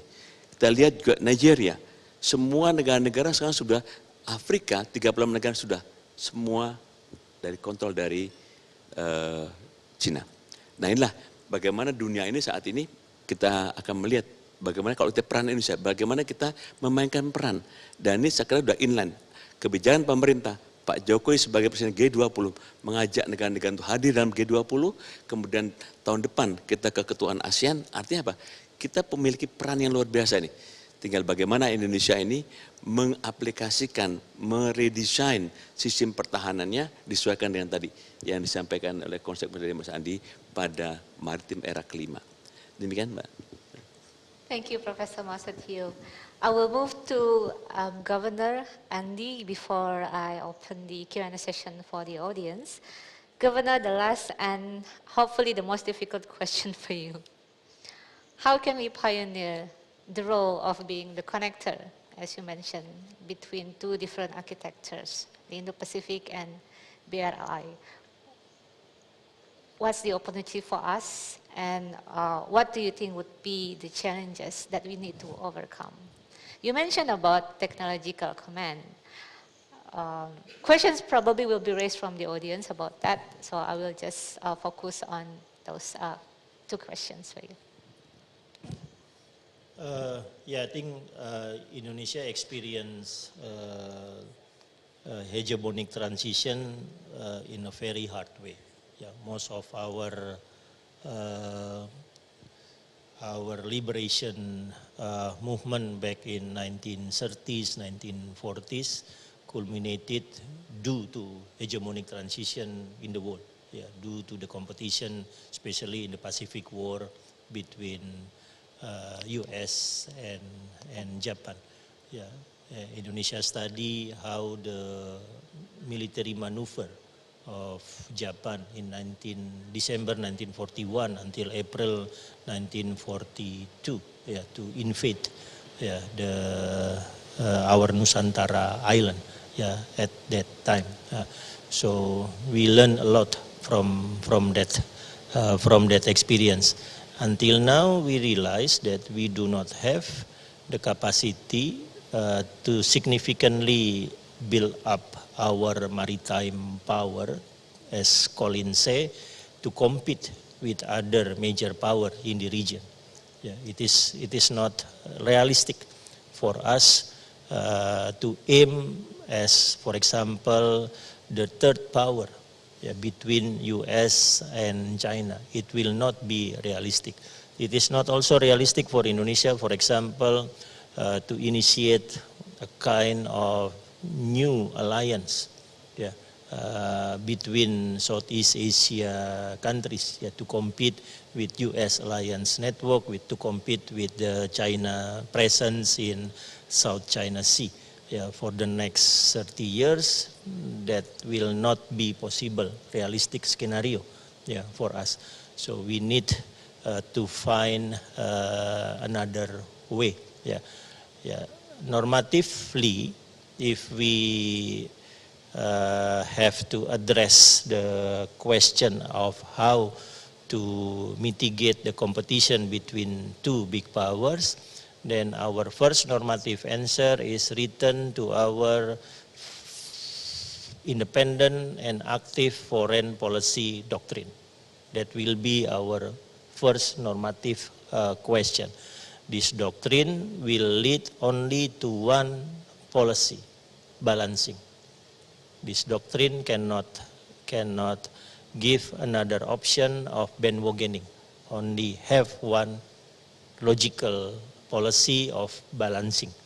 The second option, the second normative answer of Indonesia will be strengthening ASEAN centrality. That will be our second answer. To strengthen ASEAN centrality, for example, to handle the situation in South China Sea, then we rely on ASEAN mechanism, we rely on DOC, we rely on Code of Conduct on South China Sea, and so on. And then we realize that it will need a long process, but that is ASEAN. ASEAN is on very important on the diplomatic process. The result of this diplomatic process may come in the next 10 or 20 years. The third answer for us will be focusing in a low technical functional cooperation between countries, not on the high politic, high sensitive issues. So low technical functional cooperation. Low technical functional cooperation, one of the issue will be maritime cooperation. For example, upgrading the process, or accelerating the process of digital network between port. Pak Marsetio here is one of the commissioner of our Pelindo. So he understands clearly the requirement for us to digitalize our port, and not only digitalize our port, but to create a connection, a network between major port in the region. And last insight for me will be, if we see the capability of naval projection in the world, the only country that has a global naval projection is only US. You can trace the route, for example, of USS Ronald Reagan, from Hawaii, Guam, Japan, can be in Singapore, back to South China Sea, Thailand, back to Singapore, Malacca Strait, Diego Garcia, Mediterranean. Only US can have that kind of maneuver capability. China, mainland China, Hainan, South China Sea, return to Hainan, back to mainland China. That's it. That's it right now. Indonesia, Tanjung Perak, Tanjung Priuk, North Natuna, return to Tanjung Priuk, Makassar. That's it. We cannot project to South China Sea because we do not have any logistic network, logistic infrastructure to support the presence of our ship beyond our territorial sea. Only US can maneuver the fleet globally. They really have the freedom of military maneuver globally. Only US. China right now doesn't have that kind of capability. So the next war between China against US, the worst scenario, will be in South China Sea, will be in East Asia. Why? Because China cannot project its power to Guam, China cannot project its power, for example, to attack Australian Navy in Darwin. They cannot. They do not have infrastructure in Indonesia to support that kind of maneuver. But US, they can. Yeah. They can attack Balikpapan because they have support from Darwin. They have support from Singapore. But China, they are not in a position to do that kind of maritime projection. But that's why still right now the biggest power still United States. In the theory of hegemonic transition, we are going to differentiate two blocks, status quo against revisionist. Right now, status quo is US. Revisionist is China. Yeah. Logical policy, when you have this kind of competition between status quo and revisionist, only two. Bandwagoning with status quo, balancing with revisionist, again the status quo. Our foreign policy dictate us, we cannot have bandwagoning policy. Active and independent foreign policy means balancing, not bandwagoning. Yeah. That's already create a kind of limitation of our strategic option in the next future. Thank you. Yes. I very much agree with the point that you made, Governor, about the limits of Chinese power projection capabilities. I very much agree. And about the importance of basing arrangements for the United States to project its maritime power. And I think there's a lesson in that for Southeast Asia, which is that for China to become a really powerful regional maritime force, it doesn't just need the military capabilities, which it is already building and which we cannot stop it from building. It also needs bases in the region. And so I think that needs to be absolutely the highest priority for Australia as well in the Pacific Islands region, but for Indonesia and for Southeast Asian countries generally, to delay and frustrate Chinese ambitions for military bases in this part of the world. That is a core priority, but it is not a military mission. It is overwhelmingly a diplomatic and a task of statecraft for this region, not a military task. And that should be a focus for all of us, including Australia, very much. Thank you for pointing out the fact that the gap between the US and China in terms of maritime capability is still very wide. If I'm not mistaken, the US actually have more than 200 military bases all over the world, while China can be counted by probably one hand. So with that, ladies and gentlemen, I'm sure there are so many questions that the audience want to raise towards the speakers. I myself have a long list of questions still for you, but we should open the opportunity for the audience. And for now, I would like to invite questions from online audience. We have here Pak Nasruddin Tueka, who will direct his question to Pak Masetio. Pak Nasruddin, are you ready? Pak Nasruddin, can you hear me? Okay, we still have difficulties in our connection. I would probably ask the audience in the studio to raise their hand. Okay. Pak, please identify yourself and keep your comment or question brief within 1 minute, so as to not to deprive other participants from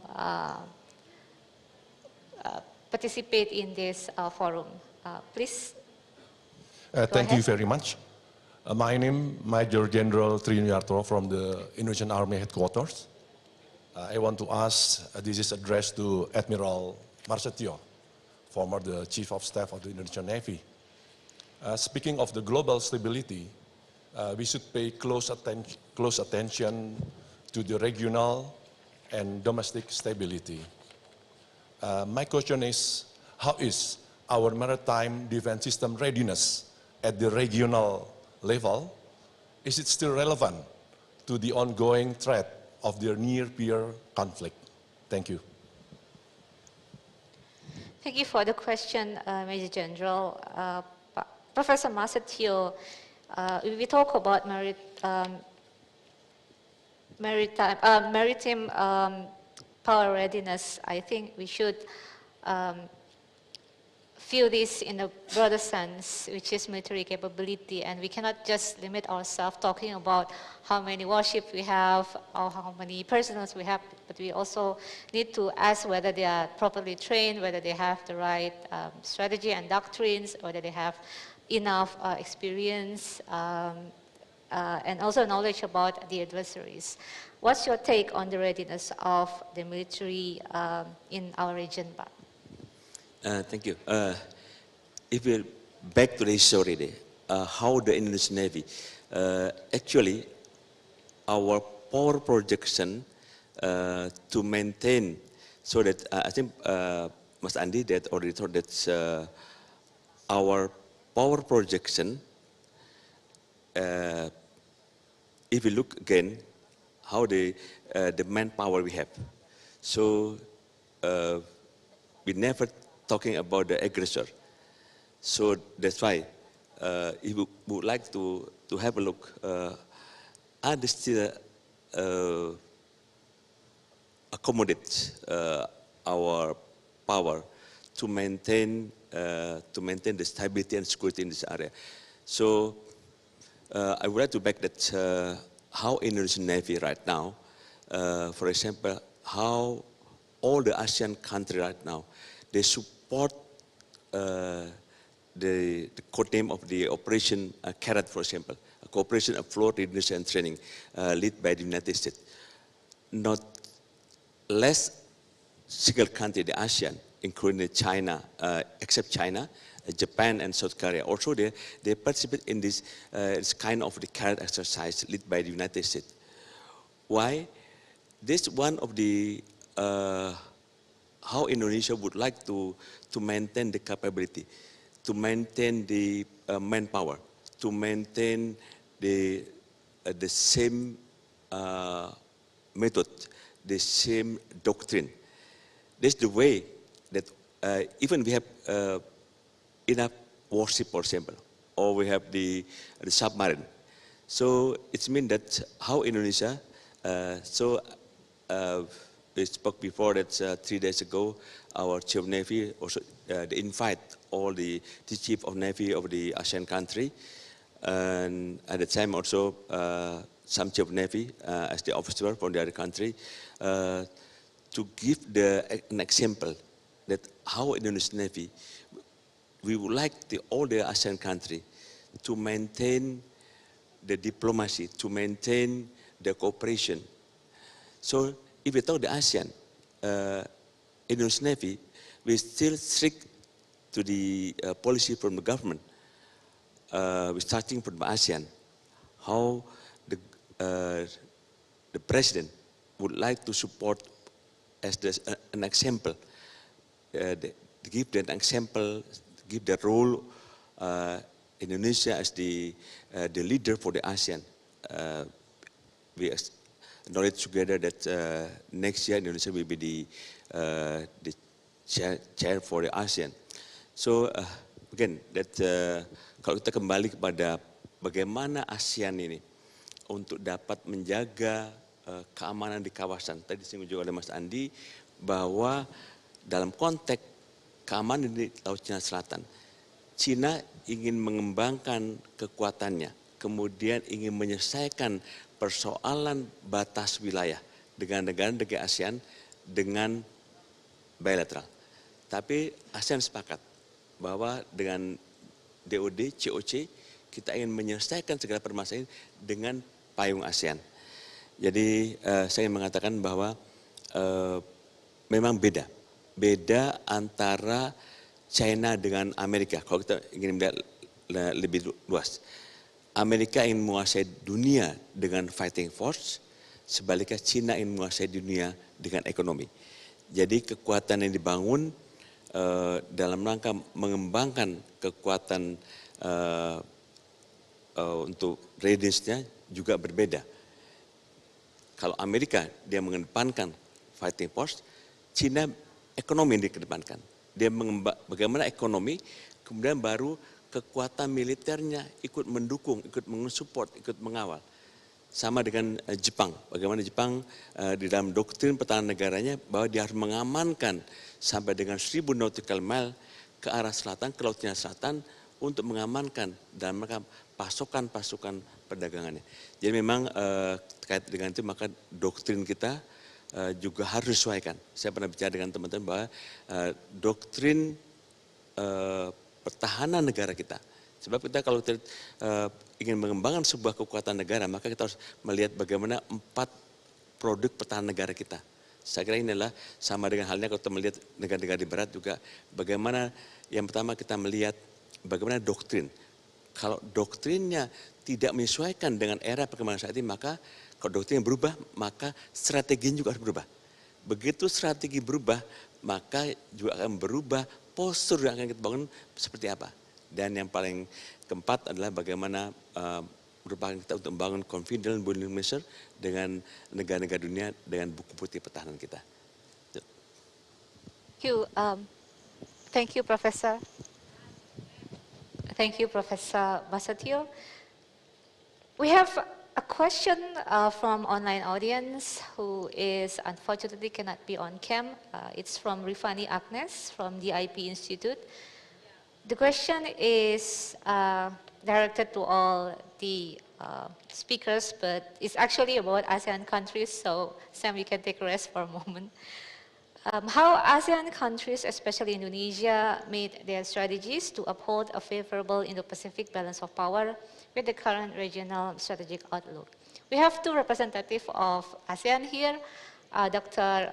Koh and also Pak Masatira and Governor. First, I would like to ask Colin. Colin, how is Singapore government strategy in dealing with Indo-Pacific balance of power? What is Singapore perspective on that?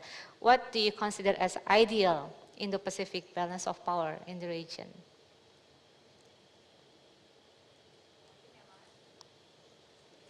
Very difficult question to address, but I will try my best.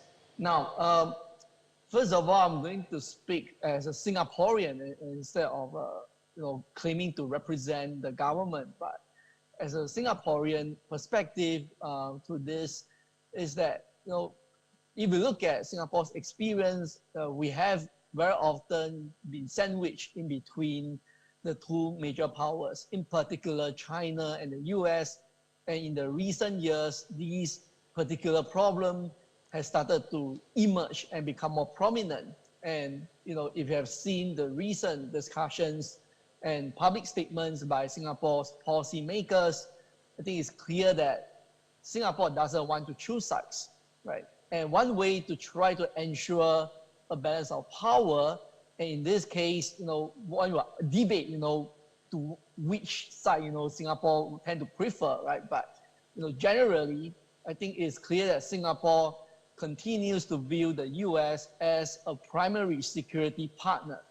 At the same time, it is also important to note that Singapore has also been trying to cultivate a much wider set of security relationship with China. However, there are some practical difficulties. I think one certainly to do with the fact that, with China, security cooperation has very much been a very recent phenomenon. And of course, that also reflects China's very nascent growth of its defense diplomacy in the region as well. However, the practical difficulties lie in the fact that doctrinally, in terms of the organization, in terms of equipment, the Singapore armed forces tend to be more aligned to the West, in particular with the US, and that also limits the type of exercises that we can conduct with China. So that is one difficulty in terms of trying to draw that balance in that regard. So the one good example would be in 2019 when Singapore signed an enhanced defense and security exchange agreement with China. By the same time, it also signed an amended protocol that gives the U.S. continued access to military facilities in the region, in Singapore, right? And that is based on the 1990 MOU between the two countries.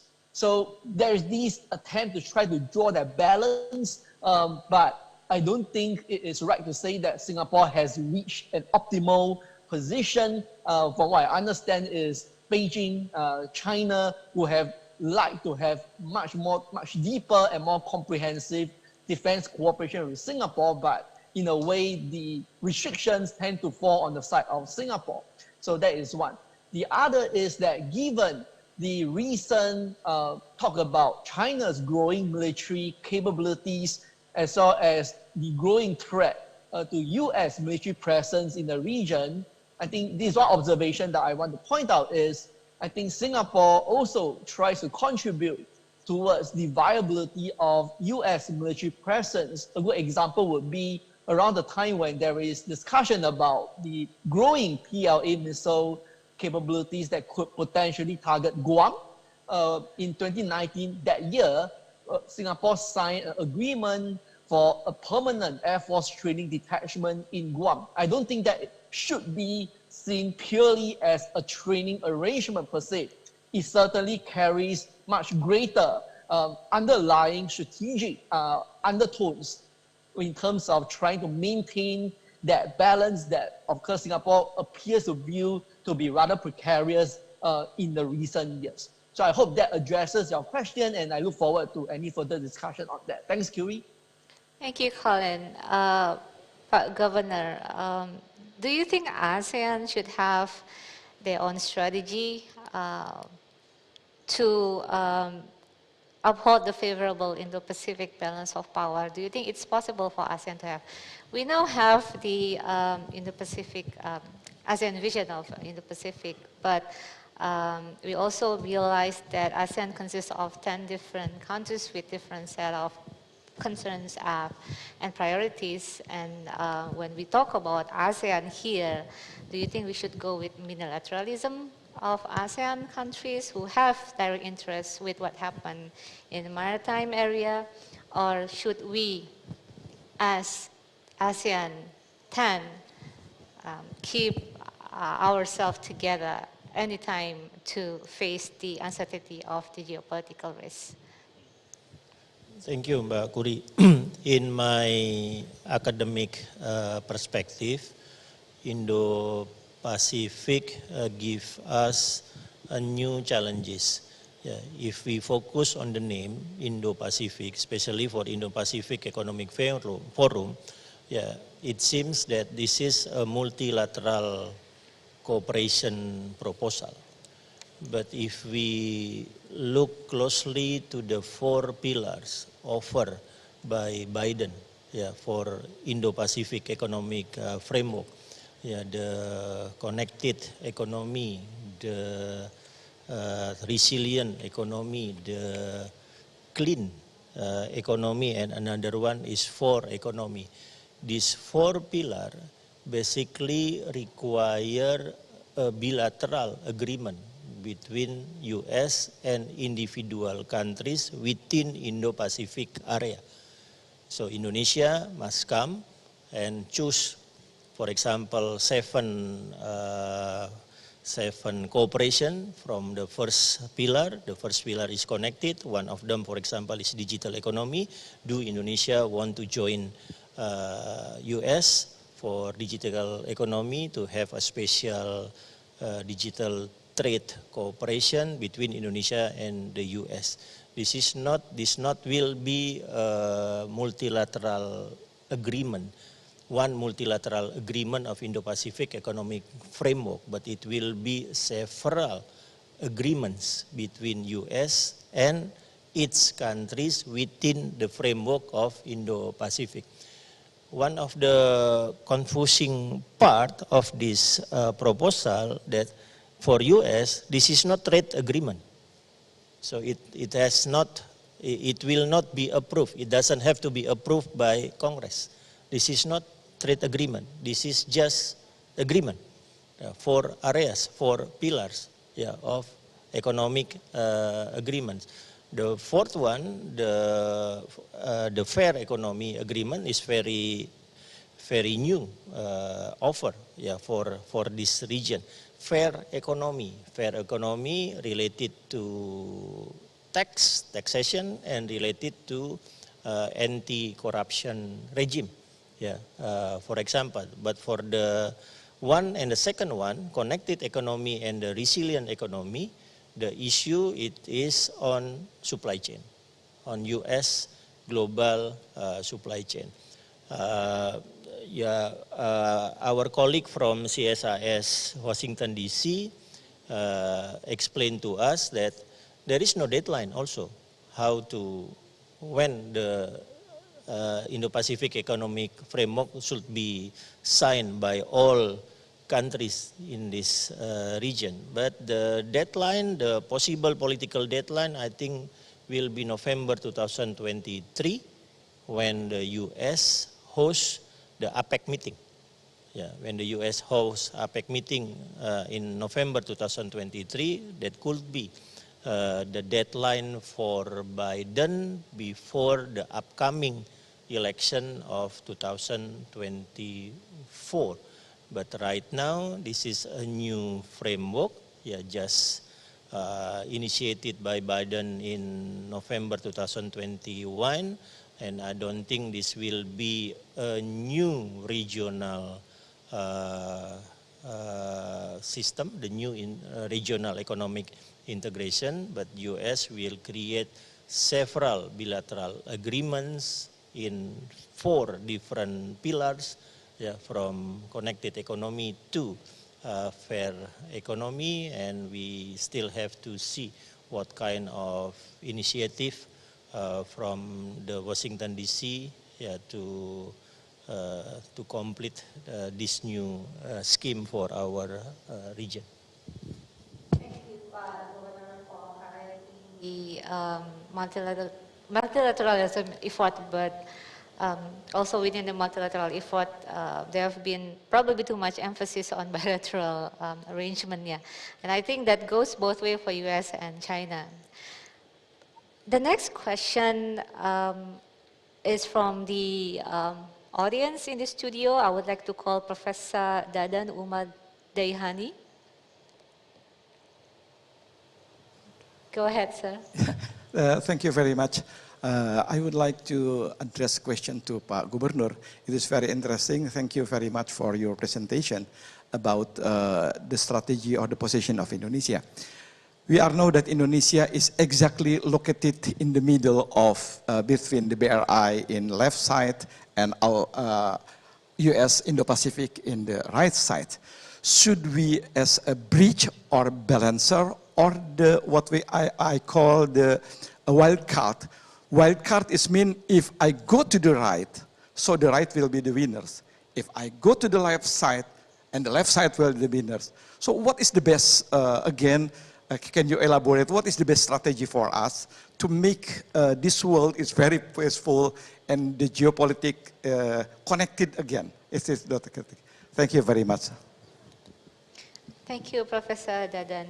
It's very interesting how other parties outside Southeast Asia perceive the regional approach towards the superpower competition. If I'm not mistaken, last year there was a critique towards ASEAN countries which says that when you stay neutral, you actually give advantage to either superpower. And in this case, the speaker was talking about militarization of South China Sea. So the Southeast Asians' neutrality means benefit for one party. So how to achieve the delicate balance between right and left, between two choices?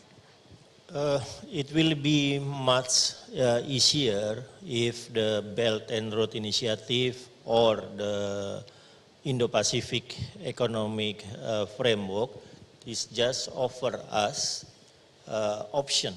Yeah, for example, to build our digital infrastructure. Yeah, for example, we just focus on Belt and Road Initiative.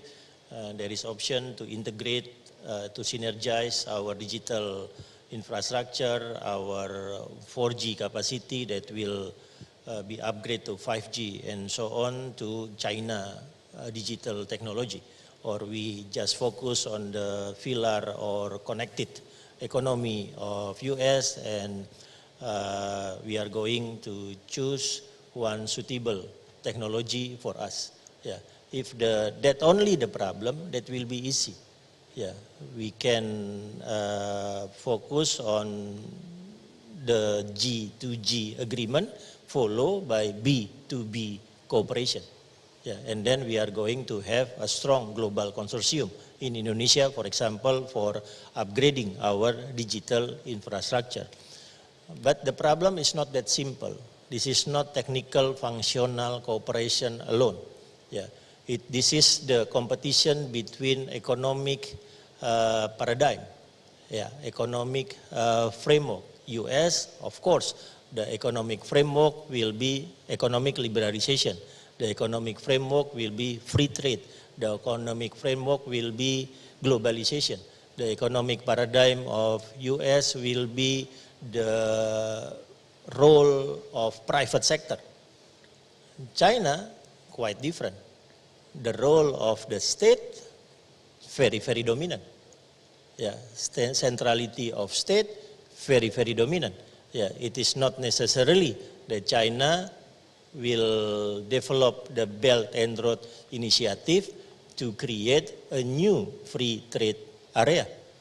Yeah, that's never be the paradigm, the main paradigm of China. But for the US, we can see the evolution of free trade paradigm. Yeah, for example, from the era of early free trade liberalization after the Second World War to the era of WTO, and now, interestingly enough, for the 4 pillar of Indo-Pacific Economic Forum, the US used the word fair economy. Usually the third countries, the third world countries that impose the importance of the use the word fair economy, but not fair economy, fair trade.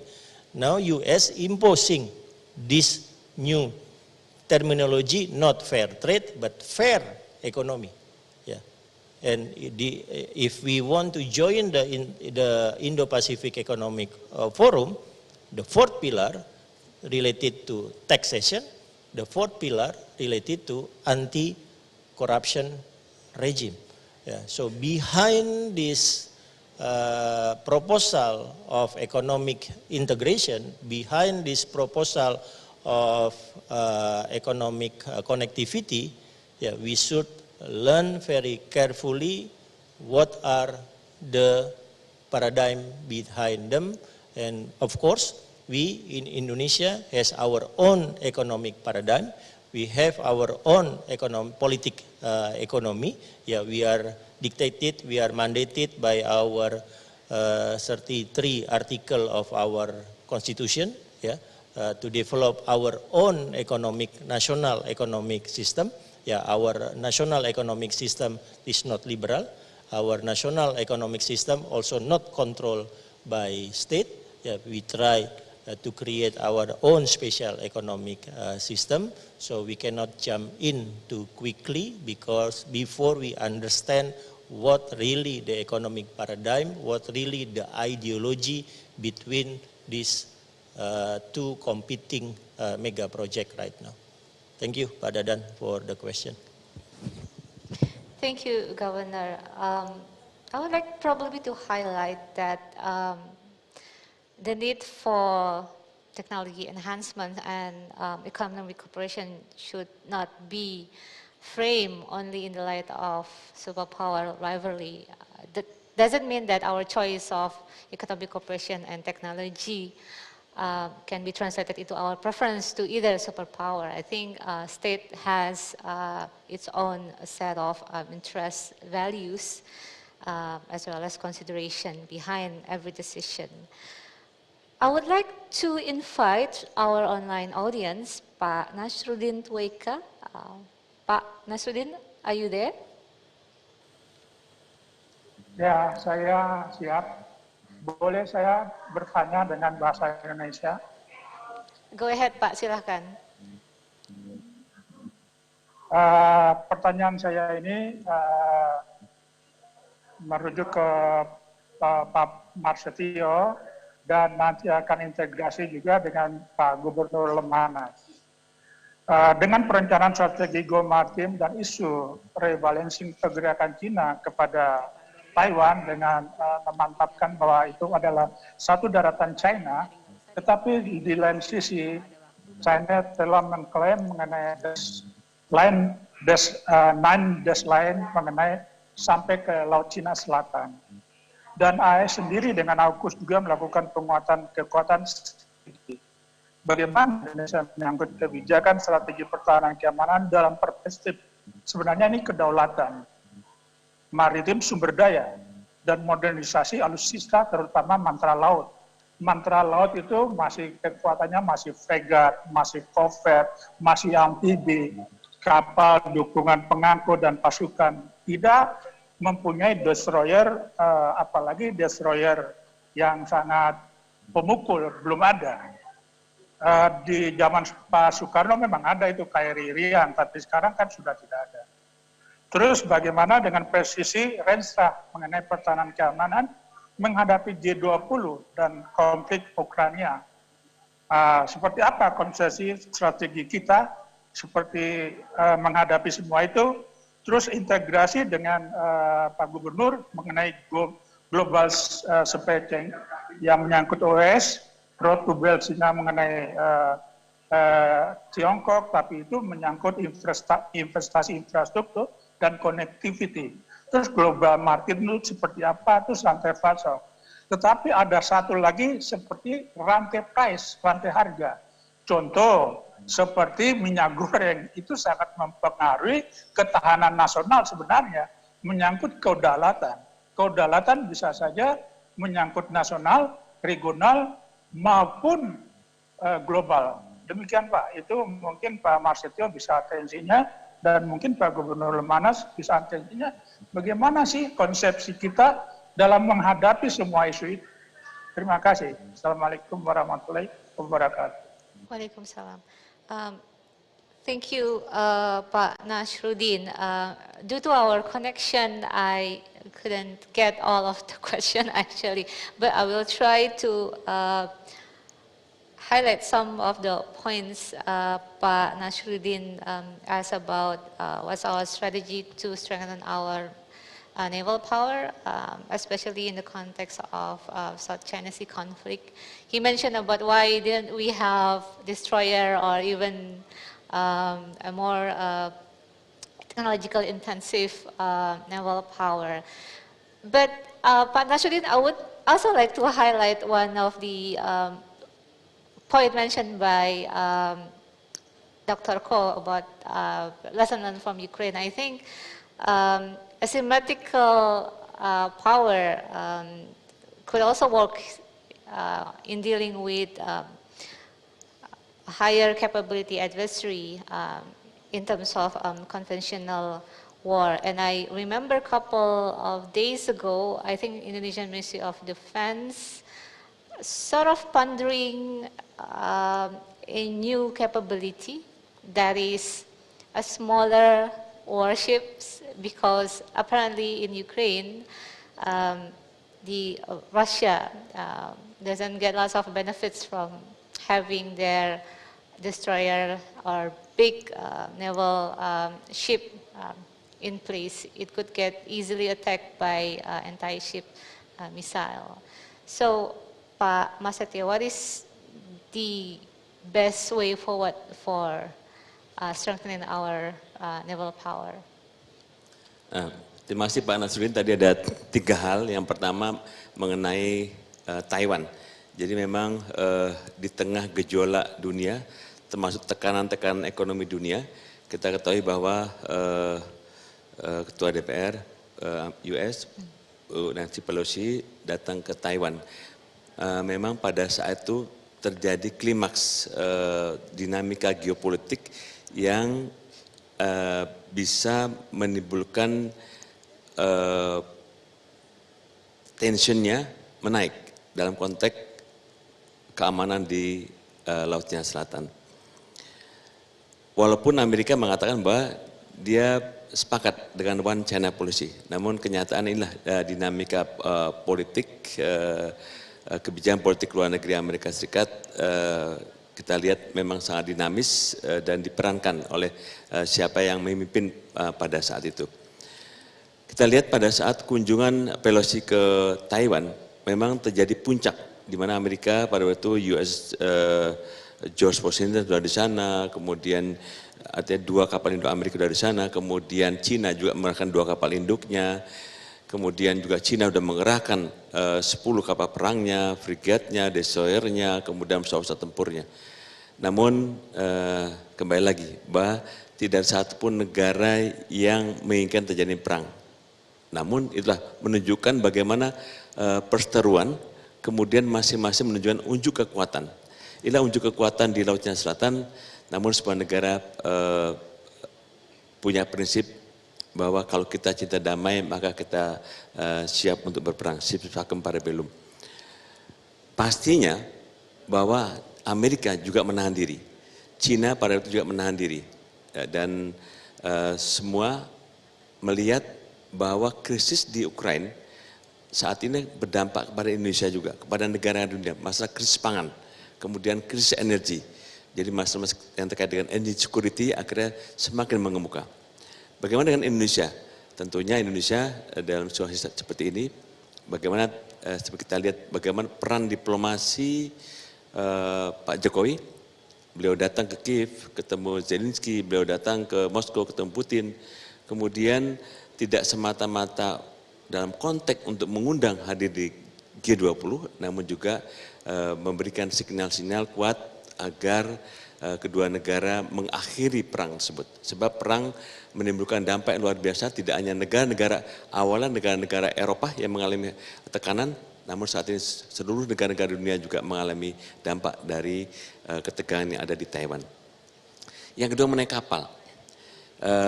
Dulu betul di era Pak Soekarno pada waktu perebutan kembali Irian Jaya, Irian Barat, bahwa kita memiliki kapal cruiser, ada RI Irian, kita sudah memiliki 12 kapal selam, kita memiliki kapal-kapal destroyer, kita memiliki kapal-kapal frigate. Bagaimana dengan saat ini? Memang situasinya berbeda di era saat itu, tahun 60-an, dengan era saat ini. Di era saat ini, walaupun sebuah negara tidak memiliki kekuatan pertahanan yang cukup, misalnya kita melihat bagaimana target pemerintah misalnya, apakah sudah tercapai di tahun 2024 mencapai kita saat ini kita masih memegang yang namakan dengan MAF misalnya, minimum essential forces. Harusnya ini meningkatkan dari minimum kemudian essential force sampai dengan optimum essential forces, ini juga butuh waktu dan sangat tergantung kepada dukungan anggaran pertahanan negara yang kita terima. Apakah kita perlu memiliki dasar? Apakah kita memiliki kapal cruiser? Tidak mesti. Sebab kita adalah bukan negara agresor. Kembali kita adalah konsep kita adalah defense in depth. Artinya kita ingin mempertahankan negara ini, kita ingin tadi konsep operasi amfibinya pun berbeda. Kita menyiapkan satuan-satuan yang tidak untuk dideploy over the horizon, namun adalah kekuatan-kekuatan dalam rangka mempertahankan keutuhan kedaulatan NKRI.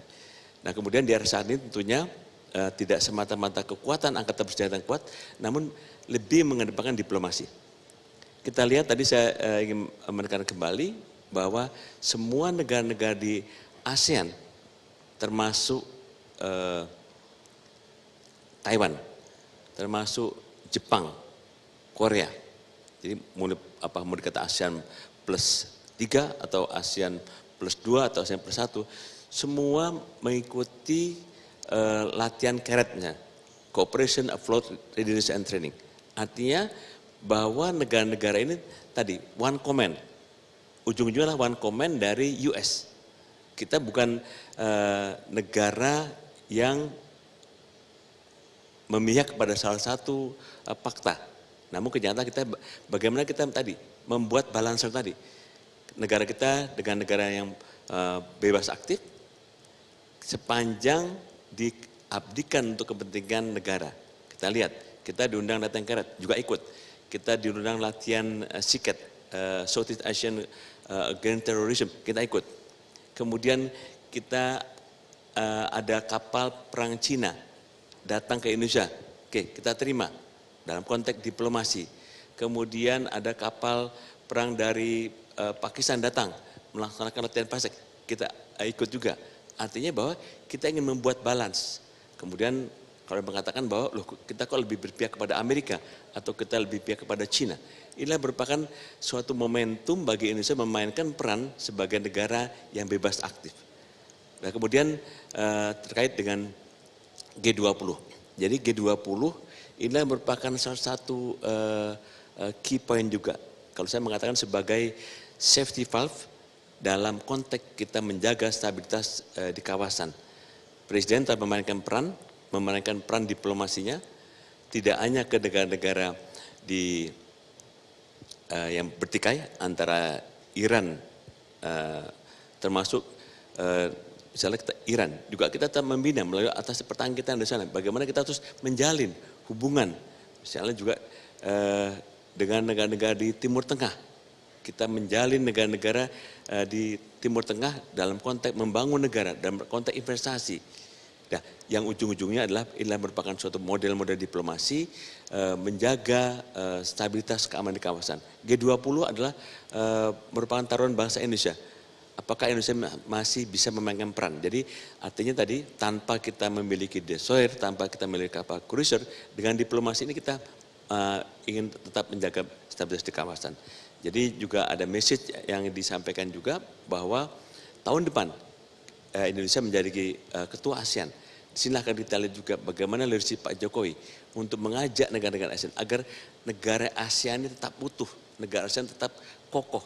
Sekarang kan sudah terkesan, apa iya ASEAN, kalau dulu kita mendengar ada ASEAN plus 1, plus 2, plus 10, apa iya sekarang ASEAN sudah menjadi ASEAN minus 1 karena Myanmar sudah nggak diajak dalam KTT ASEAN ke-36. Nah ini tentu inilah peran Indonesia, peran diplomasi Indonesia di dalam menjaga stabilitas keamanan di kawasan tadi, konteks juga kaitannya dengan kita sebagai menjaga balancing tadi. Terima kasih, Pak. Thank you, Professor Masatio. Pandi, would you like to address the questions about our national resilience with regards to the impact of Ukraine war? Yeah, I think President several times already warned us on the possibility of upcoming global crisis that can impact Indonesia economy. So we at Lemhannas already provide several policy recommendation on how we prepare a kind of crisis management to anticipate the possible global crisis in terms of food and energy commodity that may happen in October 2023 and 2022 until March or April 2023. So I think we are now in the process of creating a kind of crisis response. We are now focused in making sure that the rise of commodity price can be managed by controlling our inflation rate. I think yesterday the governor of our central bank increased 0.75 point of our credit rate. It will be followed by strengthening the policy to control inflation rates, especially in 7 major cities in Indonesia. I think the focus in several cities in Sumatera, one in Jawa, one in Sulawesi, and so on. We already create a kind of roadmap and also timeline to prepare for the possible upcoming crisis in terms of rising commodity price, strategic commodity price of food and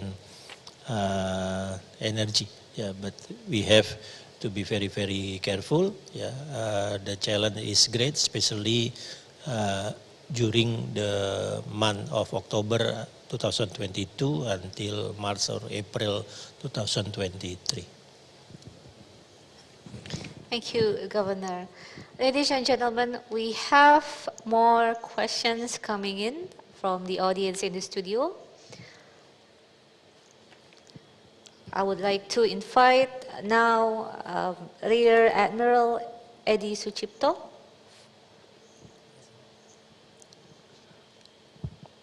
Okay, thank you, Moderator. Edi Sucipto, Rear Admiral from National Resilience Institute. I think this is the good momentum, so my question will be addressed to Mr. Sam and Koh. Let me place my question in bahasa. Kalau kita ikuti dari presentasi seluruh narasumber, itu sepertinya semakin memperkuat evolusi gambaran geopolitik yang disampaikan oleh Pak Andi tadi. Geopolitik 1, 2, 3, 4, 5. Dan di era sekarang lah geopolitik 5 suatu negara untuk memenuhi nasional interestnya digunakan. Terkait apa yang saya sampaikan barusan. Yang pertama saya agak kurang sependapat. Tadi kalau Pak Sam menyampaikan bahwa Cina bukanlah kekuatan maritim yang besar. Tidak seperti Amerika karena tidak punya keinginan atau belum punya pangkalan sebesar Amerika. Ya kalau kita lihat memang Amerika sebagai pemenang perang dunia kedua khususnya. Kalau tidak salah ada 7 pangkalan Amerika di seluruh dunia. Betul, Cina memang tidak punya pangkalan sebanyak Amerika. Tapi kembali lagi ke Geopolitik 5 tadi, kelihatannya justru Cina untuk memenangkan atau memenuhi national interest-nya, memanfaatkan berbagai momentum untuk bisa muncul sebagai pemenang di dunia. Sehingga kalau menurut saya, bisa saja Cina itu untuk memenangkan Geopolitik 5 tadi, dengan cara misalkan seperti tadi dikatakan oleh Pak Andi, masalah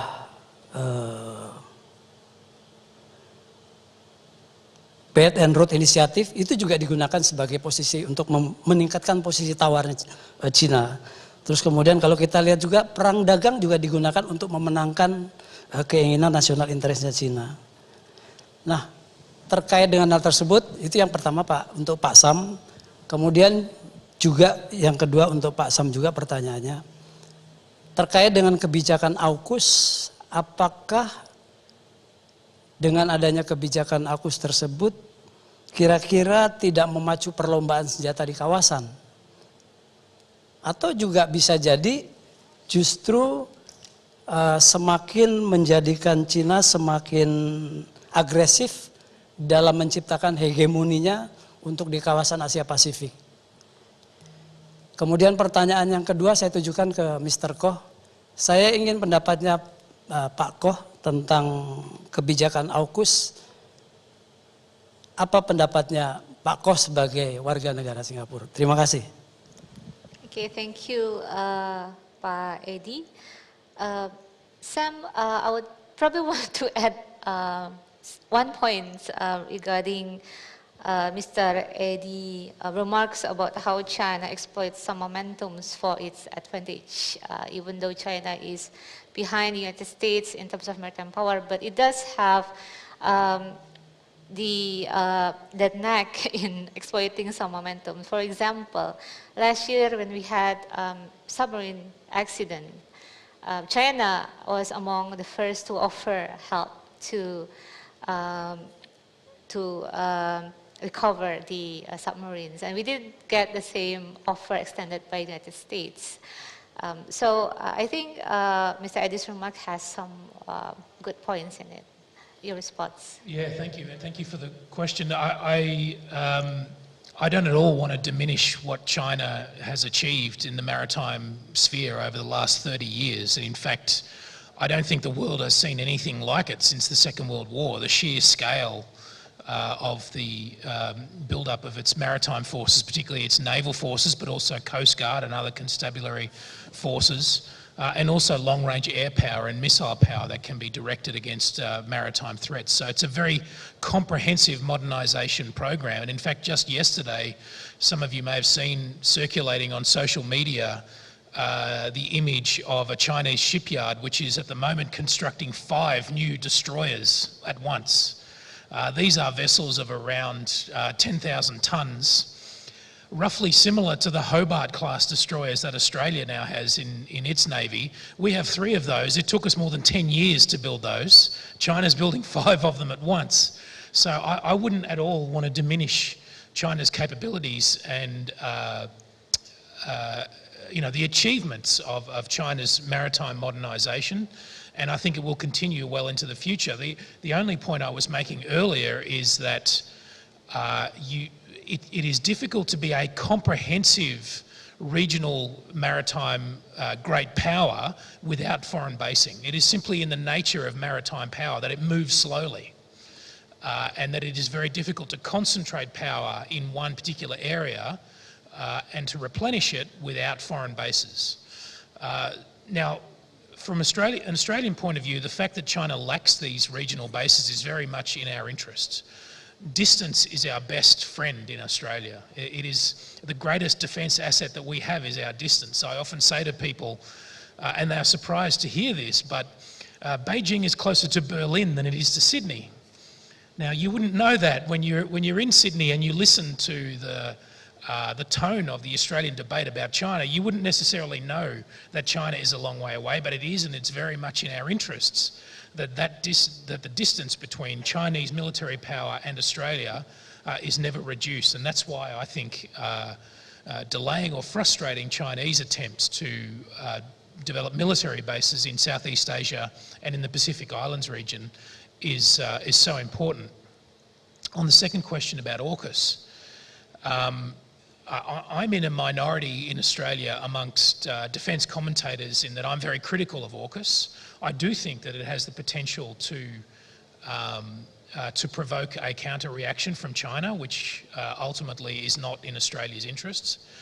But actually, I think the main objection to AUKUS is much more practical than that, which is that the timeline for this project is extremely long. It's measured in decades, not in years. It'll be, before we get a fully operational nuclear submarine capability, we're looking well into the 2040s. If we are getting involved in this project in order to balance Chinese power, then boy, we're really leaving it very late. We ought to be acting much more swiftly than that. But even then, I think, yes, if we ever do get these submarines, and I think there's real doubt as to whether we will ever get any of them, but if we ever do, then yes, I do think it has the potential to provoke a counter-reaction, a response from China, which will ultimately make Australia less secure, not more secure. Thank you, Sam. I would like to ask Colin. Colin? Yep. Okay, can you enlighten us on Singapore take on AUKUS? I know that Singapore is taking a cautious approach, but there's also impression that Singapore is rather supportive to that kind of initiative. Colin. Thanks, Curie, and many thanks to Pak Eddie for the question. As it has been quite well known, is that Singapore, at least if you look at the tone of the official statements in response to AUKUS, one will argue that it is generally positive. It is positive from the perspective that what I see as more of a realpolitik perspective, that it is seen as part of the balancing game in the region, and it also takes into account that both Australia, US, and the UK are long-time security partners of Singapore. So there has been a long-standing set of cooperation with each of these three partners. And because of that, there is a certain comfort level. There is already an established reservoir of confidence in the type of security, public goods that these three powers could offer, as well as the knowledge that these AUKUS goes beyond the nuclear submarine deal. Because I think very much, of course, I agree with Sam regarding the potential risk of these AUKUS deal. But much of the emphasis, especially played out by the media, has always been on the submarine itself. But if you look at it, AUKUS is more than the submarine. It looks at a whole variety of security cooperation. It looks at cyber, it looks at hypersonic, for example. It also talks about potential basing opportunities. And all these, if you look at it all together, contribute, as I believe, to be seen from the lenses of Singapore's policy elites, to be seen as helping to at least maintain some sort of balance. Because I think one way to look at it, whether we like it or not, with or without AUKUS, the PLA Navy build-up is a fact. I mean, it is continuing with or without AUKUS. The only thing about AUKUS is that it offers, a brand new justification and ammunition for the Chinese to argue that they need to invest more in their own build-up, which in any case has been ongoing anyway, with or without AUKUS, and the main target has always been the US anyway. So I hope that helps to clarify Singapore's position, and look forward to any further exchange with you, Pak Eddie. Thank you so much. Thank you, Colin. I would like to call the next question from the audience. Major General Dr. Kup Yanto from the National Resilience Institute. Go ahead, sir. Thank you.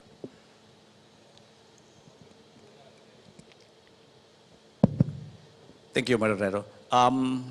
I'd like to ask to Colin Cole. Can you hear me, Colin? Well, I can hear you. Thank you.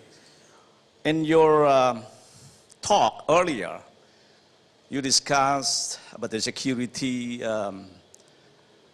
issues in the region. You mentioned about the Taiwan and also other maritime security issues in the region.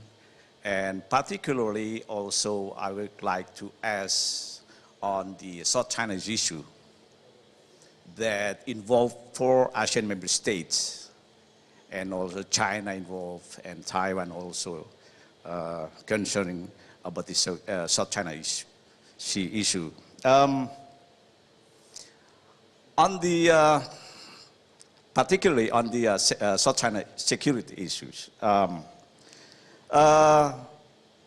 what should the ASEAN, particularly all the ASEAN member states that involved in this South China issue, what should this ASEAN as a group, ASEAN as the institution, organization, do or to respond or to manage this security issue from growing or from bigger conflict? That is very short question for you. Thank you. Thank you so much, Park. Curie, can I go ahead to address? Yes, Colin, go ahead. Yeah, sure. Thank you, Park, for the very good question. The way I look at it is that, firstly, very much the hype about the South China Sea dispute has revolved around 2 main aspects. One is, of course, the sovereignty and jurisdictional disputes in the South China Sea, and then, of course, the bigger elephant in the room about Sino-US rivalry. So the South China Sea security problem is multi-layered if you look at it.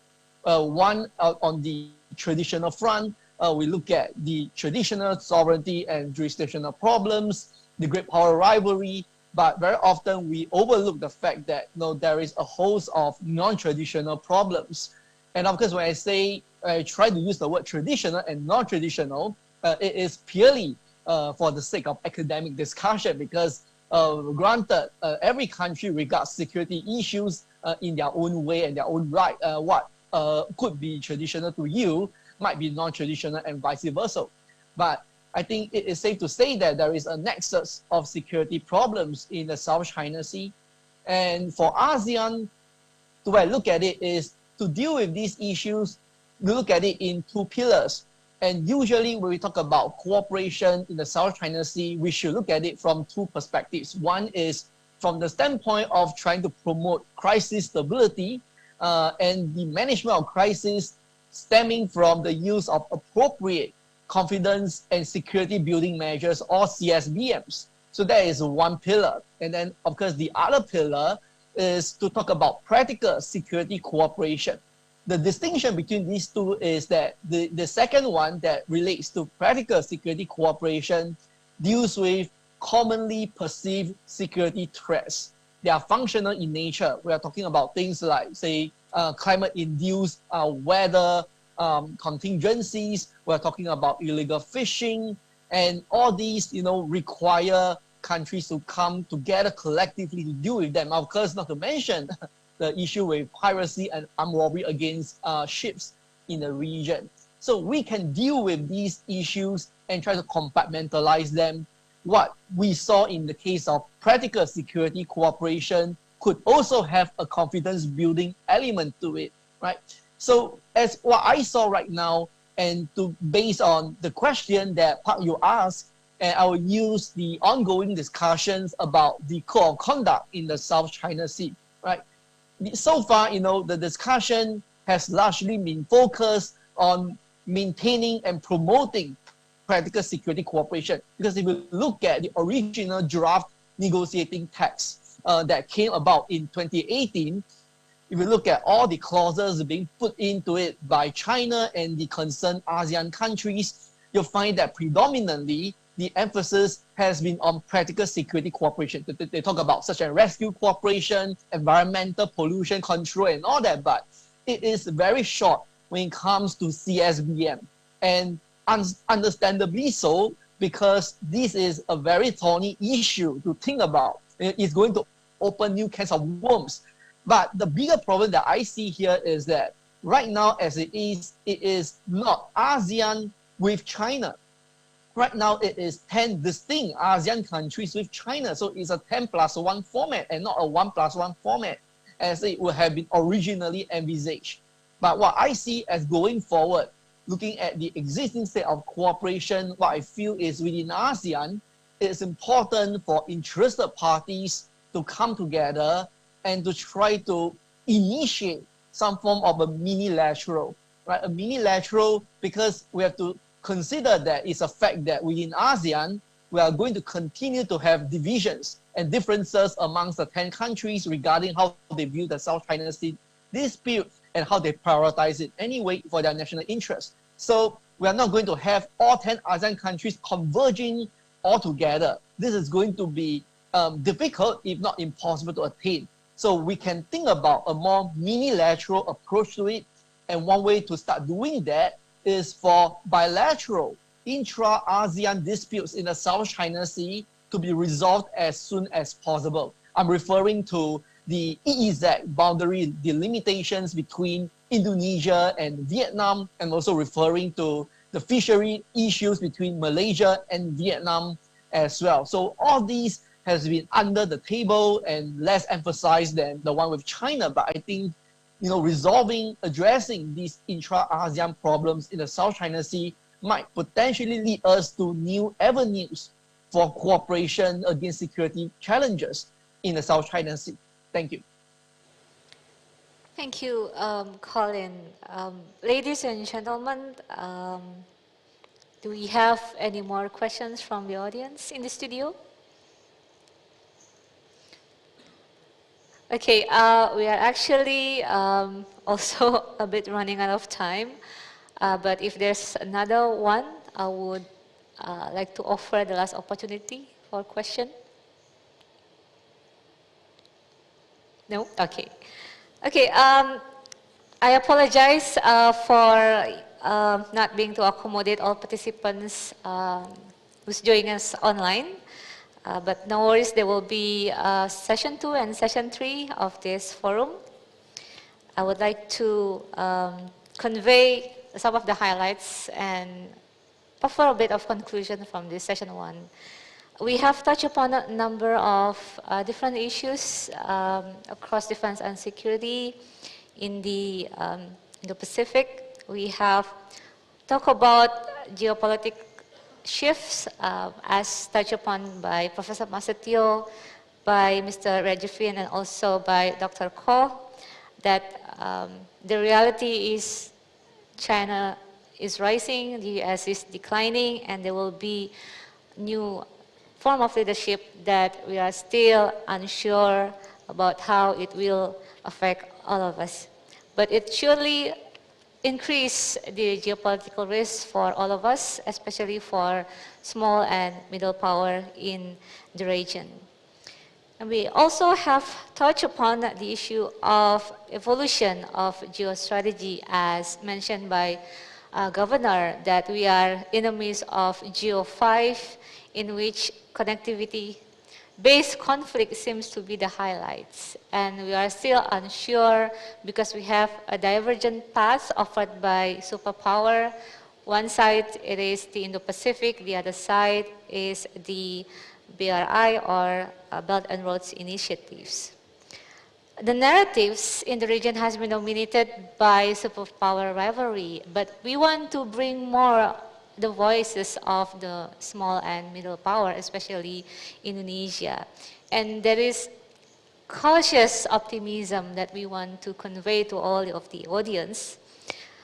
And there is possibility of strengthening the role of Indonesia in particular and Southeast Asia in general, that we could be, as Mr. Rejefin framed, a balancing power, or as the governor said, a connector power. And the question for all of us here is, where do we start? What do we have?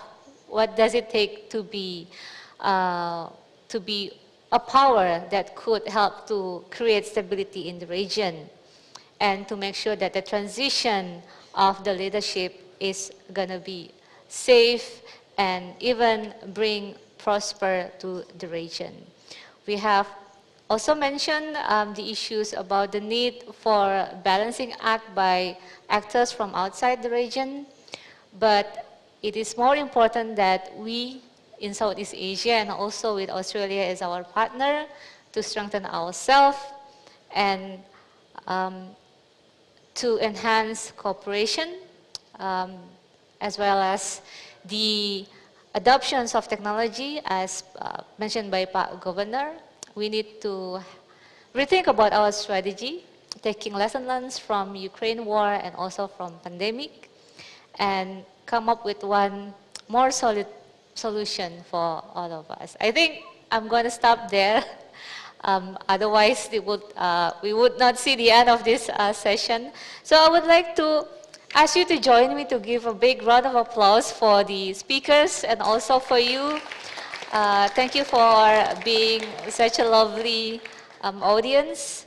And ladies and gentlemen, we have arrived safely at the end of the first session of this 6th Jakarta Geopolitical Forum. Dr. Ko, Professor Masatio, Mr. Sam Rejefin, and Governor Andi Wijayanto, thank you again. Please be seated for the group photos, and we're going to hand out a token of appreciation after this. Once again, on behalf of everyone at Jakarta Geopolitical Forum, I would like to thank you all, and now I would like to return the show to our lovely host, Sarah Wayne. Sarah, back to you. Thank you very much, ladies and gentlemen. Please give a round of applause for our moderator, Dr. Kuri Maharani. And now thank you as well to all the speakers. Thank you, gentlemen, both who are here on stage and also virtually. And ladies and gentlemen, I would like to invite you to witness. For next, we will be giving the token of appreciation to our prominent speakers and also our photo session. Therefore, I would like to kindly invite Dr. Andi Wijayanto, the Governor of the National Resilience Institute of the Republic of Indonesia, who will be accompanied by the Deputy of Strategic Studies and also the Chairman of JGF 2022 to please come up on stage to give the token of appreciation to our prominent speakers. And to all the speakers, I would like to invite you to please stand up and please take a spot on stage to receive the token of appreciation, which will be given by the Governor of the National Resilience Institute, Dr. Andi Wijayanto, accompanied by the Chairman of JGF 2022 and also the Deputy of Strategic Studies. Thank you very much to all the speakers. And once again, ladies and gentlemen, can I have another round of applause as a sign of our gratitude for the insights and also knowledge shared with us today. Can I give a round of applause?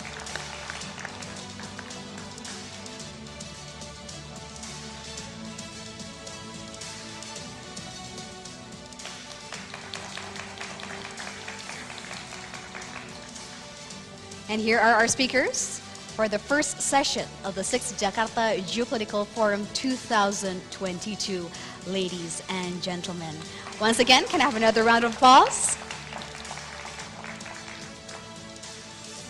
Thank you very much once again. And next, we'd like to invite to all the gentlemen, also our speakers and moderator, to please take your place on stage, where we will be having a photo session together.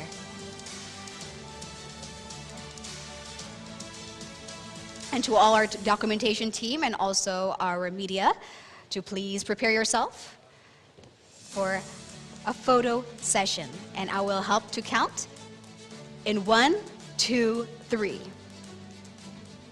And once again, 1, 2, 3. And since we also have a speaker joining us virtually, you may also please give your widest smile, for this is a photo session of all the speakers and moderator of the 6th Jakarta Geopolitical Forum 2022.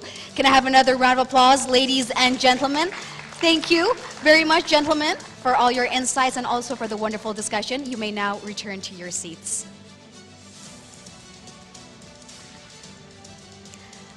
Once again, ladies and gentlemen, we have come to the end of our first session of the 6th Jakarta Geopolitical Forum 2022.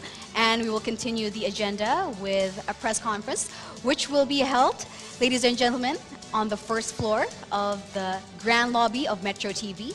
And next, ladies and gentlemen, we will be having our second session of Geomaritime Political Economy, Generating Growth, Sustaining Resource, and Gaining Power, but after the break. And I would like to also inform you and also invite you who are here at the Grand Lobby of Metro TV to please continue with the break agenda with a lunch that is provided on the second floor of the Grand building of Metro TV, ladies and gentlemen. And for those of you who are joining us virtually, we'd like to also ask you to please come and join us once again for our second session, which we'll be having after the break, ladies and gentlemen. And during the break, we will be having musical entertainment and also musical performance, because after this we will also be having a very, very special session, which is a quiz. Therefore, we'd like to invite you to please do pay attention during the musical performance, because there will be a quiz with interesting prizes during the middle of the show. So therefore, ladies and gentlemen, I would like to invite you to please enjoy the musical entertainment, and I will be seeing you again right after the break. Thank you very much.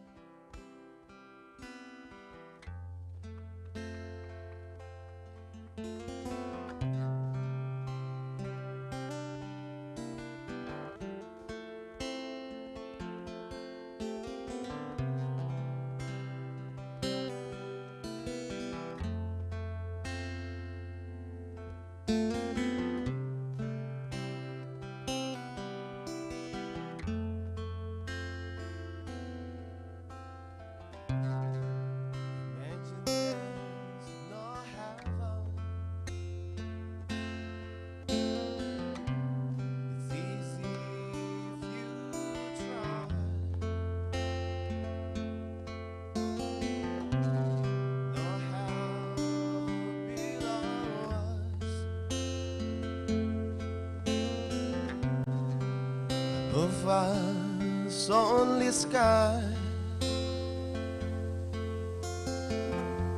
Imagine all the people living for today.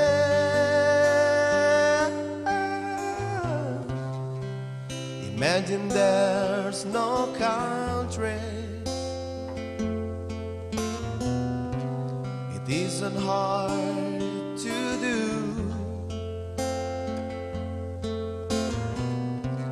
Nothing to kill or die for, and no religion too. Imagine all the people living life in peace.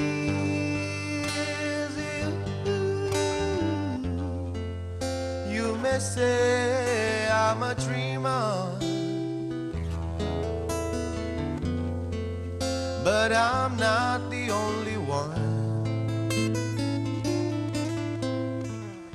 I hope someday you join us, and the world will be as one.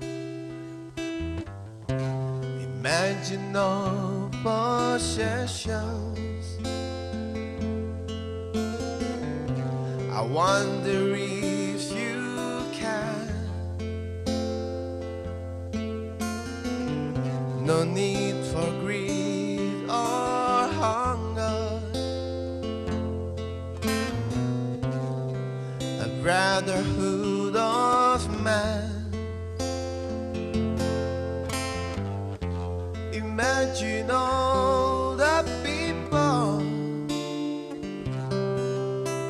sharing all the world. You may say I'm a dreamer, but I'm not the only one. I hope someday you join us, and the world will leave us one, and the world will leave us one.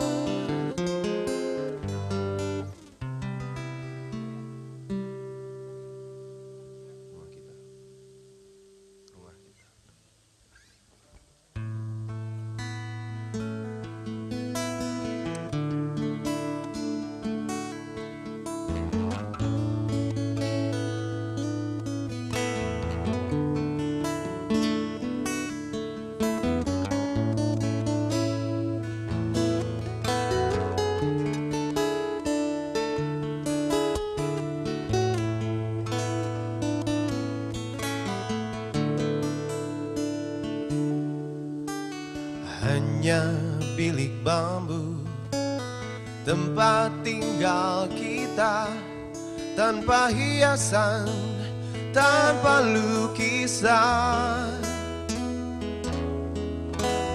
Beratap jerami, beralaskan tanah, namun semua itu punya kita. Memang semua itu milik kita sendiri.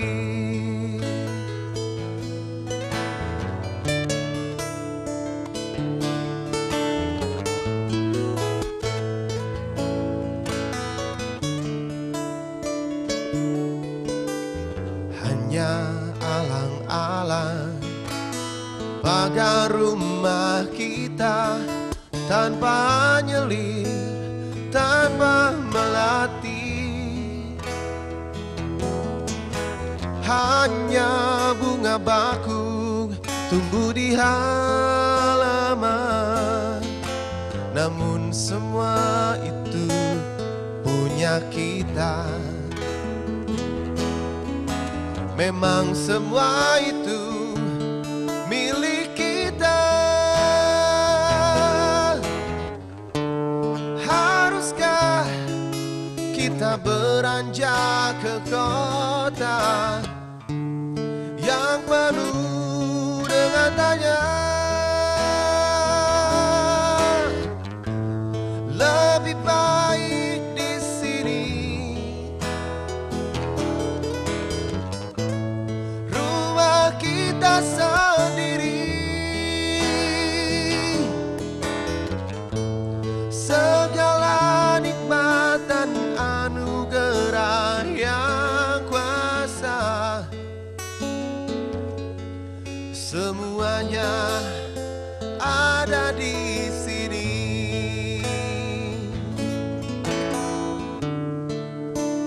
Rumah kita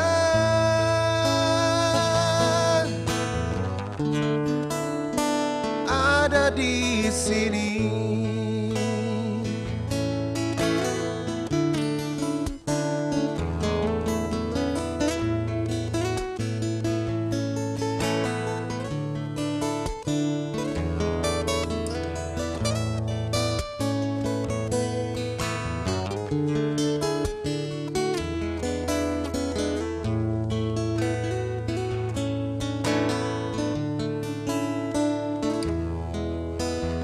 Hanya alang-alang pagar rumah kita, tanpa anyelir, tanpa melatih. Hanya bunga bakung tumbuh di halaman, namun semua itu punya kita. Memang semua itu milik kita. Lebih baik di sini, rumah kita sendiri. Segala nikmat dan anugerah yang kuasa, semuanya ada di sini.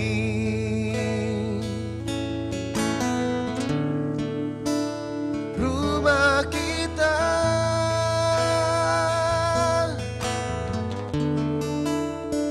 ada di sini.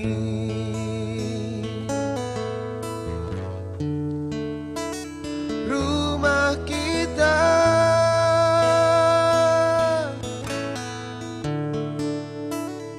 ada di sini.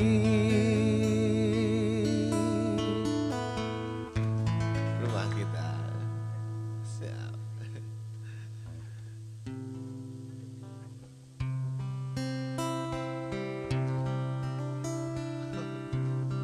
Belum ada. Isu, Pak.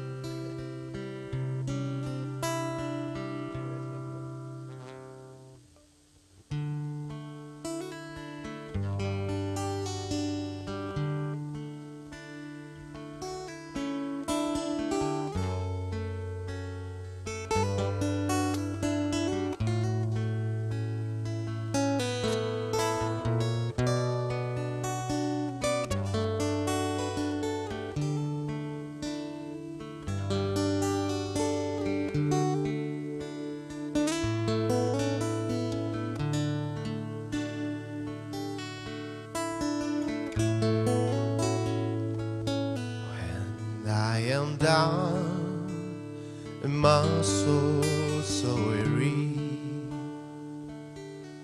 When troubles come and my heart beneath me, then I am still and wait here in this silence until you come and see the world with me. You raise me up so I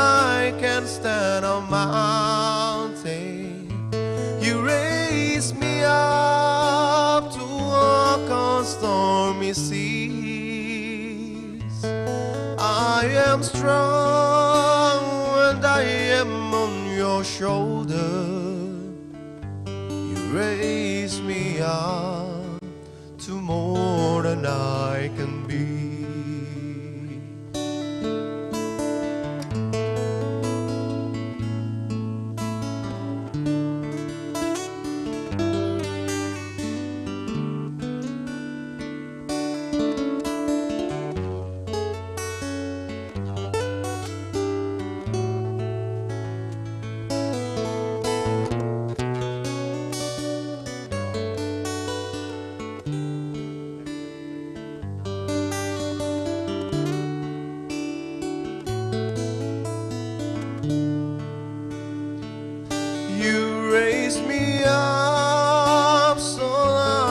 Stand on mountain.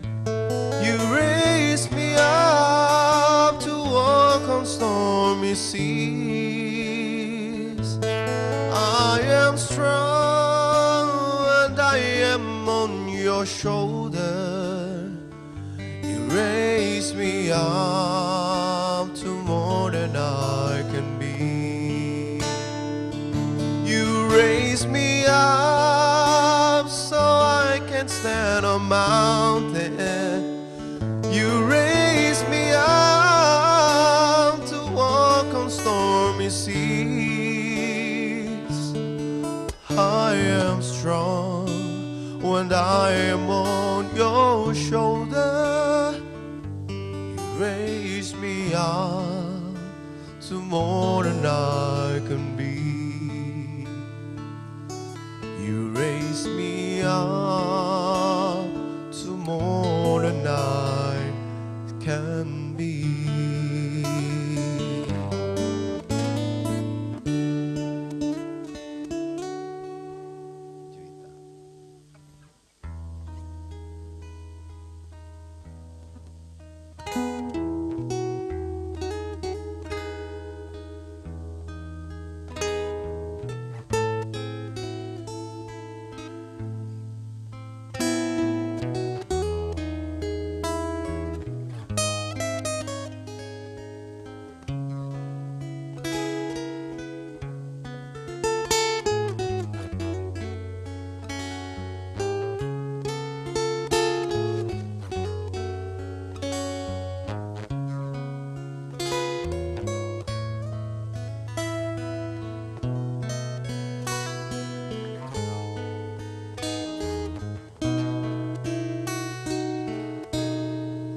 Engkau gemilang, malam cemerlang, bagaikan bintang timur sedang mengambang. Tak jemu-jemu mata memandang. Aku namakan di kau juita malam.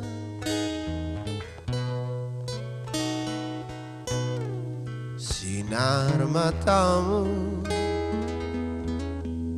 menari-nari, langsung menembus ke dalam jantung kabut. Aku terpikat masuk perangkap. Apa daya asmara sudah melekat. Juita malam, siapakah gerangan Tuhan?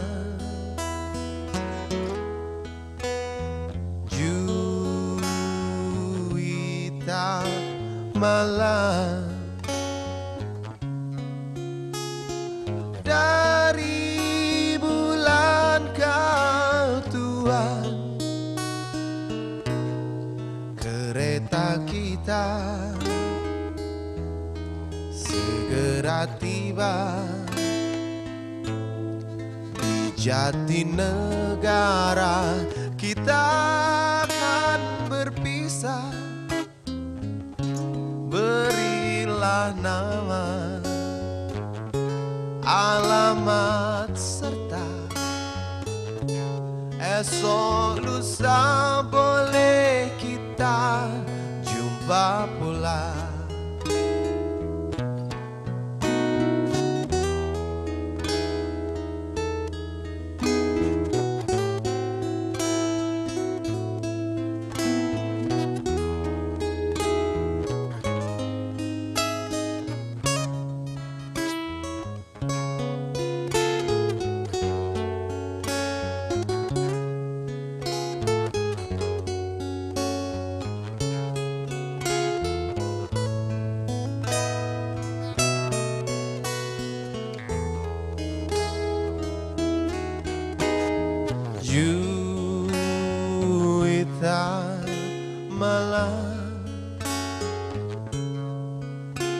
Siapakah gerangan Tuhan?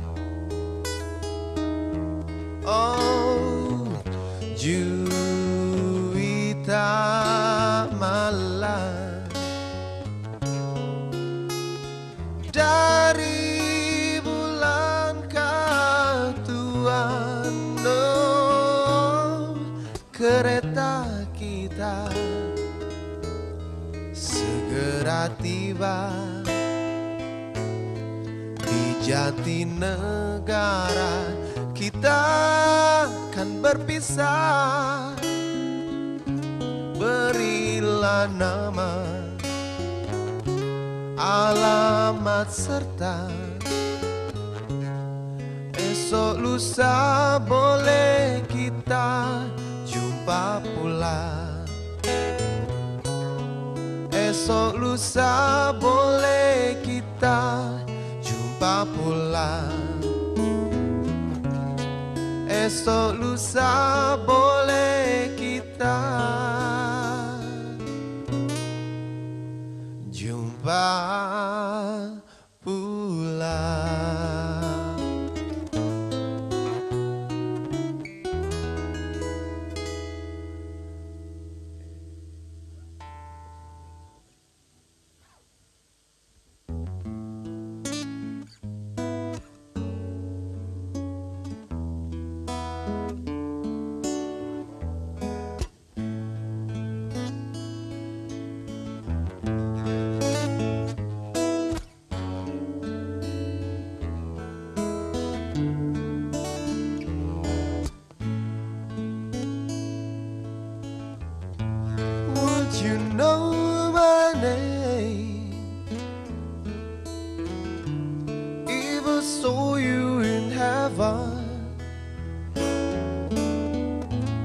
Would it be the same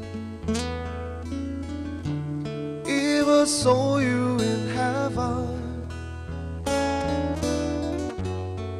I must be strong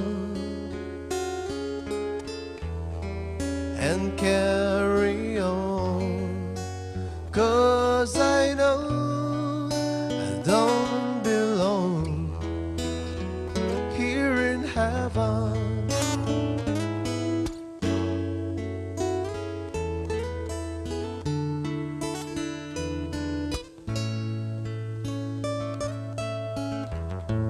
Would you hold my hand if I saw you in heaven? Would you help me stand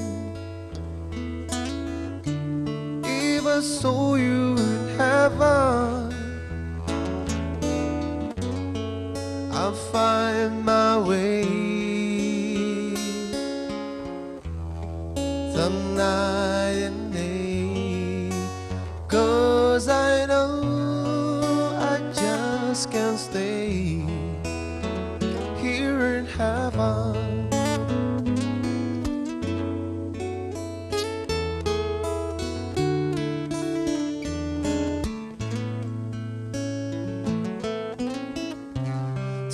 can bring you down, time can bend your knee.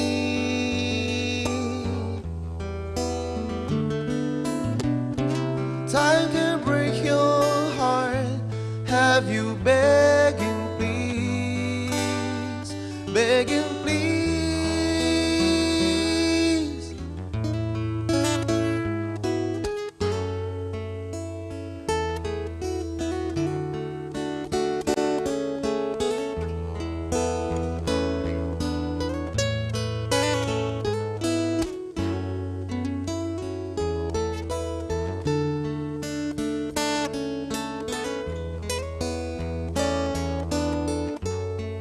Beyond the door, there's peace, I'm sure, and I know there'll be no more tears in heaven.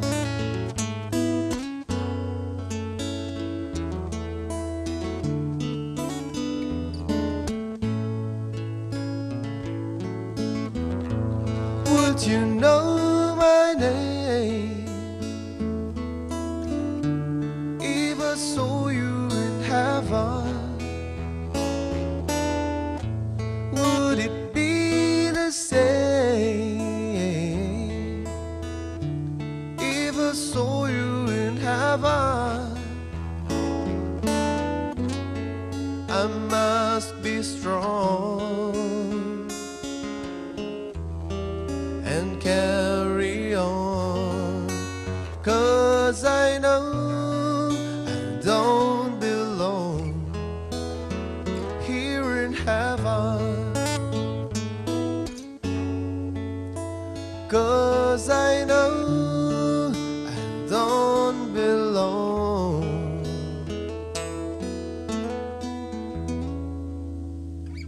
here in heaven.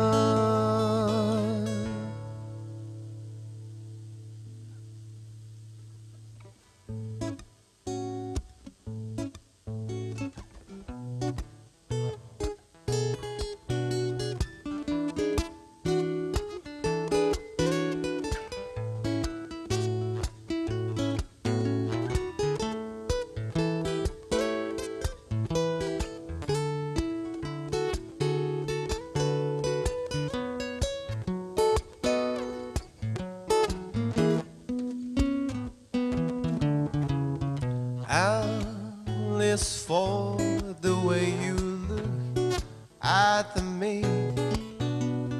always for the only one I see. V is very, very extraordinary. E is even more than anyone that you adore and love. Is all that I can give to you. Love is more than just a game for two. Two in love can make it take my heart, but please don't break it. Love was made for me and you.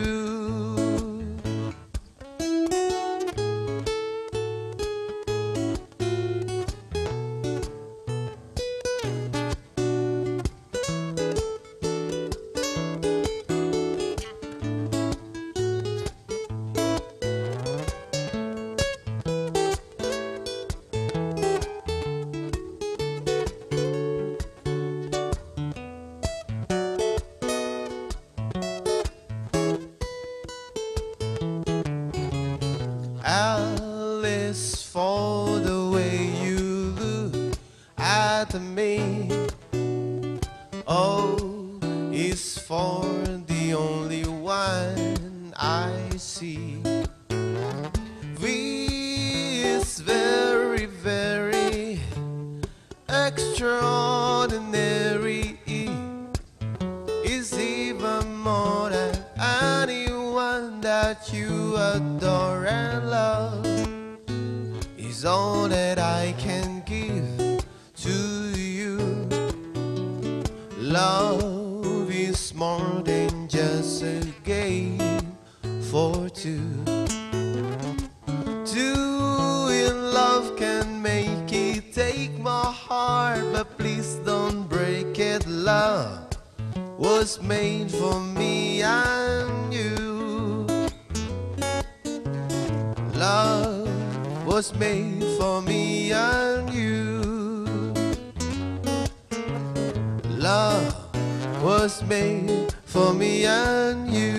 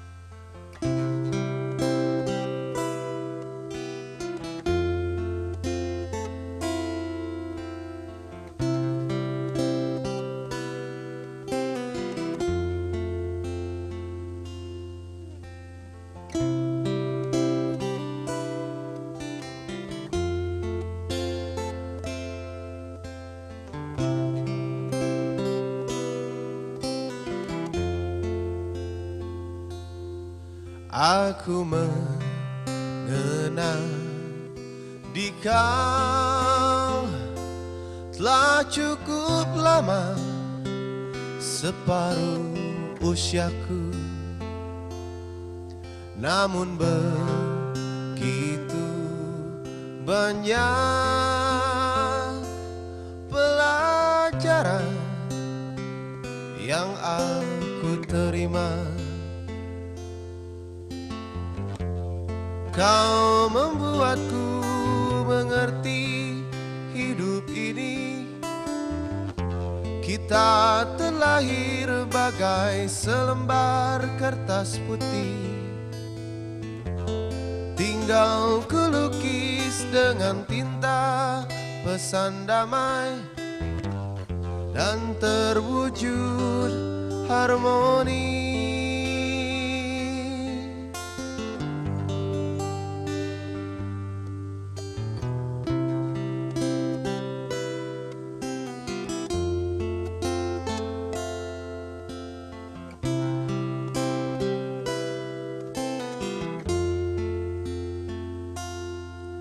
Segala kebaikan takkan terhapus oleh kepahitan. Ku lapangkan resah jiwa karena ku percaya kan berujung indah. Kau membuatku mengerti hidup ini. Kita terlahir bagai selembar kertas putih. Tinggal kulukis dengan tinta pesan damai, kan terwujud harmoni.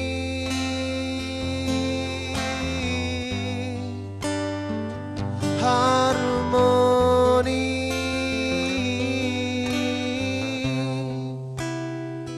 harmoni,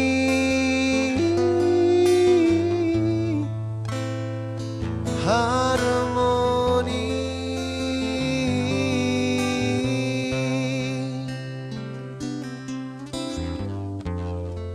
Kau membuatku mengerti hidup ini. Kita terlahir bagai selembar kertas putih. Tinggal kulukis dengan tinta pesan damai, kan terwujud harmoni.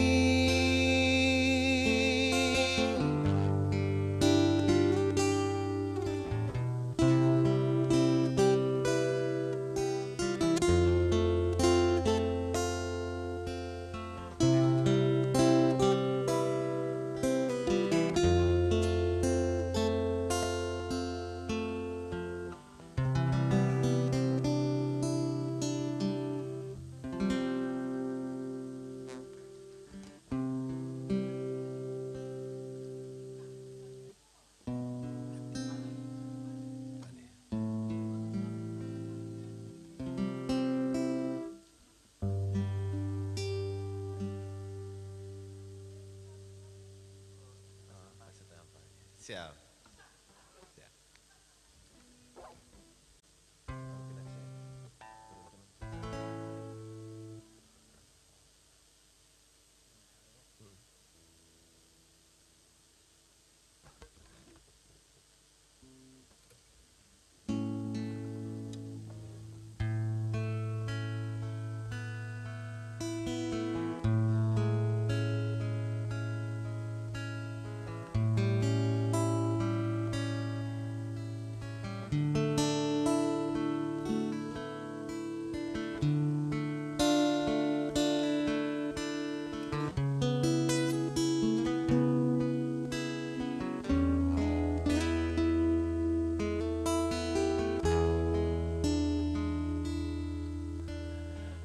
Indah, terasa indah bila kita terbuai dalam alunan cinta. Sedapat mungkin terciptakan rasa keinginan saling memiliki. Namun bila itu semua dapat terwujud dalam satu ikatan cinta, tak semudah seperti yang pernah terbayang menyatukan perasaan kita.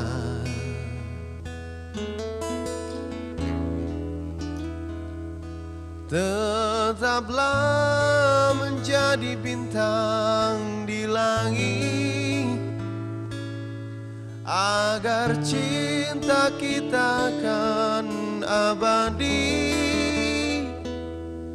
Biarlah sinarmu tetap menyinari alam ini, agar menjadi saksi cinta kita berdua.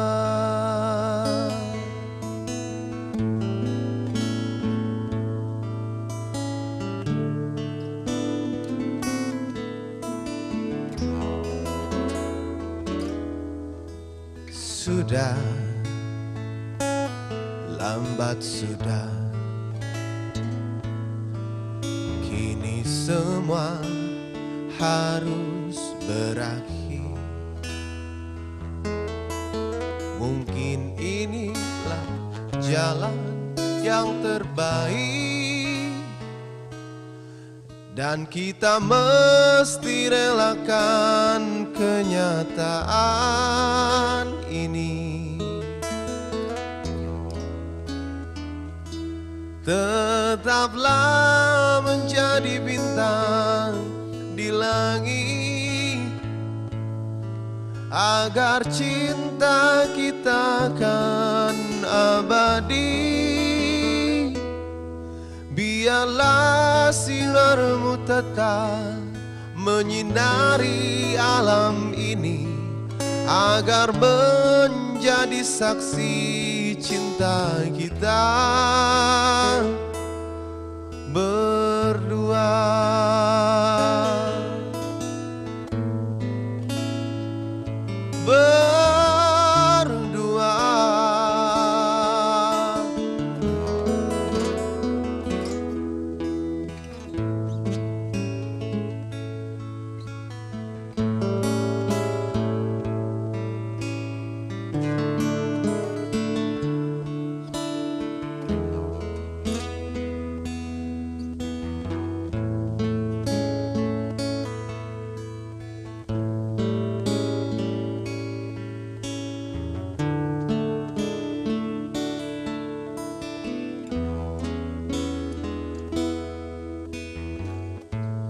Menjadi saksi kita berdua.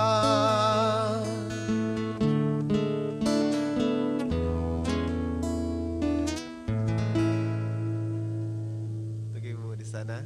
My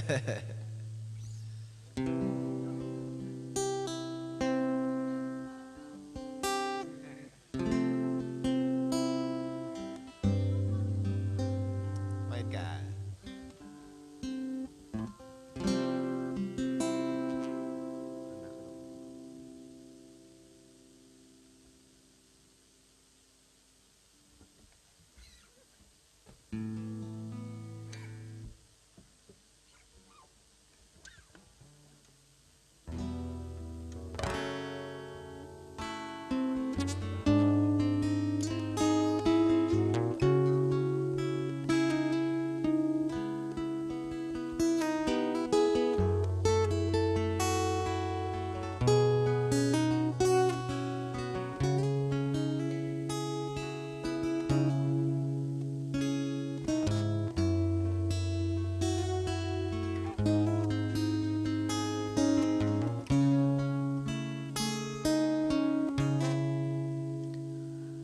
Aku ingin menjadi mimpi indah dalam tidurmu. Aku ingin menjadi sesuatu yang mungkin bisa kau rindu.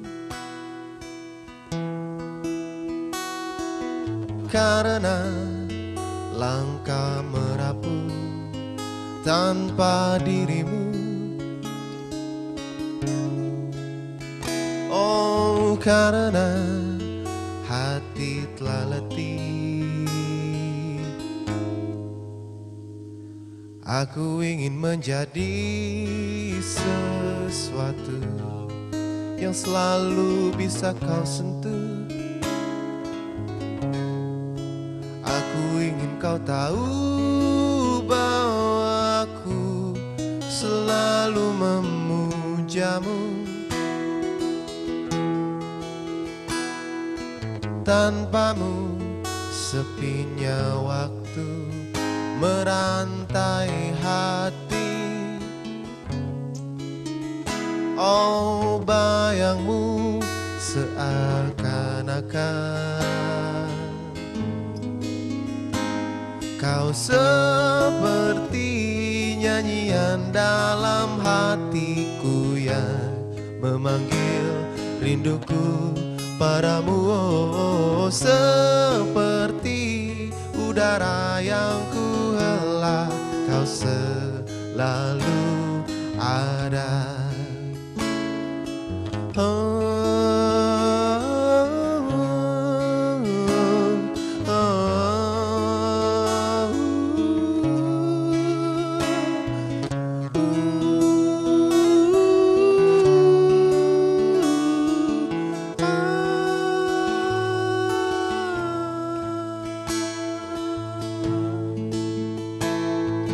Hanya dirimu yang bisa membuatku tenang. Tanpa dirimu aku merasa hilang dan sepi, dan sepi.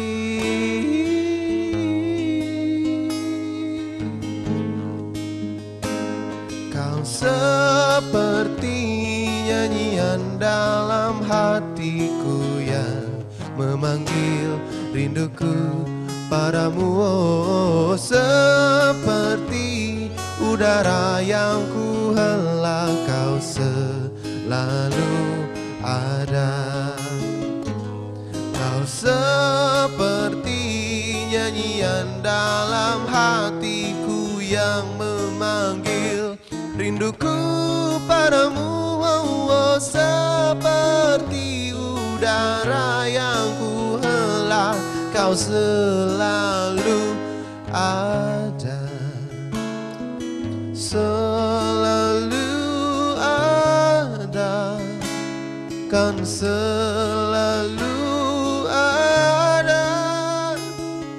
Sha na na na na na na na na. Sha na na na na na na na na na. Sha na na na na na na na na na na. Sha na na na na na na.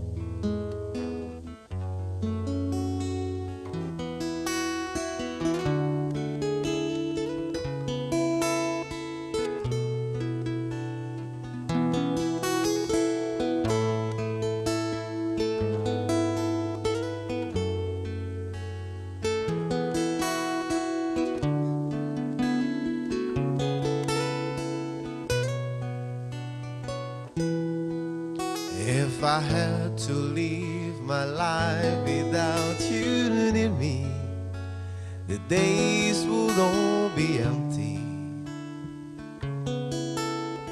The night would seem so long. With you I see forever, oh so clearly. I might have been in love before, but it never felt this strong.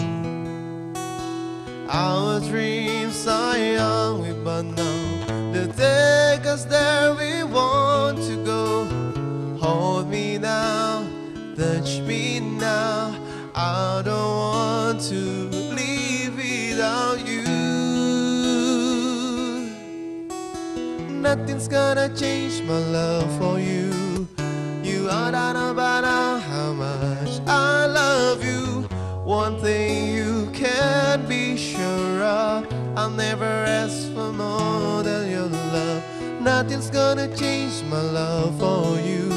You are not about how much I love you. The world may change my whole life through, but nothing's gonna change my love for you.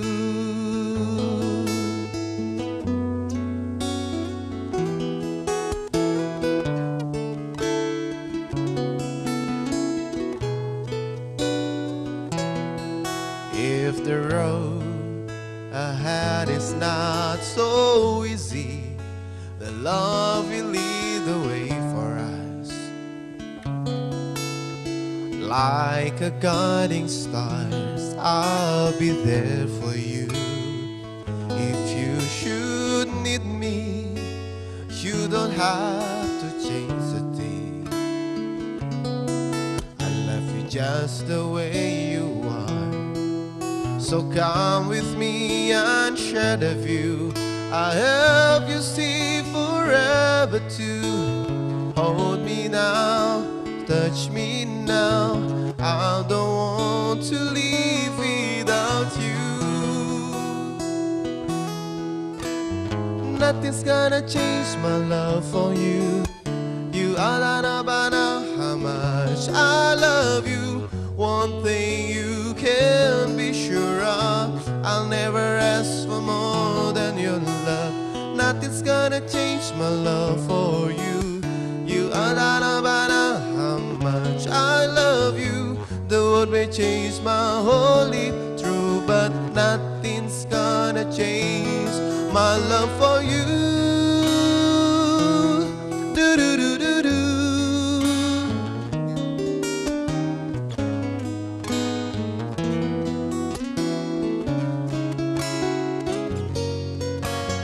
Nothing's gonna change my love for you. You are not about how much I love you. One thing you can be sure of, I'll never ask for more than your love. Nothing's gonna change my love for you. You are not about how much I love you. The world may change my whole life through, but nothing's gonna change my love for you. Do do do do do.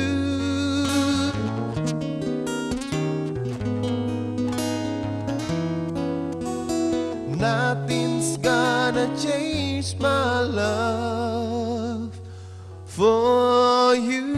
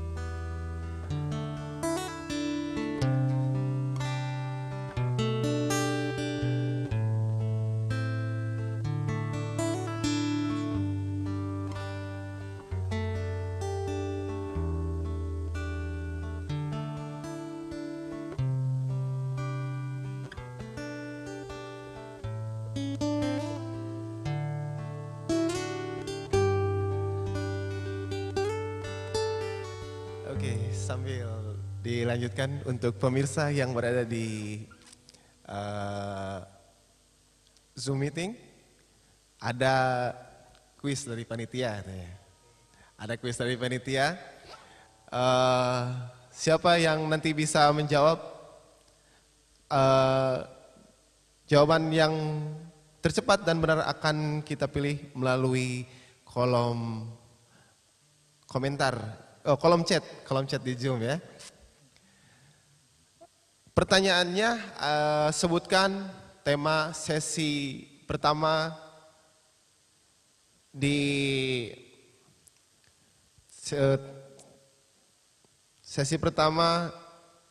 forum ini, di Jakarta Geopolitical Forum 2022. Silakan untuk jawaban di chat saja, langsung di kolom chat Zoom. Kisi-kisinya dapat melihat Instagram Lemhannas di Lemhannas_RI. Silakan ya. Pemenang akan diumumkan di akhir acara dengan sebuah hadiah, 1 buah air fryer. Oke, siapa cepat yang dapat? Semoga beruntung. Lanjutkan kembali.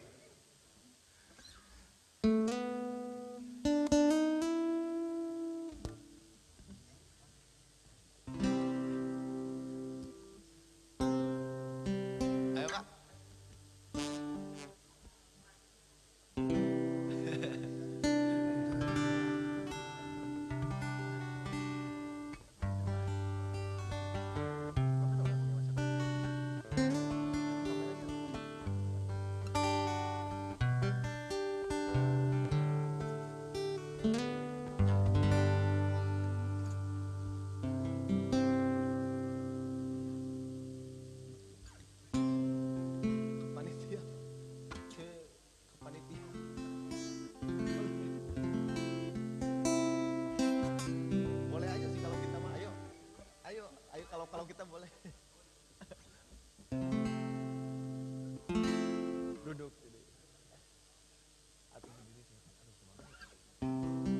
Ya, sambil bersantai aja ya.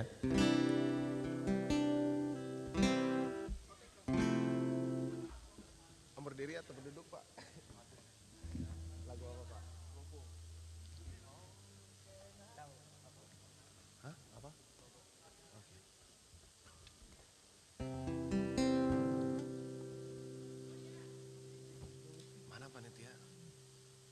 Panitia boleh sediakan mikrofon Bapak atau yang ada aja nih. Oke, nggak apa-apa. Ini masih nganggur.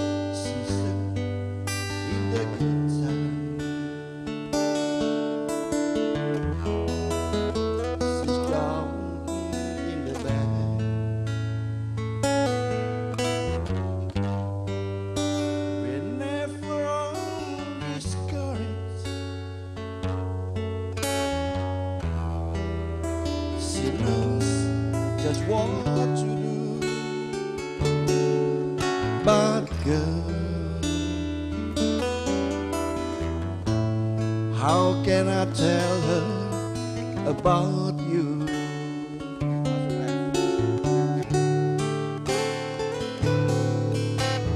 How can I tell her about you? Girl, please tell me what you do.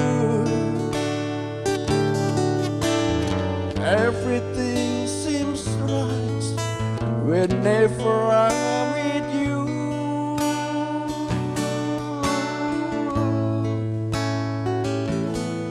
So girl, want to tell me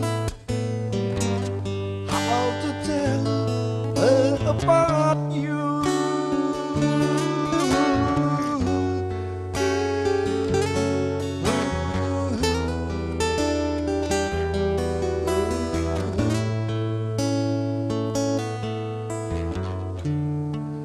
How can I tell I don't miss you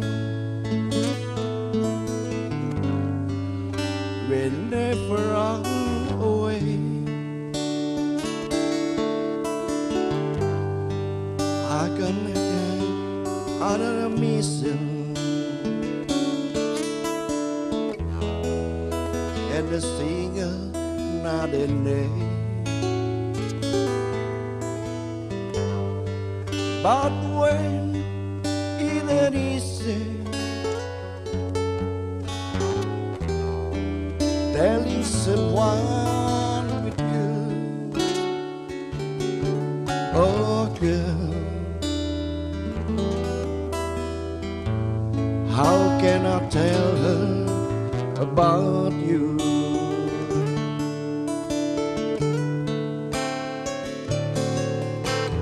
How about you?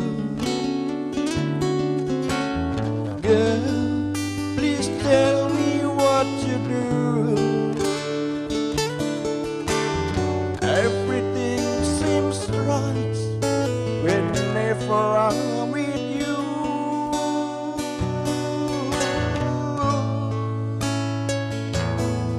So girl, want to tell me how about you.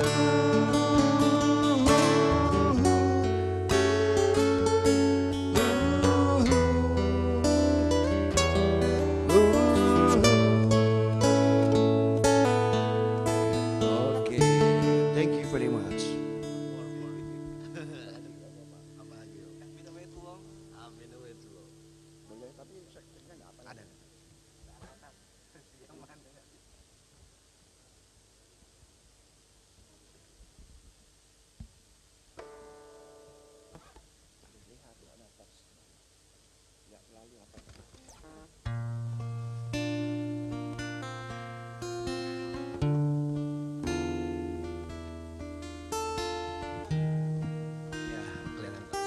Berikutnya masih oldies ya. Sebuah lagu dari Josh Becker. I've been away too long.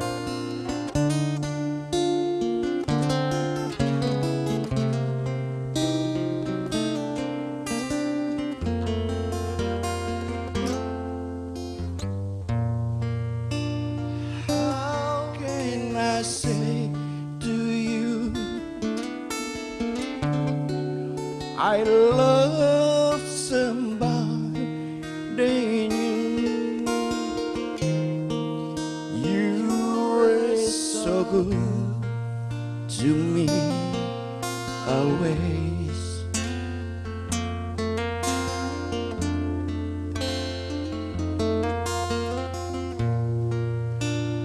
And when I see your eyes, I can't go on with lies. It breaks your heart, but I can't just hide it. Oh no, I've been away too long. No, I just can't go on.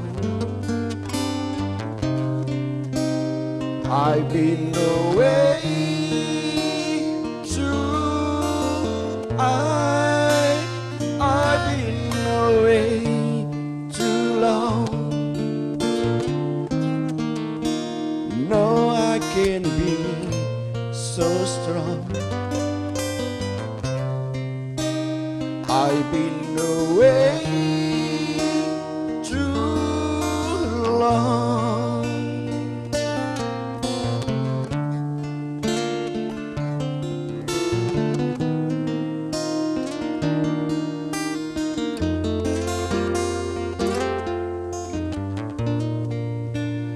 Don't look that way to me. It's hard to show I see, but I just can't go on with life.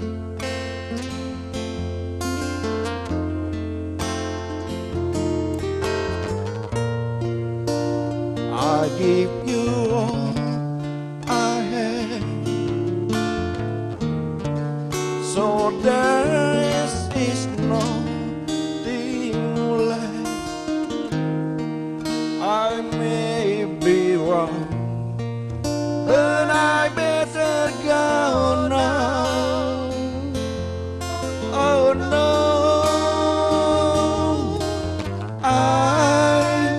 I've been away too long. No, I just can't go on.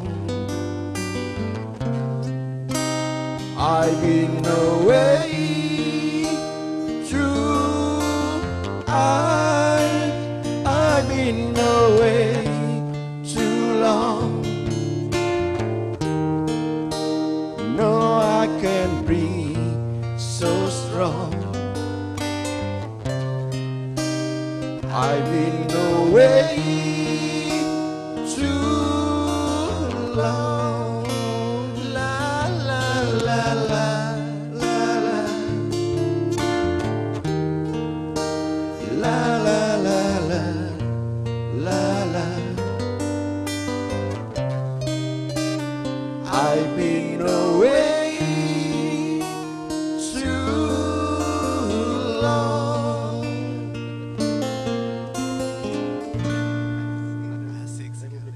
Hanya ingin kau tahu.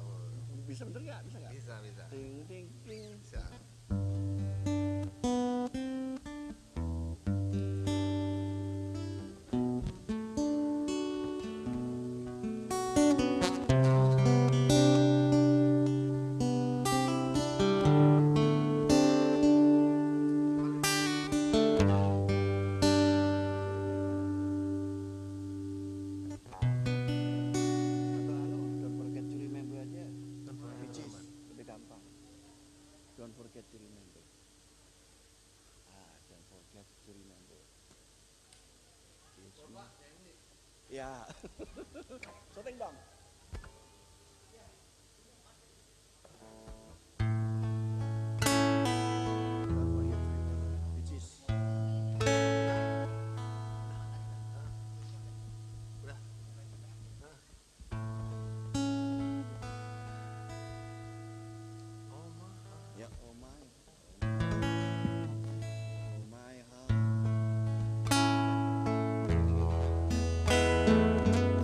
Sebuah lagu dari Bee Gees, Don't Forget to Remember.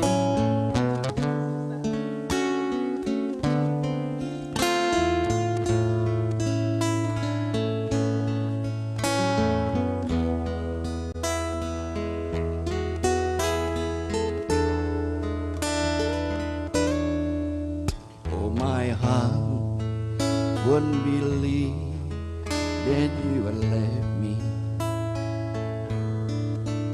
I keep telling myself that it's true.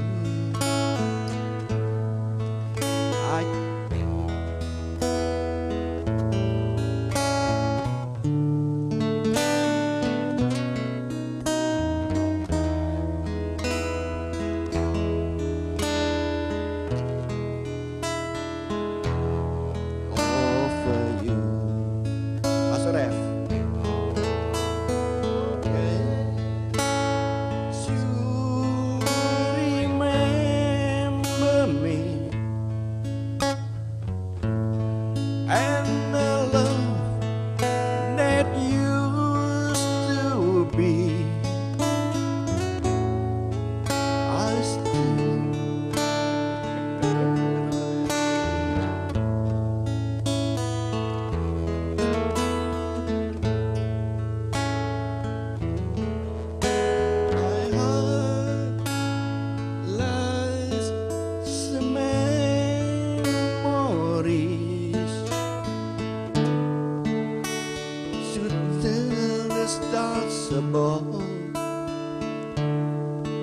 Don't forget to remember me, my love.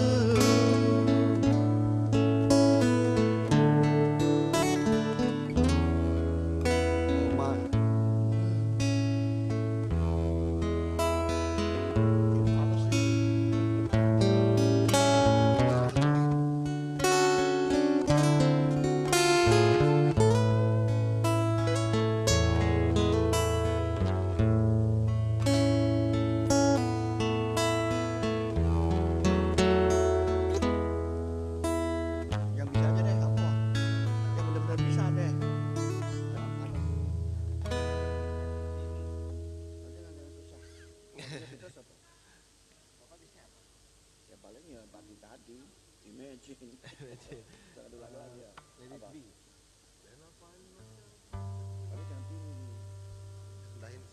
Nggak bisa ya?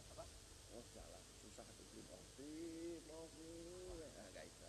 Lagu Indonesia apa? Bahasa Indonesia. Tadi tuh Republik bisa. Bisa. Beneran bisa lah. Bisa. Jangan fales. Bisa.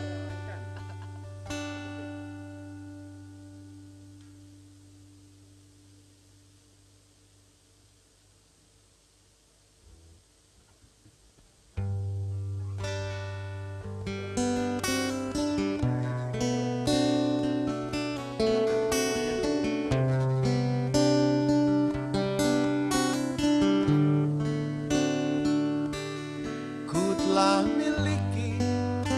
Rasa indahnya beriku, rasa hancurnya harapku, ku lepas cintaku.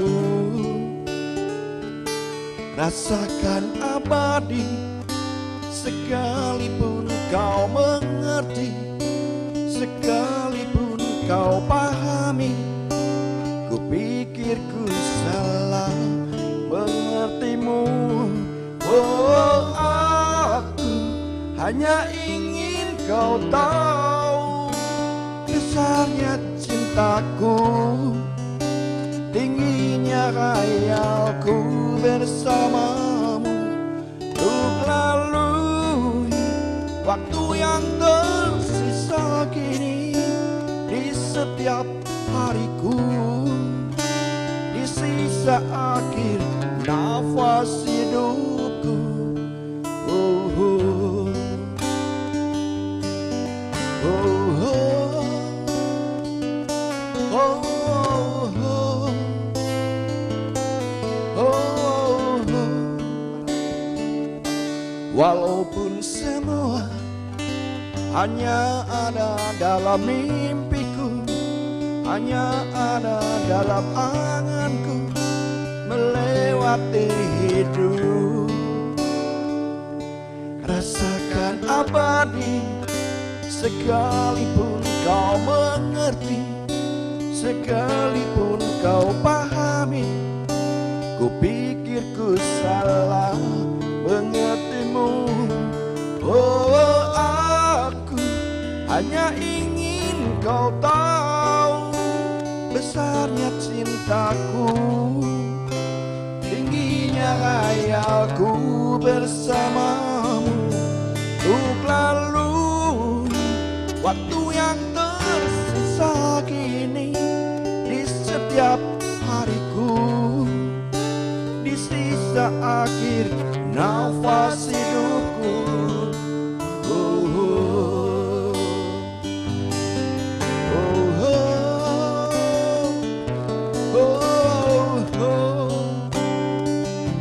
Oh, oh. Oke, tadi ulang lagi dong yang tadi. Asik. Just back. I've been along. Update. Mantap.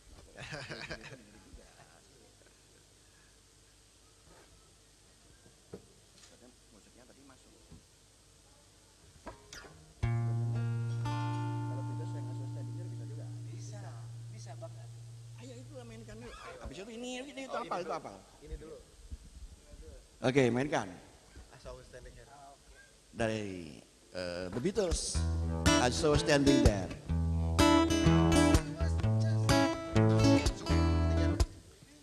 Ya. Ketinggalan.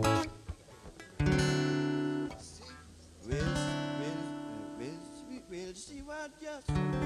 Oke, mainkan. Oke. 1, 2, 3, 4.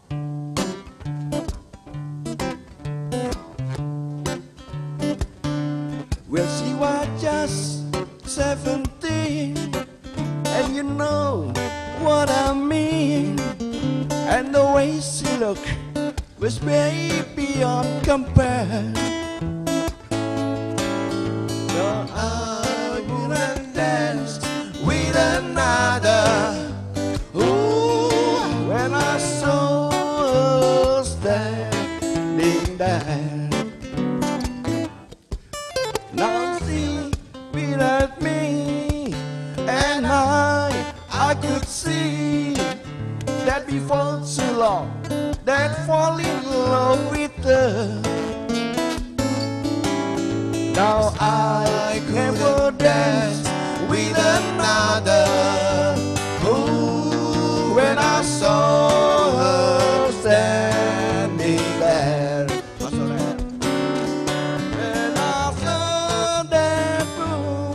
When I crossed that room and I held her hand in my hand.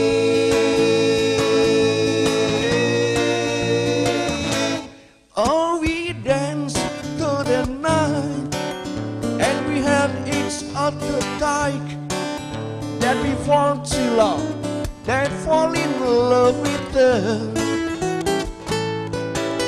Now I never dance with another. Ooh, when I saw her standing there. Okay.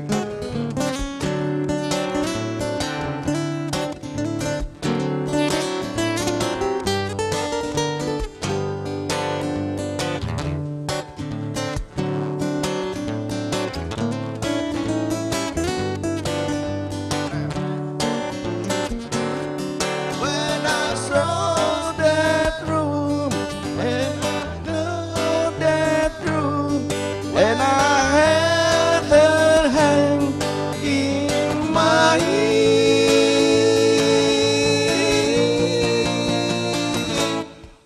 Oh, we dance through the night when we held each other tight. That we fall too long, that fall in love with us. No, I couldn't dance with another.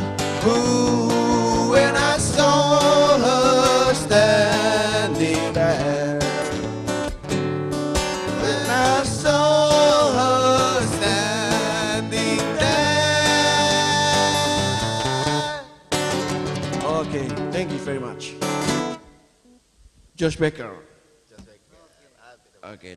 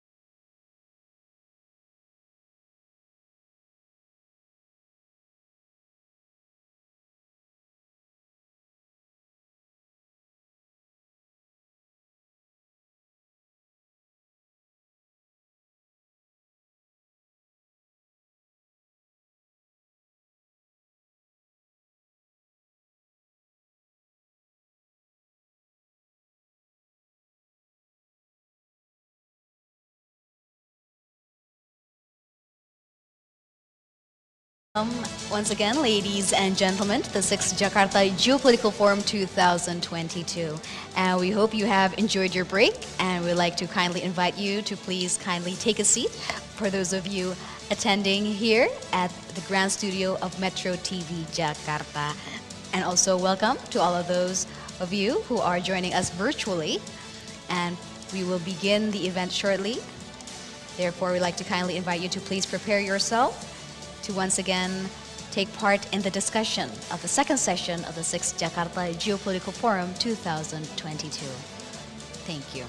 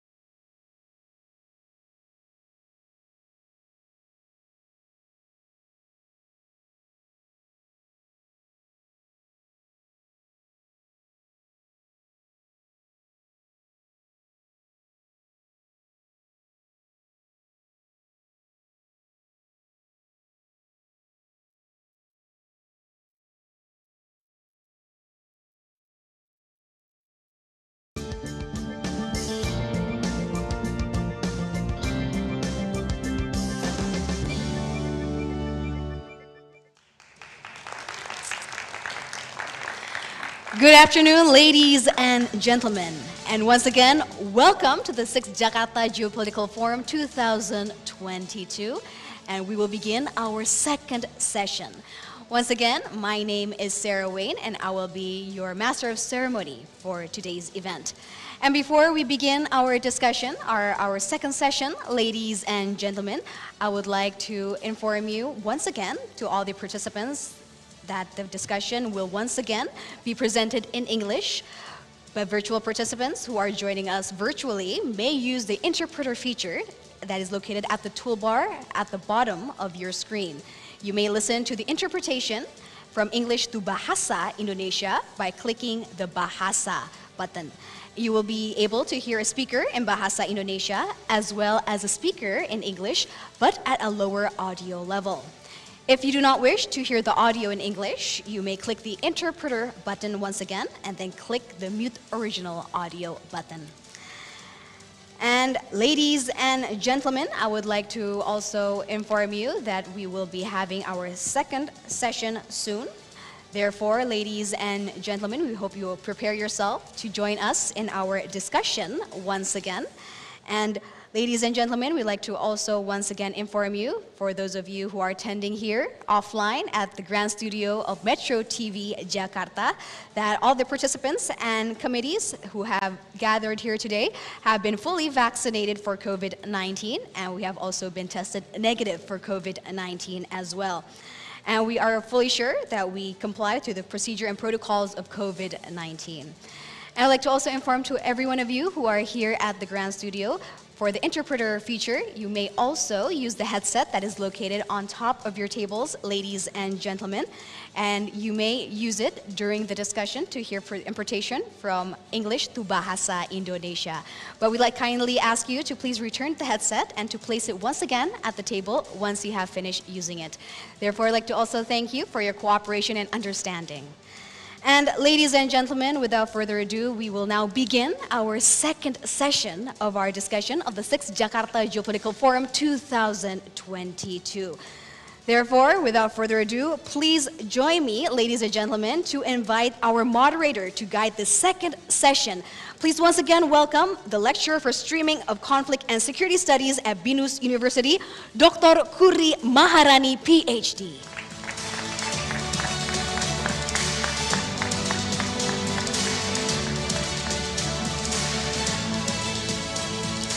Thank you, Sarah.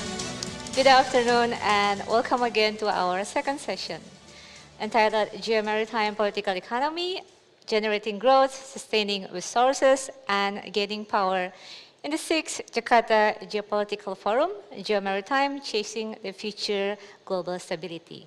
With me, Kurri Maharani, as the chair of the second session.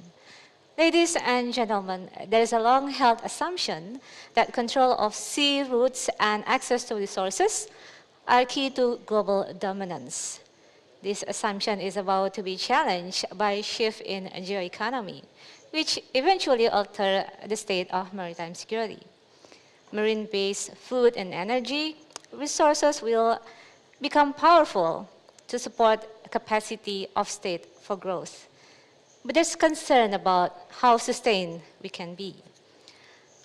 The question that we are going to address in this session is how to construct an open maritime geoeconomic architecture with sustainable and proportionate access of resources for growth and sustaining resource under peaceful international order. And together with us are three prominent speakers of international standing from both Indonesia and abroad.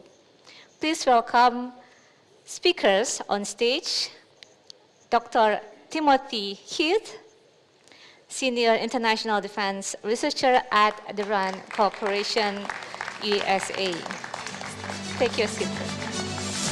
Mr. Heath has over 20 years of experience researching and analyzing military and political topics related to China, as well as Asian regional security developments.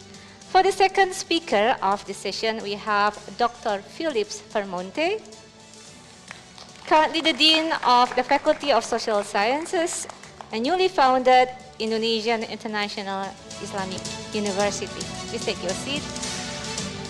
Dr. Vermonte previously was an Executive Director of CSIS, an institution that's been consistently ranked among the best actually in the region and the world. And join us virtually is Dr. Alexander Korolev from Center for Comprehensive European and International Studies at National Research University, Higher School of Economy, Russia.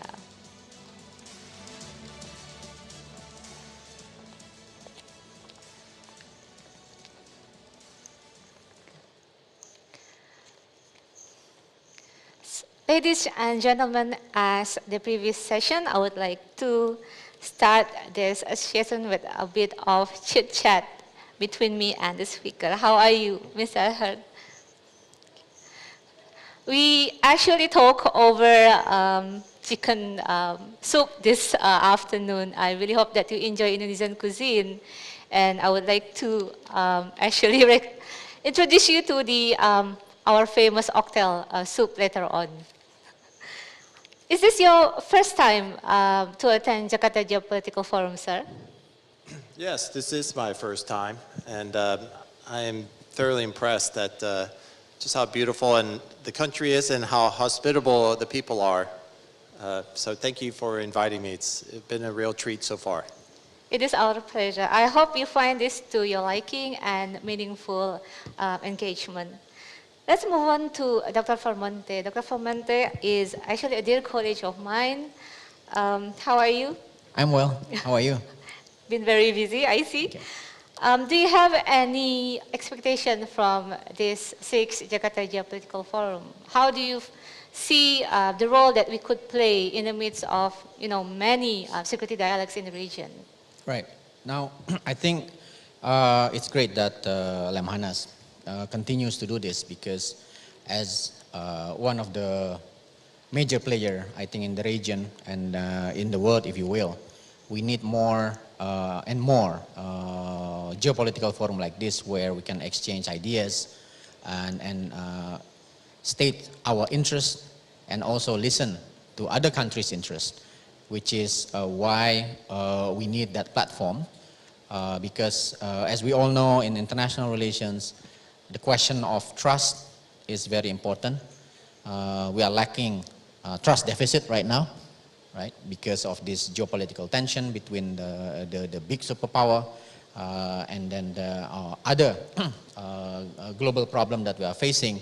So having this kind of platform, in my opinion, would likely to be very useful in order for us to tackle, number one, this trust deficit issues when it comes to international relations.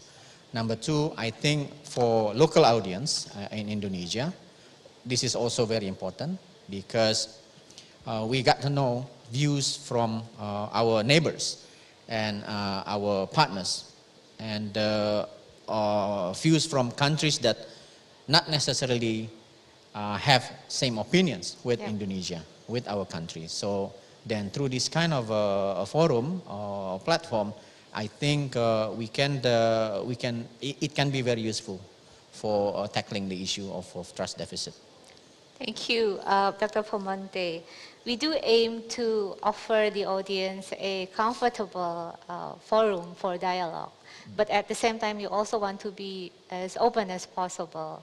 So there's a bit of Asian style perhaps injected into the characters of the forum that you wouldn't find in other places. So ladies and gentlemen, now that we have established our speakers to be in a good condition, and need I to remind you that on your shoulder now lies the burden of carrying this session. It's a post-lunch session, which is supposed to be very, very difficult.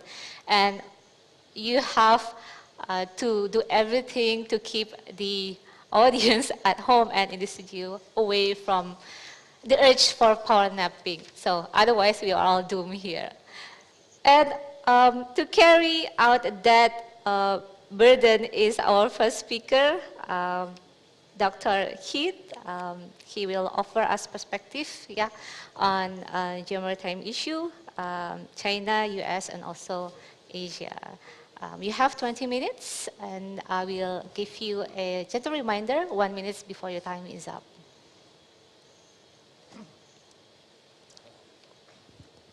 Great. Can I ask someone to pull up my slides? So I'll begin. First off, thank you to the Resilience Institute for inviting me. I am aware of the burden on my shoulders. I have 3 things going against me. First, we are talking after lunch.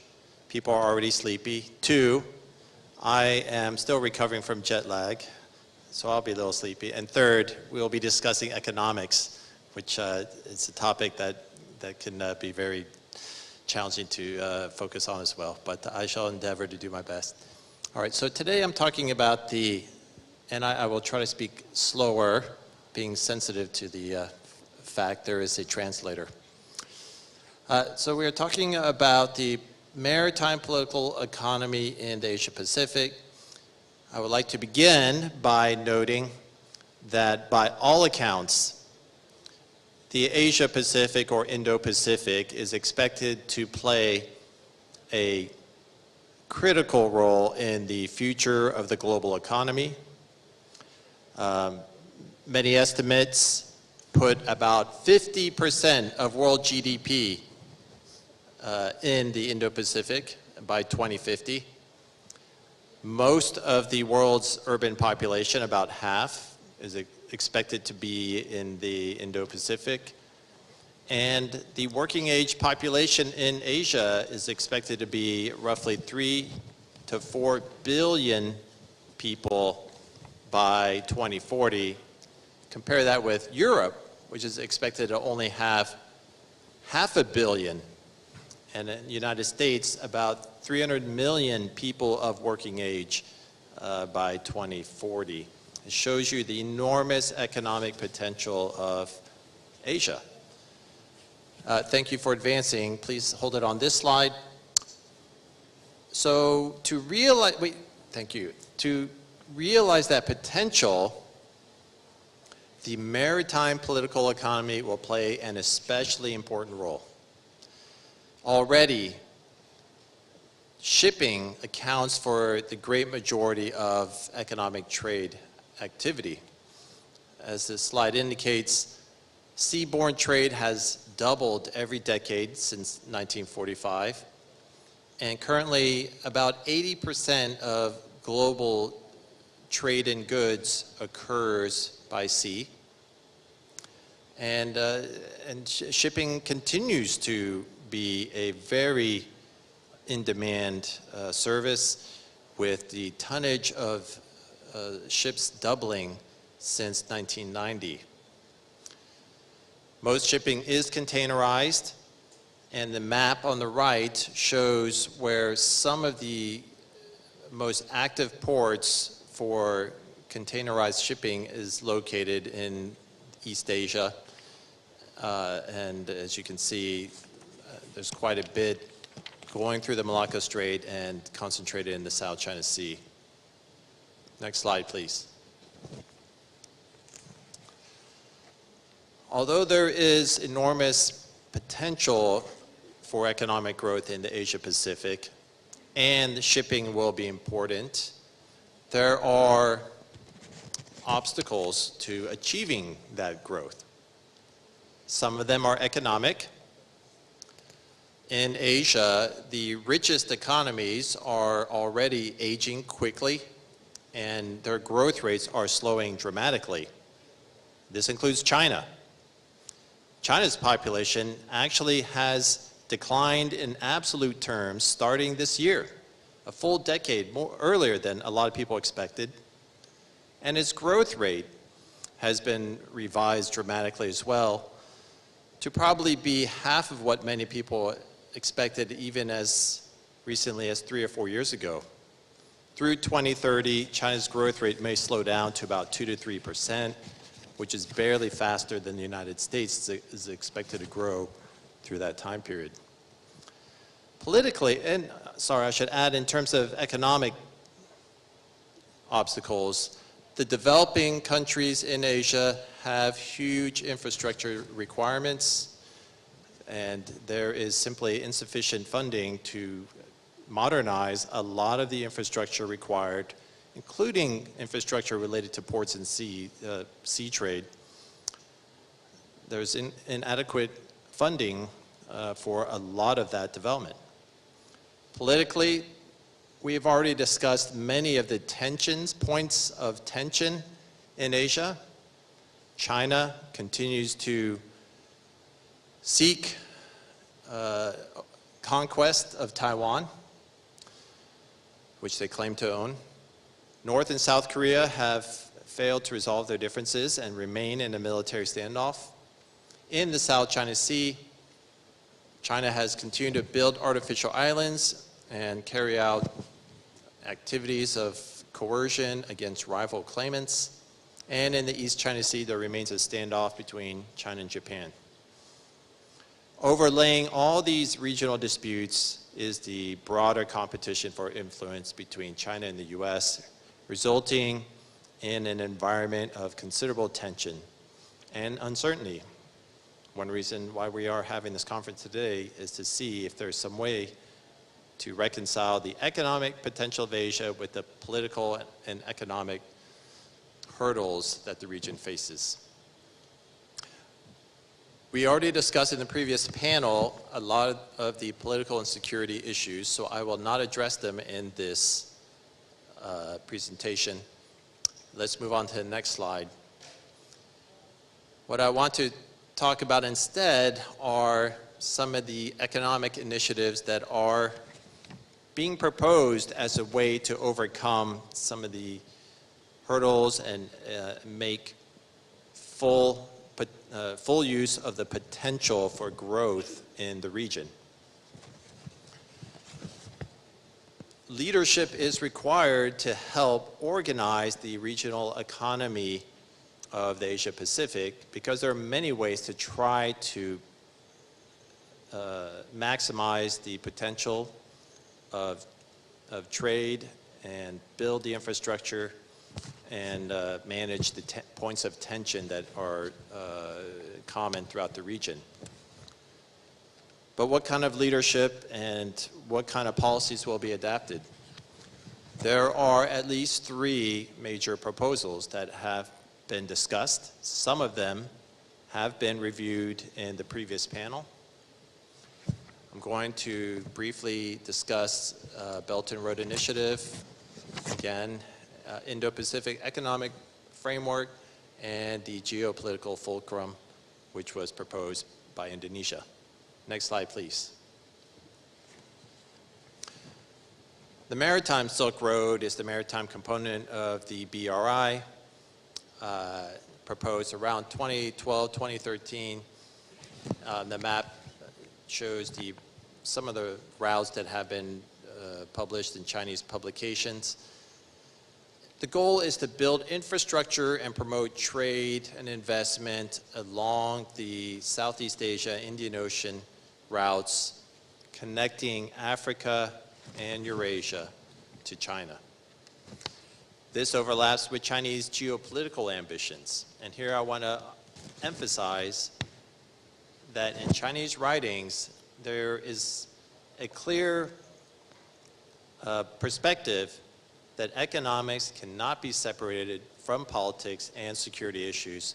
The Chinese have stated over and over again that those who become economic partners with China must be ready to become security partners and political partners as well. And so those political and security ambitions cannot be divorced from the economic plans of the BRI. Next slide. The U.S. also has proposed an economic concept, Indo-Pacific Economic Framework. The governor discussed this in good detail in the previous panel, so I won't go into a lot of detail about it. There are 4 components.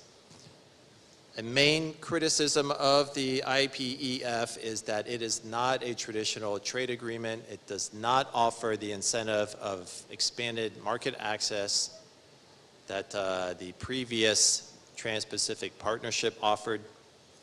And so there are concerns about how far-reaching this is. IPEF is fundamentally driven by security concerns, and probably the feature that is most attractive to countries is the feature about supply chain security and resilience. This involves a number of proposals to help countries notice and detect early on when there are serious vulnerabilities and to build resilience into their supply chains. But the other aspects of the IPEF primarily deal with simplifying procedures to speed up trade and cooperation and incentives to promote shared goals like expanding green energy initiatives and reducing corruption.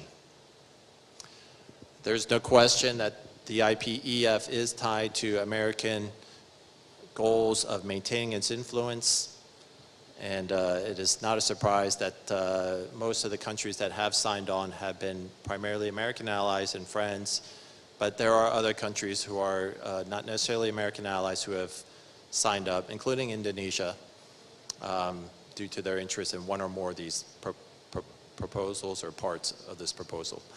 Last point I would make about the IPEF is that this is a modular agreement. It is not an agreement that requires acceptance of all 4 aspects.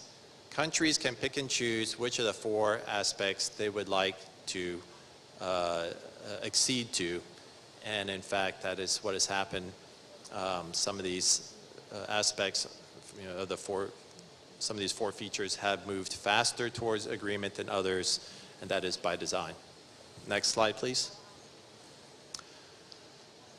ASEAN has not been passive in thinking about how to build the maritime political economy, and Indonesia in particular, has at least as of 2014 actively promoted a vision for realizing the economic potential of the area. The geopolitical fulcrum was proposed by Indonesian President Joko Widodo. My understanding is that the status of this is debated. Parts of it appear to have moved forward into government policy, and other parts is less clear. Nevertheless, I think the significance here is that countries in ASEAN realize that they don't have to choose what the US or the Chinese are offering, but they can be very active in shaping the choices and proposing their own choice. And in fact, I would like to suggest that that is, I think, an important way for us to think about how we can build in a stable manner a framework for realizing the economic potential of the region. Next slide, please. So if we have these three options, and the US and Chinese options have the most resources behind them, there's, I think, at least two ways to consider how to respond to these options. The first option I call the menu option. And this is the idea, I think someone mentioned in the previous presentation, the idea of choosing right or left. This is the idea of choosing either wholesale the Chinese approach and signing up to Chinese economic leadership, political leadership, security leadership, or signing up with the US political, economic, security leadership, one side or the other. That's the menu option. The other possibility I suggest is what I call a la carte. This is the idea of countries selecting from both menus, whichever one suits them best, and not caring so much if they choose one side or the other. Both of these options have advantages and disadvantages. The first option, the menu option, one country can choose to be a good friend of either China and the United States and reap all the benefits of being the friends of that country. But the drawback is you will antagonize the rival and anger them. In the a la carte option, you have the advantage of more flexibility and probably a better chance of having your own needs met, but your relationship with both China and the United States could be more full of friction and more risky and less stable. In my analysis, what I'm seeing countries do is gravitate more towards the latter option as probably the option that serves their interests best. And I think that's probably a very reasonable approach. But let's explore this more in detail. Next slide. So what I'm going to do in the last several slides is consider how the a la carte approach, which countries seem to be doing, can help address some of the issues of the maritime economy. As I mentioned, one of the needs is infrastructure. Indonesia has a tremendous number of needs for building ports and maritime transportation infrastructure. And the geopolitical fulcrum identified infrastructure as a top priority, understandably. China has offered generous funding to build some ports, certainly more than the US has offered. And in many ways, China is an attractive partner and I think a reasonable choice for a partner like Indonesia to adopt at least some projects for infrastructure development. The US offers about infrastructure are generally pretty limited and mainly involve incentives to try to attract private investor funding. In this case, China could be a good choice for a country who needs infrastructure and a generous sponsor like China. Next slide. On the other hand, fisheries and resources are another important part of the maritime economy. Indonesia has a large fisheries industry, and finding ways to ensure stable fisheries is important for economic growth and the maritime economy of Indonesia. China has offered to be a partner, but it is clear from the Chinese ideas and their behavior that one of the prices of cooperation with China will be that countries like Indonesia must accept and tolerate Chinese illegal, unreported, and unlawful fishery activity in their area. The US, by contrast, has offered to help countries like Indonesia more effectively police their fisheries and regulate such fishing activity. This proposal undoubtedly has angered and irritated China, but given Indonesia's own needs, it seems the United States is probably a more helpful partner on this issue than China. Next slide. Trade, another important part of the maritime political economy. China is a top trade partner of Indonesia. They have promoted the RCEP, Regional Cooperative Economic Partnership, which was signed in 2020 and became active as of this year. There is still a lot of debate as to how much countries like Indonesia and other ASEAN countries will actually benefit from RCEP. There's more evidence to suggest China will benefit greatly due to its ability to access markets for its industries. But nevertheless, certainly China is a huge market, and there is potential for Indonesian producers. The US has not offered a trade agreement ever since the failure of the TPP, and the IPEF does not offer a meaningful change in access to US markets. The US has instead tried to offer updated rules for some of the cutting edge industries like digital technologies and digital services. And the US rules, in the eyes of many experts, is probably more comprehensive than what the Chinese are offering in RCEP. It is possible that participation in both Chinese trade initiatives and IPEF would benefit countries like Indonesia the most. Next slide. So to conclude, countries like ASEAN, who are divided and unlikely to come to a consensus in either supporting fully a Chinese comprehensive approach to maritime economy or US approach, are likely to find, and indeed arguably are already finding, the best way to navigate these competitive proposals is to, first off, articulate clearly what are ASEAN's needs and the needs of individual countries. Second, to select from either side what serves their interests best and disregard the idea of fully endorsing one side or the other.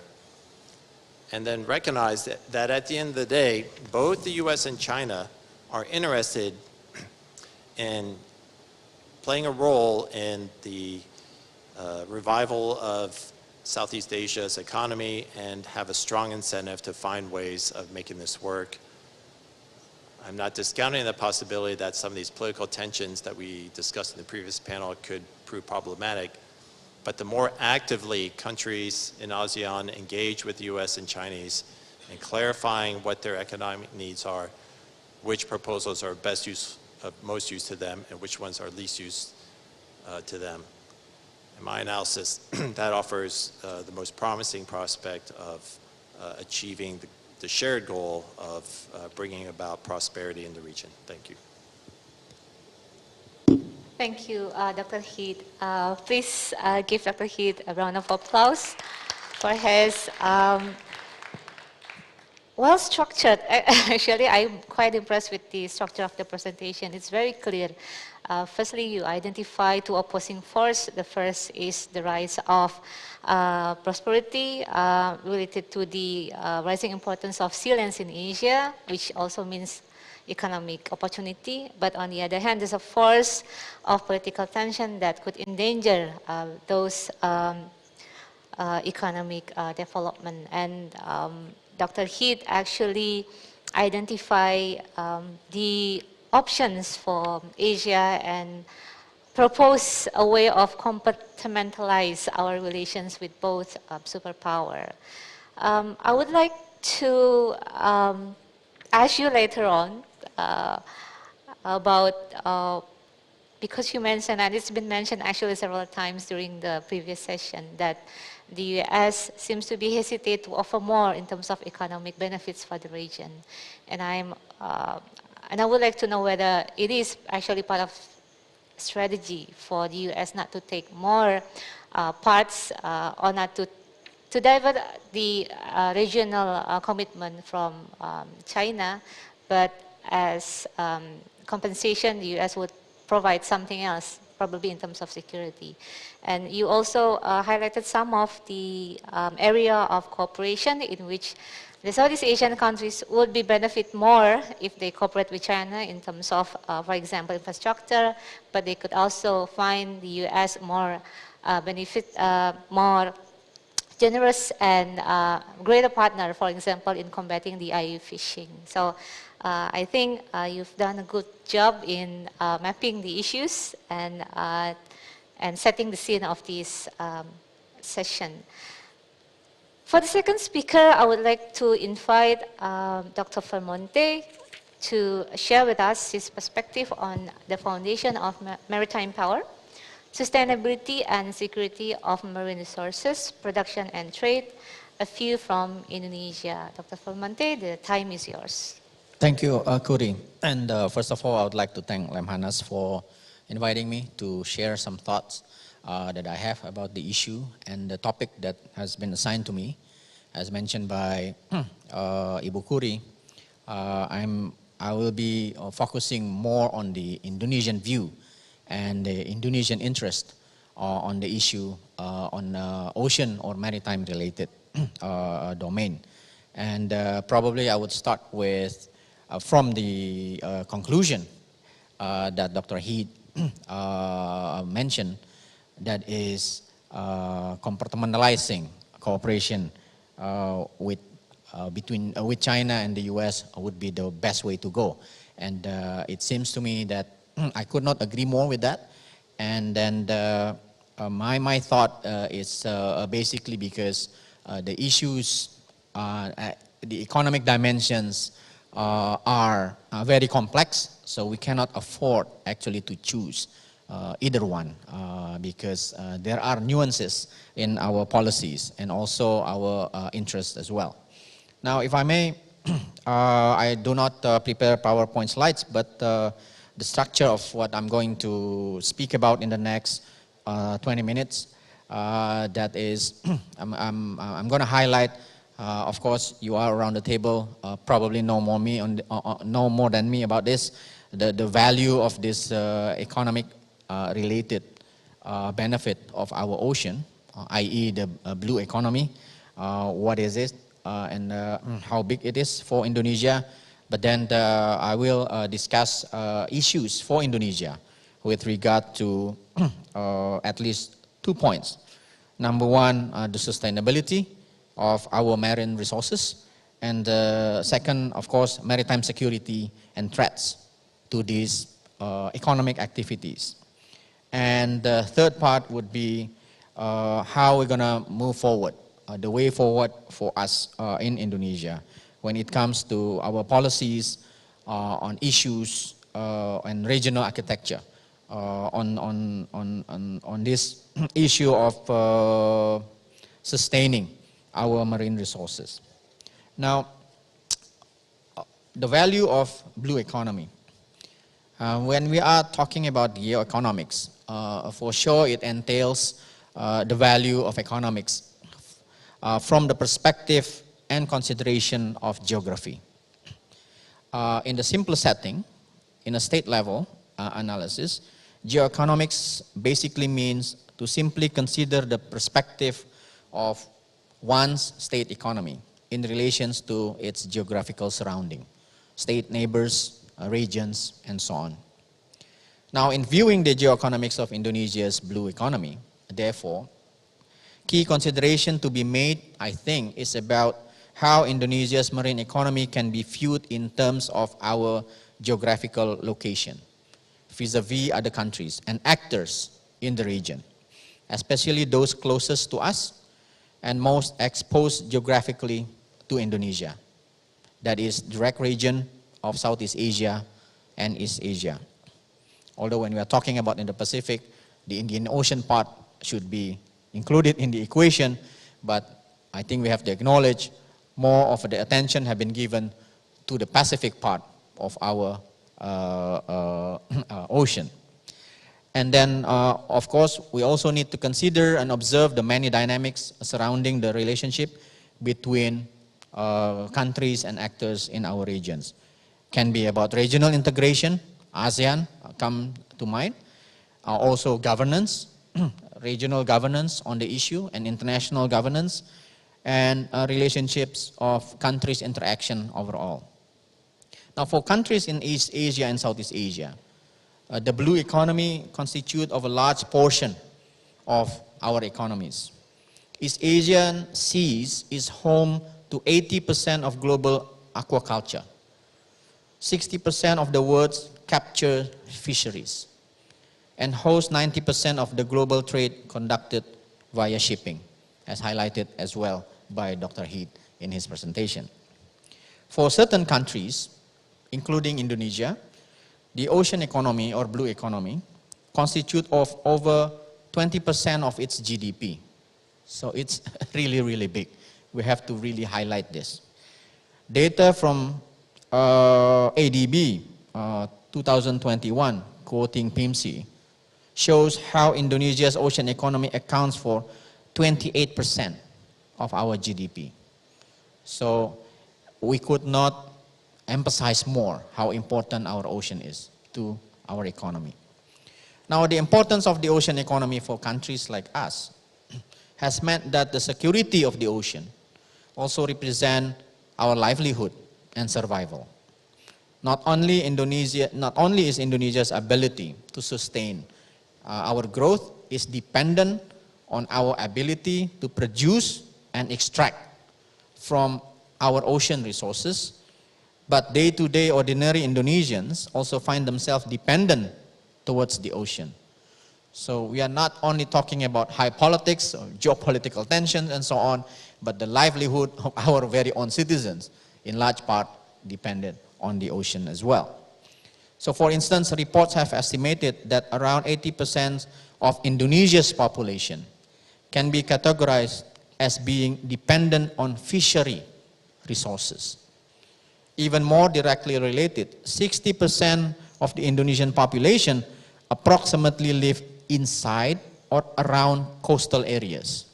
So this is our livelihood. Now for Indonesia, key to making use the full potential of our blue economy is to sustain the level of production, while also securing our capacity to produce and trade the marine economic resources. Here lies to Indonesia's interest to manage the sustainability of our marine resources and to maintain a secure, stable, rules-based, and open oceans. So we are not talking about geopolitical issues. It cannot be separated from our own domestic economic issues. Indonesia will not be able to exploit the full potential of our marine economy without a secure, stable, and open ocean. All the more so surrounding its direct maritime region. Indonesia will be faced with issues regarding supply shortages, energy, and food will be crucial if our oceans are not safe, and thus will face problem in safeguarding our own economic growth. Now, what are the issues for Indonesia in this regard? Number one, sustainability of marine resources. One big issue is overfishing. Right. At the state level, two key issues surrounding the development of blue economy in the region have arisen. First are issues related to sustaining level of production, as I mentioned earlier. Second is to ensure that this production, including its extraction activities, remains optimal and secure, free from threat of external actors, whoever they may be. The first issue relates very much to the sustainability in relation with the possible future collapse in face of the vast rise of demands to sea products. In terms of sustainability of production over the last few decades, the demand towards ocean resources have grown to a tremendous level. Global production of fish and seafood, for instance, have quadrupled over the past 50 years. Data of capture fishery production between 1960 and 2018 from our Word in Data, sourced from the FAO, have indicated the difference 58 years can make. In 1960s, capture fishery production in East Asia and Pacific, as an indicator, accounts to 11.5 million tons. But in 2018, the numbers has amounted to 40.69 million tons. The rise in numbers of seafood produced from fish farming or aquaculture is even more staggering, from 1.5 million tons in 1960 to 94.6 million tons in 2018. So these are the demand for fish products. As a side note, if I may, Indonesia's capture fishery production accounts for around 7% of the global market capture production. This is, I think, quite a significant number. Back in 2019, the capture fishery sector alone represents 1.6% of Indonesia's GDP, according to the data from FAO.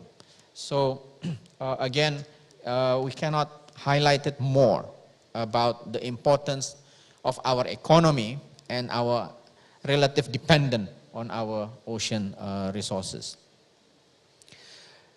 The other side of the coin, and likely more importantly, is that all the data showed that the increased pressure on fish stocks around the globe. For Southeast Asian countries, with a report from 2018, let me see, there is the data from the Asia Foundation. For Southeast Asian country, a report from 2018 suggested 64% of fishery resources base across the region being at medium to high risk from overfishing already. A report from 2018 suggests how 90% of Indonesian boats draw their catch from areas that are already overfished and overcrowded with boats.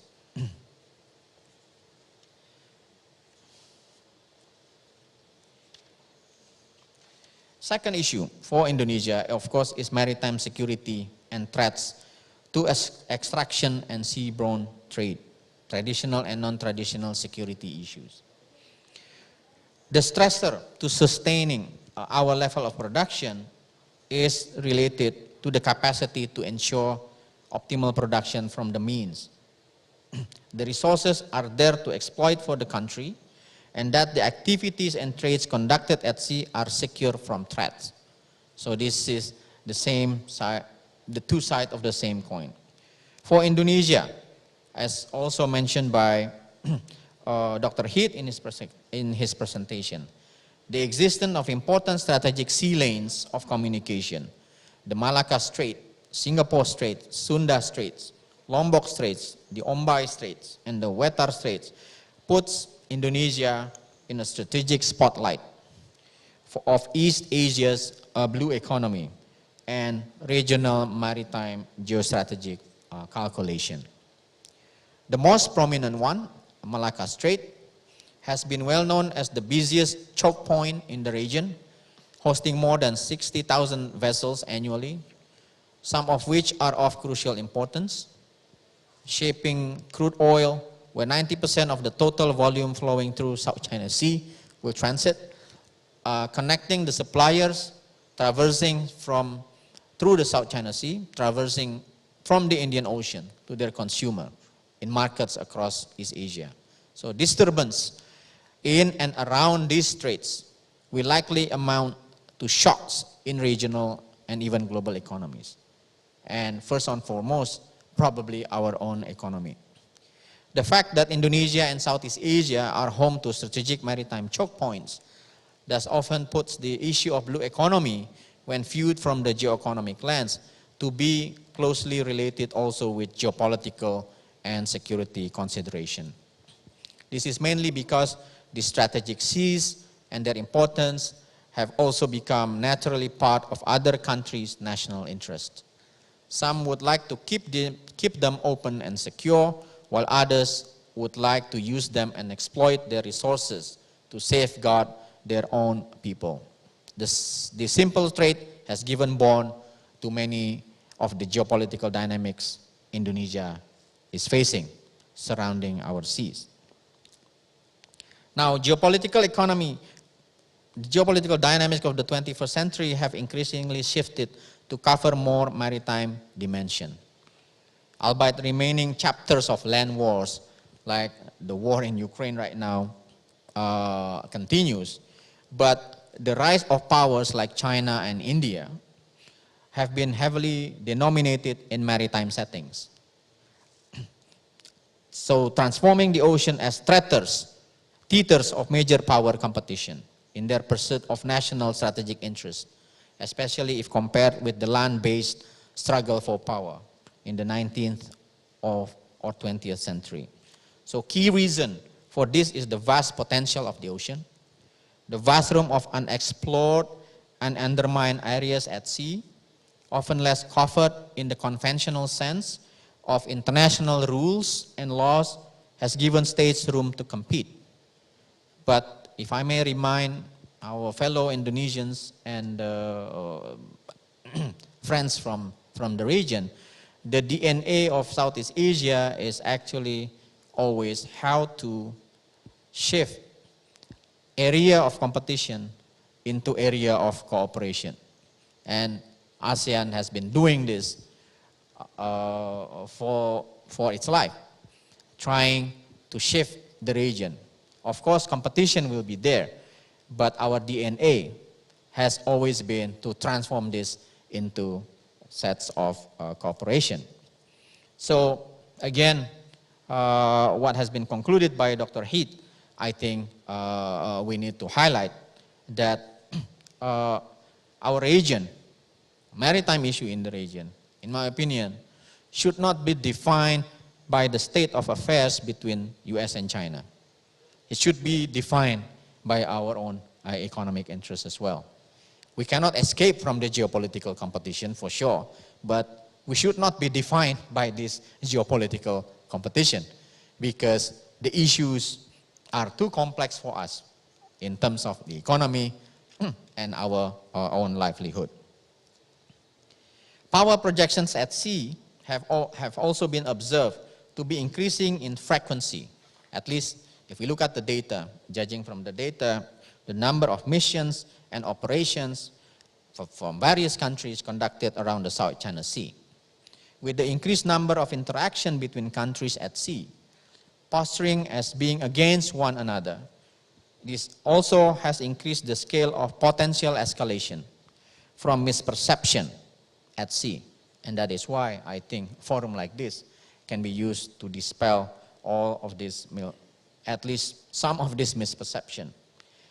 What are the recent examples of this potential escalation? Number one, data shows military operation around the South China Sea has been increased.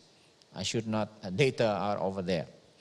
Number two, US and Chinese naval bases exist, suggesting potential sea curtains in times of military tension that would suspend economic relations and economic transportation. Number 3, most recent one, Chinese escalation from just one high-profile visit by United States official to Taiwan. With one state visit, there is escalation on the Chinese part. So these seemingly grand dynamics happening further away from Indonesian shores are nonetheless important for Indonesia's marine economy. Not only direct impacts such as ecological damage should a confrontation in the South China Sea happens, that Indonesia's marine ecology will also bear the burden of, remember, the ocean is the ultimate one that will bear the burden, and Indonesia would probably one of the most affected ones. Southeast Asia and East Asia are in fact sub-regions crucial to the export of our marine economic products. So our export and import in these marine-related products are dependent on the ocean and through Southeast Asia and East Asia. Lastly, what then have been done by Indonesia so far to keep the level of production, but at the same time to secure our ocean? Number one, I think rules and regulations, domestic rule and regulations are abound. Indonesia's regulation to the management of marine economy are plenty. Most directly related among them would be the laws concerning resources management and protection, Law number 45 of 2009 and Law number 32 of 2009. And we have also the laws to cover import-export policy, restriction and limitation, also related to marine production. Under the current government, as we all know, there's this doctrine of a global maritime fulcrum that then followed by the publication of Indonesia's National Ocean Policy in 2017. And in the ocean policy dictates on sustainable development. So sustainable part is important. That development of various economic activities must be implemented based on sustainable development principle. And this needs to be highlighted when it comes to cooperation with our partners. And we also have Indonesia's Maritime Policy Plan of Action and the Plan of Action of Indonesia's Maritime Policy 2021-2025. So the new government after 2024 needs to continue this. 1 more minute, Dr. Firman. Lastly, very lastly, the regional architecture. Indonesia is a member of various regional and global arrangements on fisheries, food and agriculture organization, the UN Environment Program, and so on and so forth, the UN Fish Stock Agreement, and so on. We are regional membership in Regional Fisheries Management Organization, membership in the Regional Plan of Action for combating illegal, unreported, and unregulated fishing, and also regional platforms such as IORA and so on. But the problem with this is eventually whether the leadership of the country will carry on and will understand how important our marine is, our ocean is, and how we strike a balance when the geopolitical tension happen. Second, of course, Indonesia would not stand alone, could not stand alone, and we have regional groupings, ASEAN. Indonesia probably is not as powerful to challenge either side or US and China, but with ASEAN as a grouping, we may have some leverage. Now the question is, will Indonesia be interested in leading ASEAN once more? Thank you. Thank you, Dr. Vermonte. You end your presentation with a rather interesting note about ASEAN. I mean, in this region, there's been divided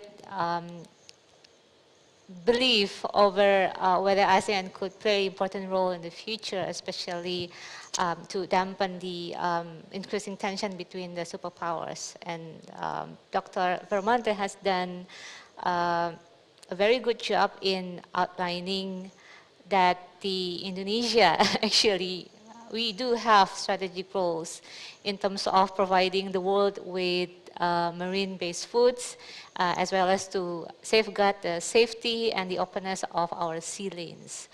And Indonesia have modalities to expand its role, but alone is not enough, and ASEAN would be and should be the most prominent multilateral mechanism that Indonesia consider to work on in the future.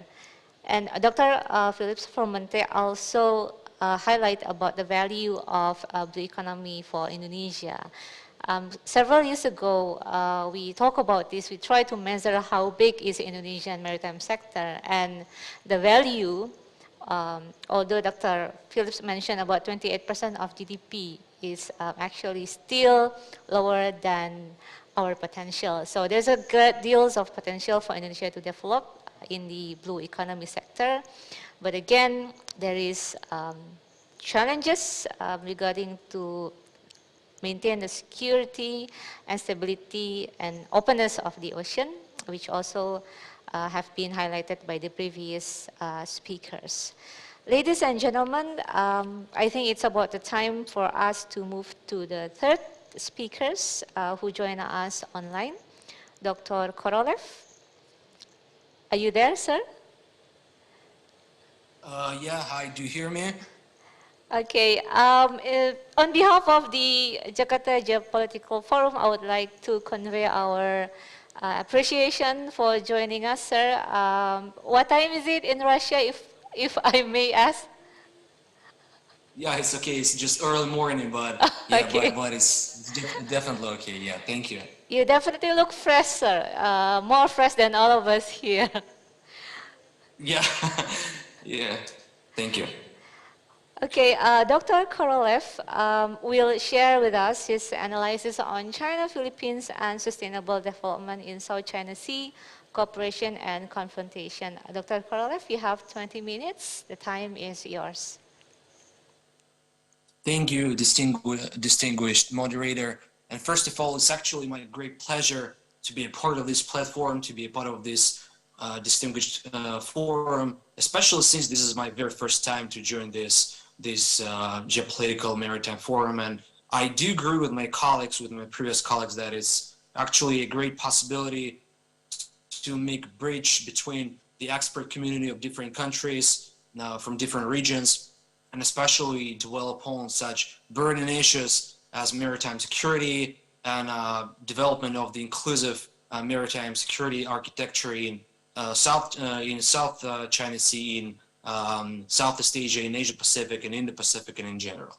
So my take, as you see from the very presentation, will be introduce the China, Philippines, and sustainable development in South China Sea. So is there cooperation or confrontation? And my hypothesis or argument is that despite all this conflict, all these turbulent points in the South China Sea, especially between China, Philippines, or China, Vietnam, we can see that there is still plenty of room of the cooperation and inclusive dialogue, and especially in issues like the sustainable development in South China Sea. So the structure of my presentation will be the following. I'll start with the context of the China-Philippines sustainable development cooperation and coordination. Then I'll try to jump to the discussion whether the major security issues are in this specific dimension department, and then I will jump in my finale. I will jump to the recommendations, whether how to develop the inclusive dialogue between China and the Philippines in sustainable development sector.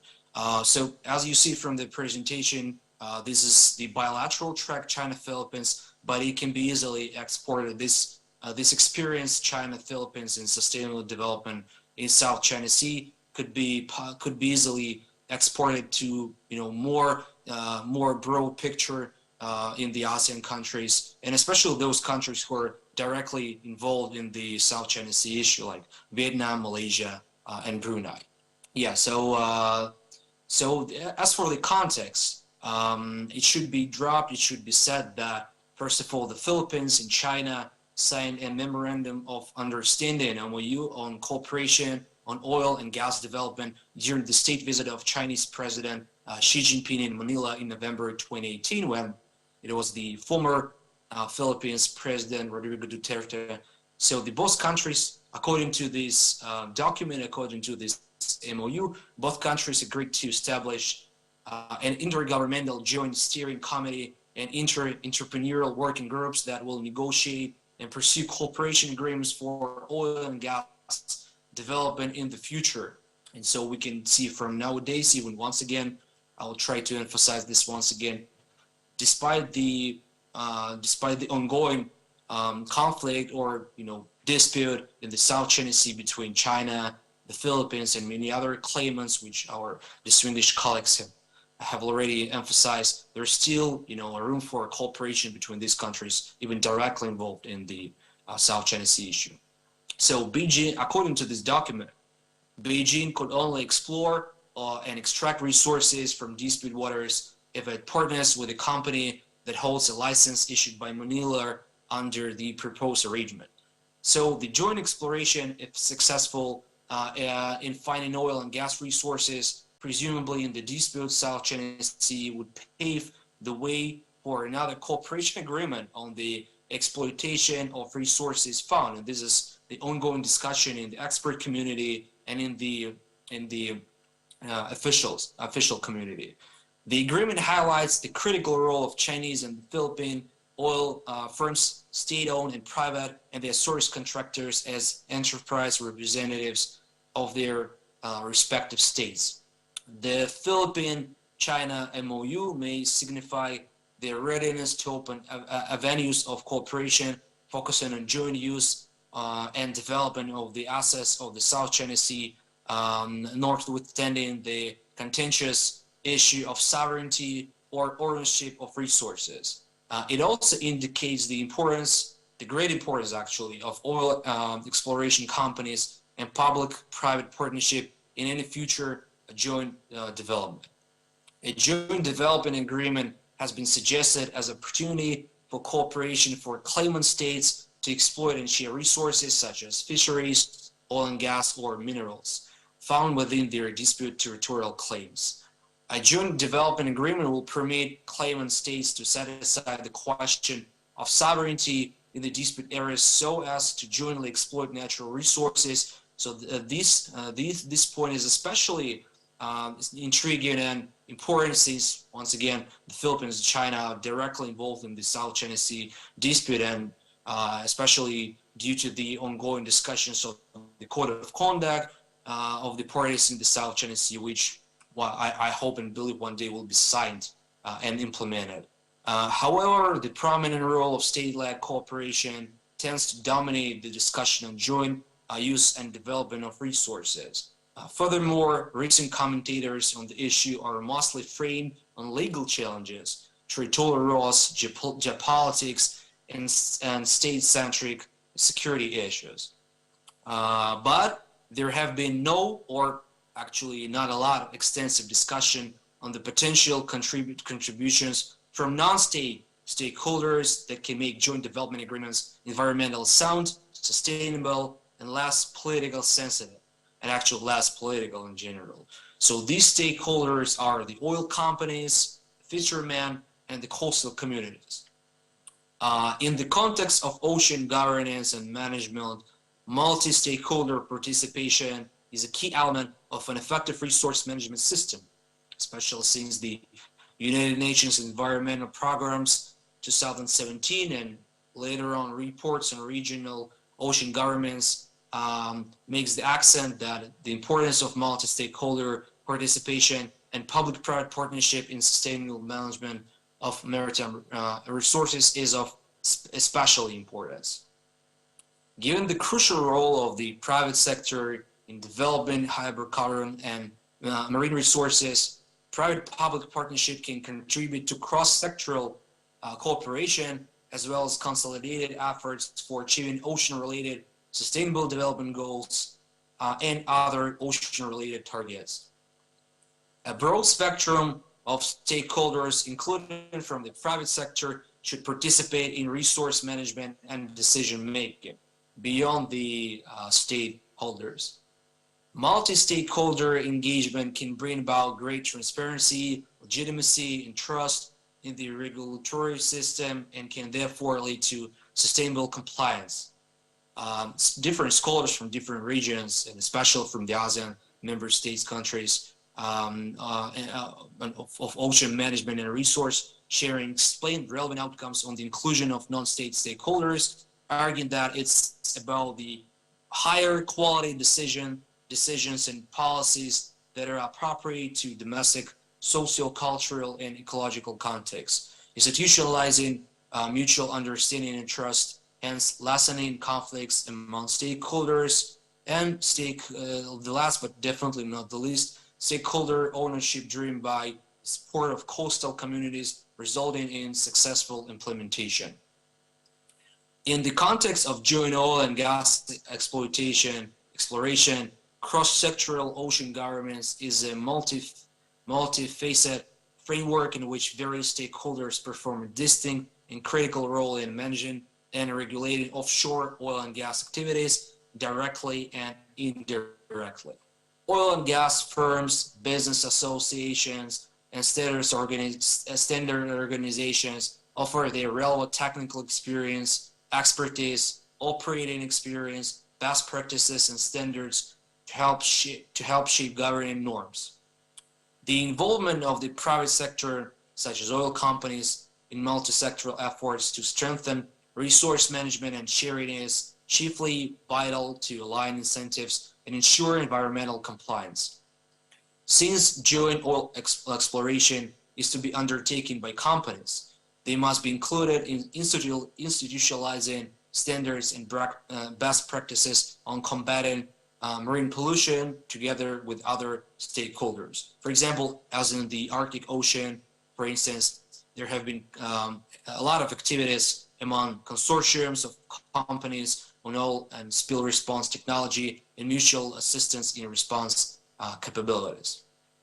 Furthermore, other key stakeholders such as NGOs, non-governmental organizations, academia, and local communities have important contributions to marine environmental governance, such as useful scientific findings, environmental management mechanisms, and other inputs to local environmental law enforcement. Meanwhile, in shared and co-managed fisheries, a community-based approach necessitates active participation of fishermen and local communities in the regulatory and environmental law enforcement. In this regard, there is a robust motivation for compliance, especially since the fishermen themselves are part of the formulation, rationalization, and implementation of rules and regulations meant to protect their livelihood. Addressing the broader issue of energy security is inherent in the proposed dual oil exploration in the South China Sea, with claimant states seeking diversification of energy sources amidst rising domestic demand. Claimant states have three options concerning these huge reserves: refrain from exploiting the resources, exploit them unilaterally, or ink a joint development pact with other claimant countries. So these three major tracks where countries like the Philippines and China or any other claimants in the South China Sea would go and develop this sustainable development cooperation and inclusive cooperation in South China Sea. But in the context of joint development, a purely commercial agreement between companies may be more feasible to execute and arguably may be less susceptible to domestic public opposition than a contentious government-to-government oil and gas exploration agreement. So that's why the recent MOU between China and the Philippines on oil and gas exploration appears to adopt this track, as it encourages the oil companies, state-owned and private firms of the two claimant states to jointly study the feasibility of joint exploration. A commercial agreement and commercial arrangement may appear to be alternative to a formal agreement for exploration between governments, which may be misinterpreted as acknowledging the other country's claims. For example, since 2013, Manila's PXP Energy, together with the Philippine National Oil Company, have been talking with China National Offshore Oil Corporation on a possible joint exploration agreement in the Reed Bank.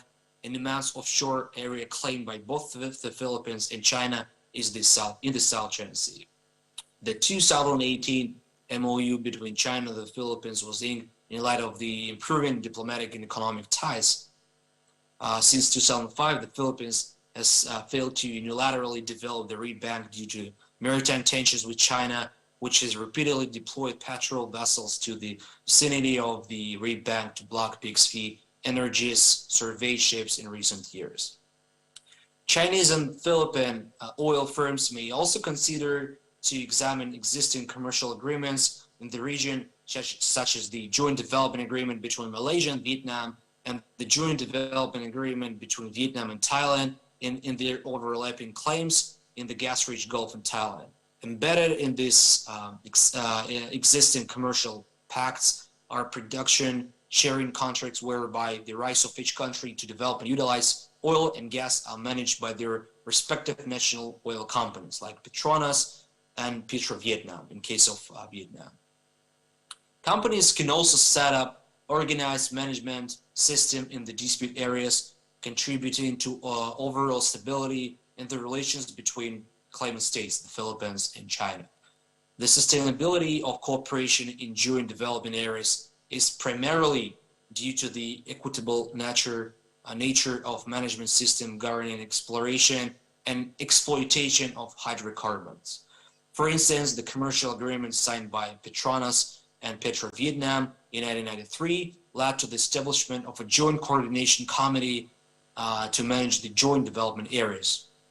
This coordination committee consists of 8 members equally nominated by Petronas and Petro-Vietnam, respectively, with equal voting rights. The other, let's say, recommendation which can be brought and pave the way to the development of the sustainable and inclusive dialogue between China and the Philippines in the South China Sea, especially in terms of the maritime security, is the integrated marine environmental protection into joint oil and gas exploration agreements. In this context, in the context of this 2018 MOU and the ongoing agreements between these two countries on joint and oil and gas exploration, Philippine and Chinese oil firms should seriously consider the inclusion of norms and best practices on preventing and mitigating marine pollution in their commercial arrangements and potential joint operations in the future. So it must be noted that existing joint development agreements, for example, between Malaysia and Vietnam, Vietnam-Thailand, and Malaysia-Vietnam-Thailand trilateral agreement system in the region do not contain provisions on the prevention and control of marine pollution caused by offshore operations. The other block of recommendations is about the sharing of maritime resources among the fishermen. As it was stated before, oil companies are not the only resource users in the South China Sea. Fishermen and coastal communities from all claimant states, and especially from the Philippines and China, have a shared interest in the sustainable management of fishery resources. Joint use of fisheries assets in a sustainable manner should be pursued in the form of joint management of fishing zones among claimant states. Joint management can help address various non-traditional and especially non-traditional security issues such as food security, which is a burning issue for Southeast Asia, Indo-Pacific, Asia-Pacific, environmental security and the economic security of coastal communities that highly depend on the South China Sea rich marine and fishery resources. Another recommendation can be the collaboration, the development of collaboration among fishermen from all claimant states in fisheries co-management that can help address marine environmental degradation that undermines their livelihood. One major challenge faced by all fishermen from South China Sea littoral states is the depletion of fish stocks. Total fish stocks in the South China Sea had been depleted by differing estimations, 70 or even 95% since the 95th.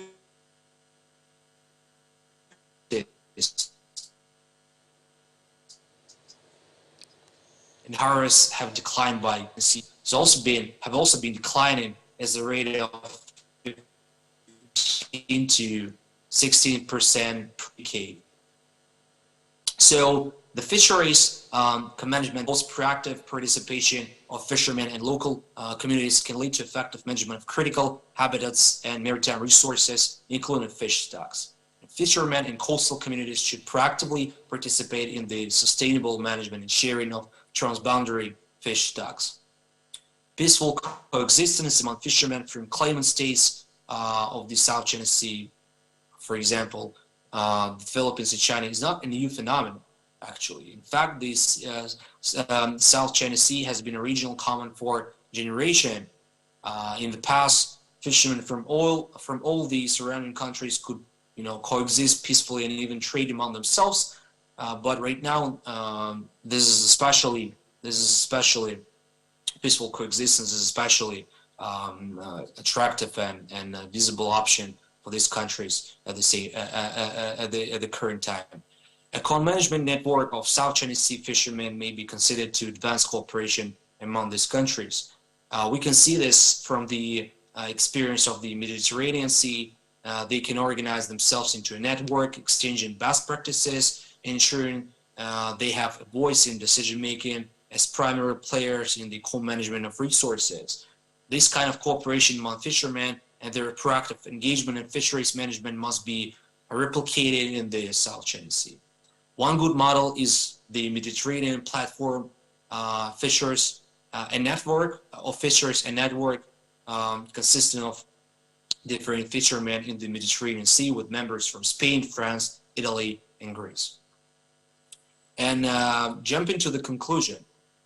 So the proposed joint development of resources and assets in the dispute areas of the South China Sea should not just be about geopolitics, ownership, sovereignty issues, political viability, or legal and constitutional issues. While these issues need to be addressed before joint development can take place, one critical subject that needs to be examined is how non-state stakeholders, like local communities once again, and private companies, oil and gas companies, can contribute to sustainable sharing of resources in dispute resource-rich waters. It's critical that resource sharing and co-management must be driven by stakeholders themselves, who can commit personal investment, ownership, and buy-in to the process, resulting in more effective behavioral change and compliance. Unilateral attempts by claimant states to exploit the resources have only resulted in maritime standoff incidents in the region in recent years, while marine environmental degradation in the South China Sea has been largely ignored. Cooperation among non-state stakeholders from claimant states can help facilitate better framework for joint development and sharing of resources that can improve diplomatic relations among claimant states. Stakeholder participation can also lead to institutionalizing better management system and fair sharing of resources. The complex and dynamic interplay of environmental problems, rising demand for natural resources, and competing sovereignty claims in the South China Sea entails flexible and transparent governance mechanism in collaboration that embraces a diversity of expertise, interests, and best practices and standards, among others. So for this reason, stakeholders' cooperation and participation must be increasing, and especially between the claimants in the South China Sea. So once again, thank you very much for participation in this great dialogue platform. It's my privilege and my pleasure. So thank you very much. Thank you, Dr. Korolev. May I ask the audience to give a round of big applause for Dr. Korolev's presentation. He actually offered a different take on the current situation. Dr. Korolev began with outlining the context of cooperation between China and Philippines, and proceed to offering the benefits of multi-stakeholder participation as a key element of an effective management system in the contested maritime area. So Dr. Korolev actually argued that there's opportunity for non-state actors and to frame the issue what we previously believed as a traditional security issue and transform it to be a non-traditional security issue by engaging non-state actors. And there's a promise in that as been proven in the China and Philippines in South China Sea. I would like to ask Dr. Korolev to elaborate more actually on his arguments, because in Southeast Asia, there is a problem of agency of the non-state actors. For example, when we are talking about the businessman and business person and the fisherman and fishing community, we are probably talking about different kind of economic and technological level. So we concern about the level of agency, the great divide between, for example, in Indonesia, most of our fishermen are hardly considered as high level of fishermen, and that's why we have problem with IUU fishing, because one of the issue is our inability to fish in the EEZ area, which require a larger boat and higher technology. So thank you, Dr. Korolev, for outlining the importance of non-state actors and to frame this as non-traditional security issue.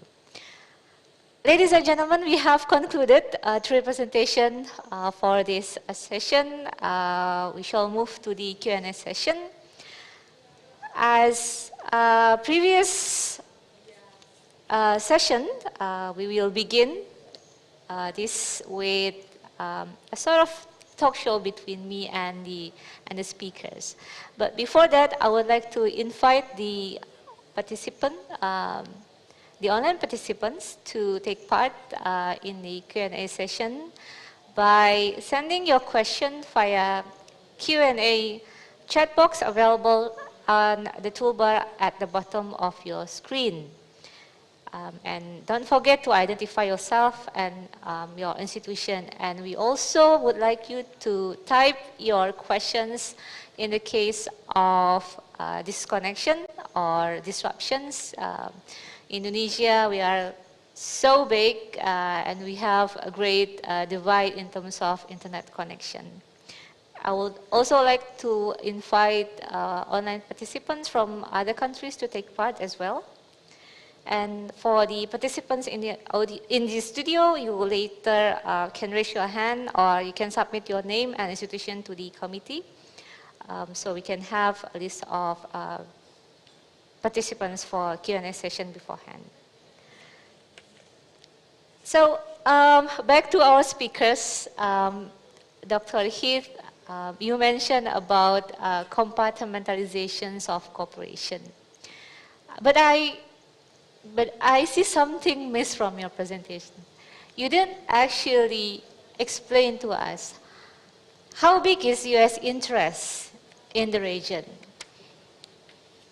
If we put aside the geopolitical risk of strategic competition with China, how much interest does U.S. have in the region in terms of sea trade, in terms of sea lanes of communication, in terms of marine food and energy-based resources? I think by enlightening us that, we will be able to understand more why U.S. is rather hesitate to extend more cooperation in the maritime economic issue. Okay. Yes, so I will answer your question then. The U.S. is very interested in the Indo-Pacific for several reasons. First off, as I mentioned, the economic potential of the region is widely recognized. The future of the global economy will be based in Asia, and Southeast Asia will play a very large role in the future of the global economy. So the U.S. has an economic incentive. There's a strategic reason for the U.S. to care a great deal about this region, because U.S. Navy and aircraft rely on key sea lanes of communication to transit from the Pacific to the Indian Ocean. And that SLOC, or sea lane, passes right through the South China Sea. So the South China Sea is very important for strategic reasons for the U.S. military. And the U.S. is determined to maintain that access through the region. In addition, there are friends and allies and partners in the region who have long-standing relations with the U.S., and the U.S. does have a vested interest in their well-being. I will note that the U.S. interest in staying in the Asia-Pacific is as much a function of demand from countries in the region as it is a push from the U.S. side. There are many countries in the region that have asked not for less U.S. engagement, but more. And the U.S. is responding to that as well. As to your question about the limited U.S. approach towards funding infrastructure and competing head-to-head to the BRI, the reason why the U.S. doesn't do that is, first off, the U.S. has tried that in the past, actually. In the 1950s and 60s, when the U.S. was actually much more wealthy on a per capita basis, the U.S. did a lot of infrastructure development around the world. And what it learned is that often those projects are very difficult to financially sustain. And two, the U.S. learned that often the political goodwill from building that infrastructure was very short-lived. And so after a certain point, the U.S. scaled back its involvement in direct government support for that sort of infrastructure development. Another reason why the U.S. is not trying to repeat a BRI-style approach is that the U.S. political system and economic system is very different from China. It is not a state-directed economy. The U.S. government cannot order companies to carry out strategic infrastructure development projects that have very little benefit economically and may never pay off. That's just not how the U.S. works. So what the U.S. government has tried to do and still tries to do is offer incentives for private investors to invest in projects that could both help the host nation country and prove profitable down the road. So it's a different style, different approach. The U.S. is not China. That doesn't mean the U.S. does not care and the U.S. is not interested. It's very interested. And it's not an accident that U.S. presidents have, since President Obama at the least, and even earlier arguably, prioritized the Asia-Pacific as the region that the U.S. is most interested in and wants to be active, involved, and a good partner to countries there. Following up that, Dr. Heed, is there any particular policy made by the U.S. government to push or to incentivize the private sectors to go into this region? Yes, the U.S. government has passed legislation that under actually President Trump and President Biden, and actually in coordination with Japan and Australia, there is a small budget, several $100 million that serve as seed money to help start projects and incentivize companies. The U.S. has offered in the IPEF very low-cost loans and other financial incentives to companies that become partners in the Indo-Pacific So there are a variety of tax and investment incentives that the U.S. has developed, but again, it's quite different than the Chinese government's approach, which I only want to highlight. The BRI projects, there's still a lot of debate about how many of them will actually be implemented and how many will actually be carried out. Chinese have promised many, many projects and often failed to actually carry them out at all. So there remains doubts as to this so-called Chinese model of state-directed investment. Thank you, Dr. Heath. Next, I would like to move on to Dr. Vermonte. Phillips, you mentioned about ASEAN, that we should empower ASEAN more to create more cooperations. However, I would like also to remind you that not all of ASEAN maritime powers have the same interest when it comes to issues, for example, sustainability. IU fishing, for example, we gotta acknowledge that Vietnam is probably the second largest perpetrators of IU fishing in Indonesia. So what are the obstacles that we have to overcome when we want to use ASEAN for the future? Right.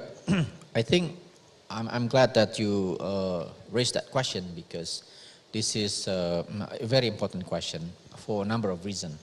Number one, you are right when you are mentioning that not many ASEAN countries will have same interest, because they are landlocked, for example, or on the question of IUU fishing. And then that's how I see ASEAN as well. That is, we have maritime Southeast Asia and we have mainland Southeast Asia. And that actually impact, in my opinion, our government views about great powers. For example, some countries accuse Indonesia of getting closer to China. Not countries, well, some observers or some analysts saying that Indonesia is getting closer to China and will be under the influence of China. But if we look at ASEAN through that kind of perspective, that is maritime Southeast Asia and mainland Southeast Asia, only 2 or 3 countries, right, on the maritime side of Southeast Asia, Indonesia, Philippines, and probably Singapore or Malaysia. Now, China has been very aggressively assisting mainland Southeast Asia through the BRI, through Great Mekong River Cooperation and so on. And I think Indonesia has to be in the loop, has to be in this network of Chinese initiatives that go through ASEAN countries. Otherwise, Indonesia will lose its relevance in the eyes of countries in mainland Southeast Asia. If more economic activities, more cooperation is coordinated with China in the mainland, then 6 against 4 or 8 against 2, then Indonesia will somehow eventually lose our relevance, and then will affect our ability to influence and to shape the norms and behavior in the region. So that's why, again, I would re-emphasize that we cannot afford to choose between US and China, because we have our own strategic interests. We have to maintain good relationship with China, but at the same time, of course, US is the balancer, and then still the strongest, in a way, military power. So that's one reason why that question is important. Number 2, ASEAN has this long experience in managing great power competition in the region. We've been successfully creating a region with all the norms that has been signed by all the dialogue partners or countries interested in working with ASEAN. We have TAC, we have ASEAN Nuclear Free Zone, and so on and so forth. And during the 80s and 90s, there were a number of conflicts because some countries in Southeast Asia had become the theater of this major power competition. ASEAN was able to solve the problem through our own mechanism without the help of these great powers. So why now we cannot do the same thing? That of course there are competition between US and China, but we have our regional interest, and I don't see why we should not, do this once again. But the question is now whether or not there is a leader in Southeast Asia that can pull these 10 countries together. And unfortunately, in the past few years, seems that ASEAN, seems to be quote unquote weakened or weak. We cannot solve the problem in Myanmar.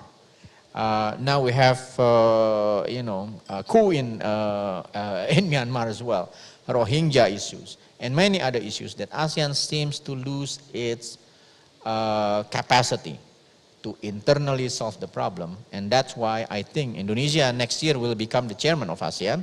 So the opportunity is coming again to Indonesia, to come up with ideas and proposals and leadership for ASEAN to manage this difficult, situation that we are facing right now because of the geopolitical rivalry.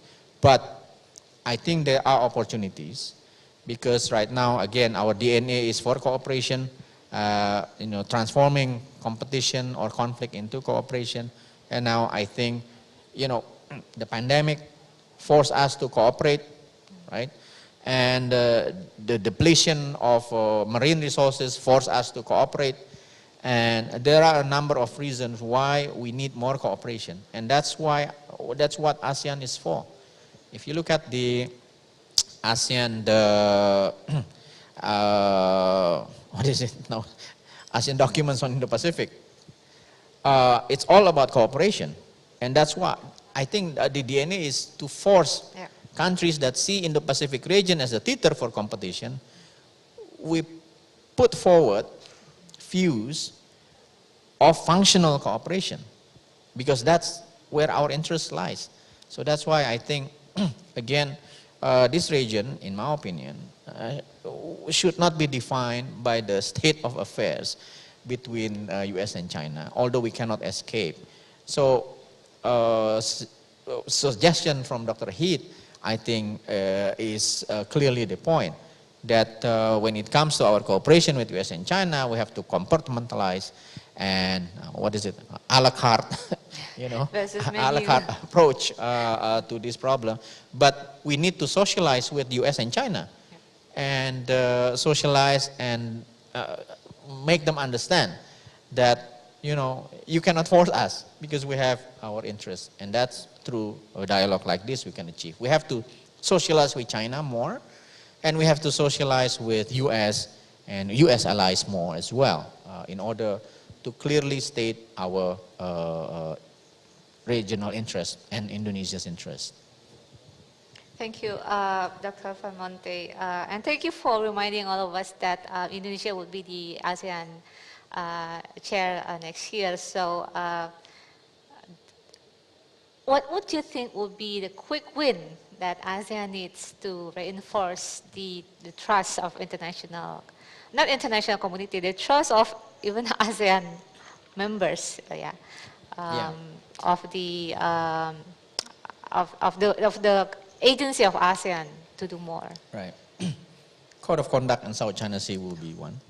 It's been a long process, of course, but I think it is in the interest of China, in my opinion, because conflict with the claimant states in South China Sea, I think the world is waiting to see how China would behave and would solve international conflicts.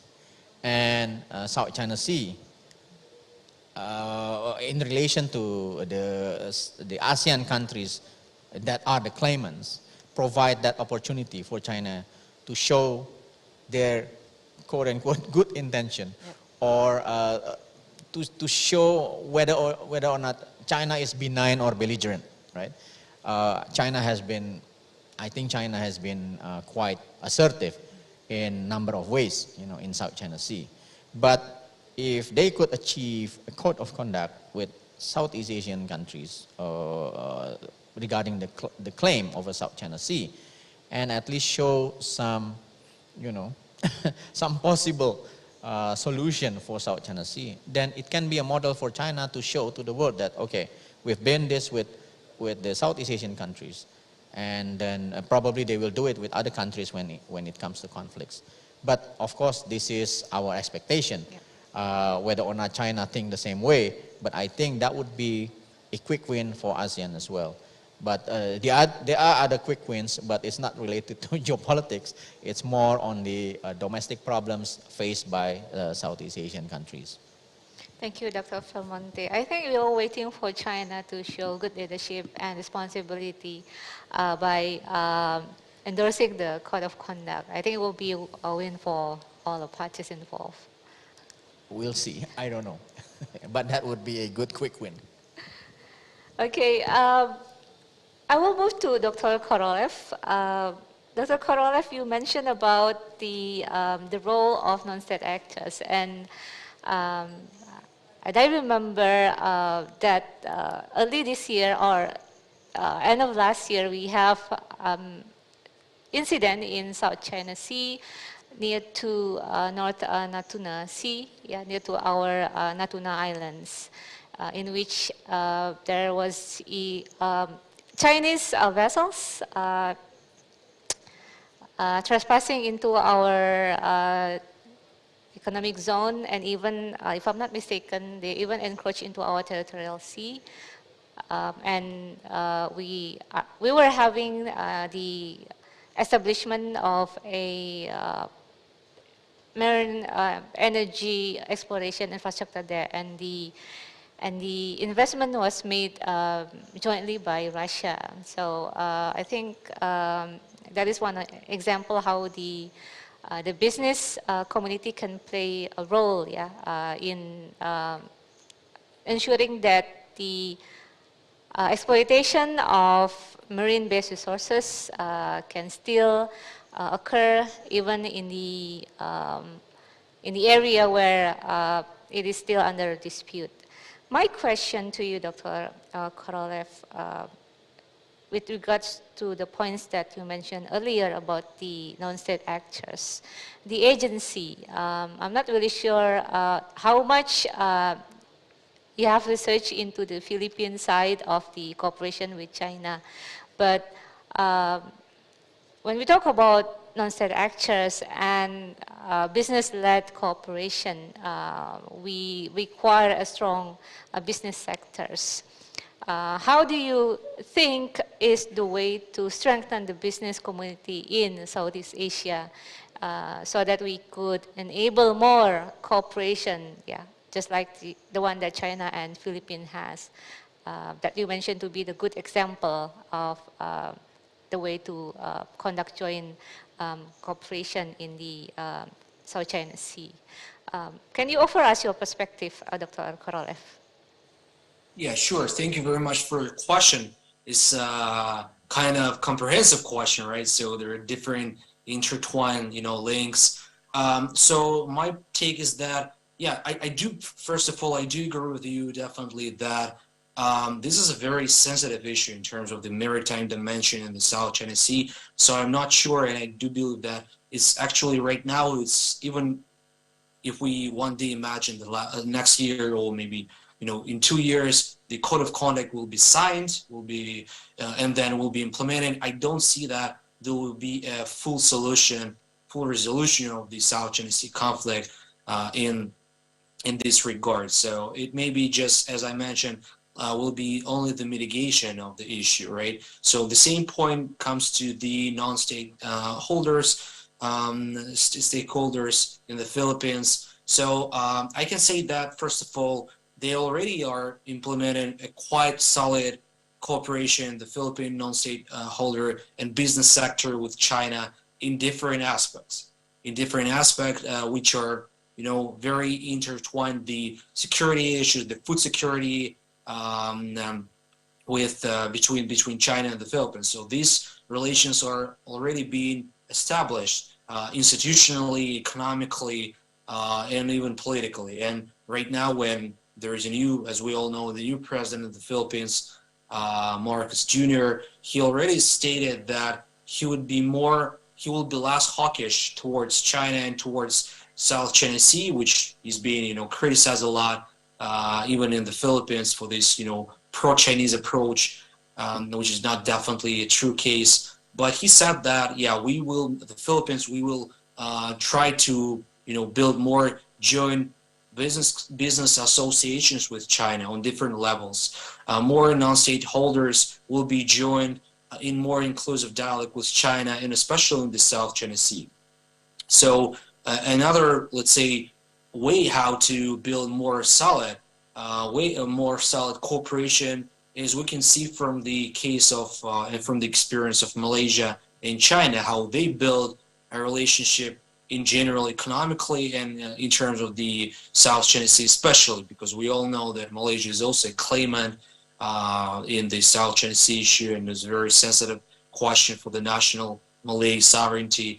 But they built, I think, a very comprehensive institutional dialogue on different levels with China, which is more comprehensive right now than Vietnam-China dialogue or the Philippines dialogue. So I think one of the way how to mitigate, once again, not fully resolve, but how to mitigate these issues is to develop more solid, more comprehensive institutional dialogue on different levels, and especially on the business associations. For example, trying to integrate more deeply ethnic Chinese diaspora living in the Philippines, or the Philippine ethnic diaspora living in China. How this is the case for example, Indonesia and China, or Malaysia and China. Thank you, Dr. Korolev.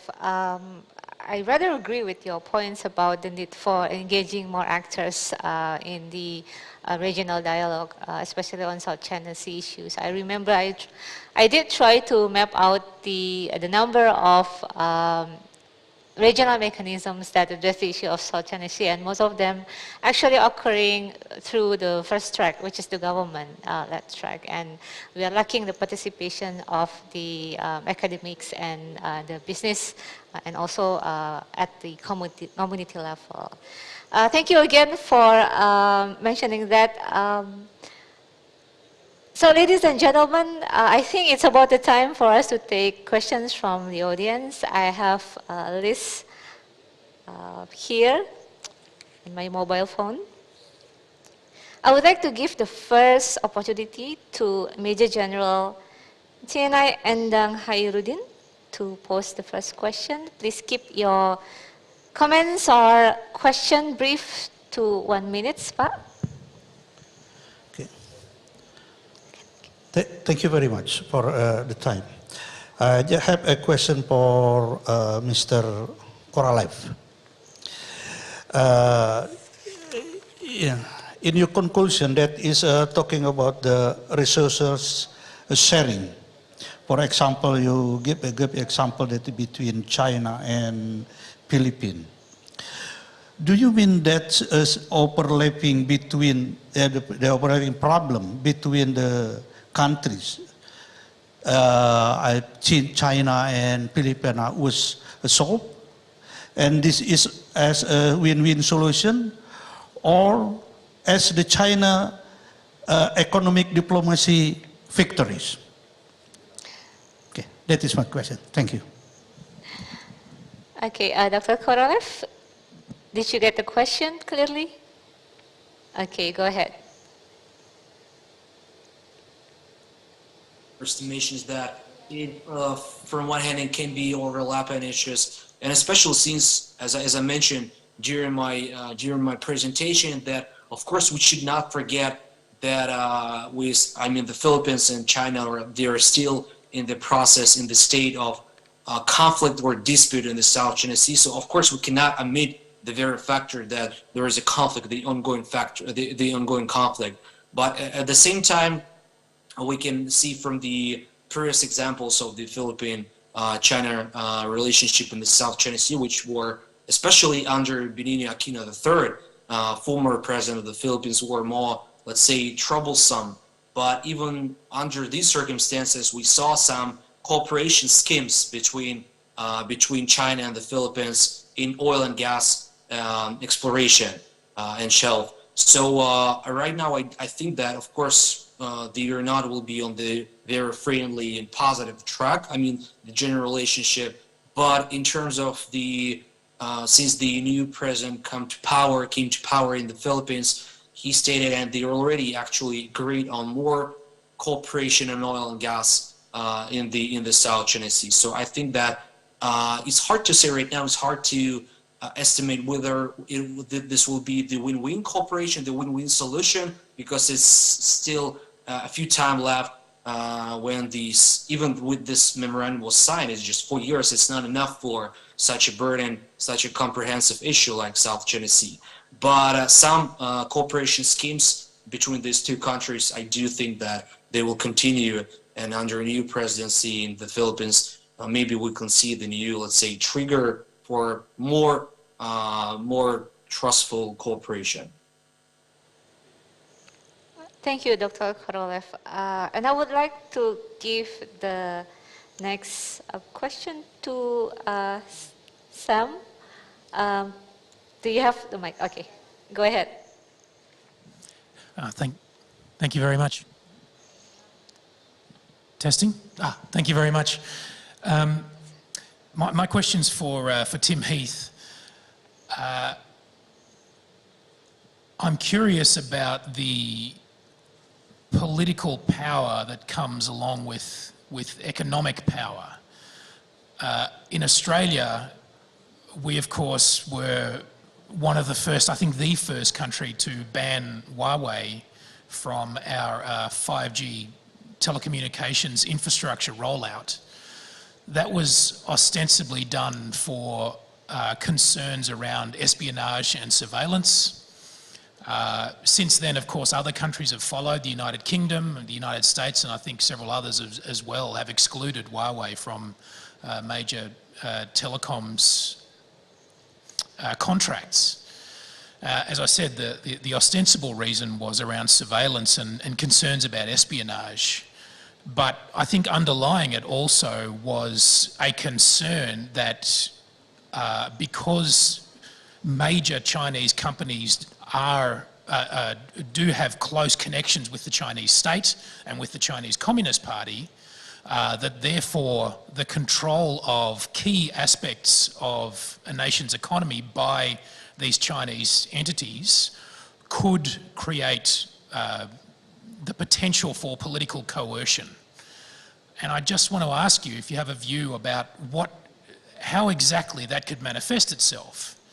How exactly does that work, given that you would expect that market forces would impose a kind of discipline here?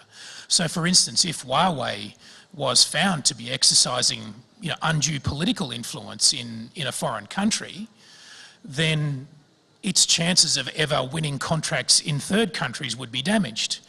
And also the renewal of that contract for, let's say, 6G or 7G would also be damaged. So market forces, you would think, would impose a certain discipline on these concerns about political coercion. So what exactly is the link here between economic control and political control? Thank you. So Huawei is a little different than maritime political economy, but if people indulge me in discussing the issue, it is of interest to many countries, and Indonesia certainly has been involved in this controversy. Chinese companies are Chinese companies, and they are not like Western companies. They have a relationship with the state and the Communist Party that cannot be avoided. It is written into law that the state and intelligence services can order any Chinese company to comply with what the Chinese government wants to accomplish. And that could be anything from intelligence collection, surveillance, to sabotage in the event of a crisis or war. Now, when it comes to so that's true of all Chinese companies. And it is not the case that the Chinese government believes market forces must be always adhered to and followed, and that market forces represent the best way to deal with companies. We've seen the case of Alibaba and some of the big giant tech companies in China that the CCP has no problem firing the chief or disciplining a company if they feel politically threatened or if they feel there's a political need to intervene and disrupt the company's operations. So for China, politics and security are paramount and market forces are secondary. What about Huawei and tech companies? Huawei actually has made similar arguments. They reject the idea that they can be a tool of the state, and they insist that they would never allow the state to interfere with them because they want to protect their market share and reputation. That is the argument by Huawei. But they cannot get around the fact that they are a Chinese company. And by law, regardless of what Huawei executives may believe, they have an obligation to carry out whatever the state directs them to do when ordered to do so. So the Huawei promise is simply not credible. However, the Chinese government is also smart enough to know that reckless and rash interference and sloppy orders of operations to interfere in other countries would damage a crown jewel in the Chinese economy. Therefore, the evidence to date that the Huawei's been actively carrying out CCP orders is controversial and debatable. I'm not going to say there's none, but certainly it's controversial. I think there are two real concerns. First off, the real issue isn't in peacetime when there's stable trade and commerce. The real concern is what happens in a crisis or a war. If a country is indebted to China and its infrastructure is owned by Chinese companies, in the event of a crisis or conflict, that country becomes extremely vulnerable to anything the Chinese state wants to do. Second, there's a difficulty of reversing Chinese ownership of a country's infrastructure. It is extremely costly and exceedingly difficult to reverse that path once you go down it. Even in the United States, Huawei built a handful of networks in rural communities, and the US government decided this is too big a security risk and ordered those states to rip them out. In some cases, they still haven't done it because it is so expensive to rip them out and rebuild. Similar, any country that allows China to build its digital infrastructure is going to be beholden to China for many, many years, even if they decide this was a bad idea and they regret doing that. Oftentimes, the expense is so large that the country will have no choice but simply to accept this is now a permanent fact and a permanent liability and vulnerability to which they have now exposed themselves to Chinese coercion, pressure, and higher level damage in the event of a crisis. Thank you. Thank you for the question, Sam, and also for Dr. Heath. We have next question also from the audience. I would like to call for Bapak Indras Tomo. Okay, go ahead, sir.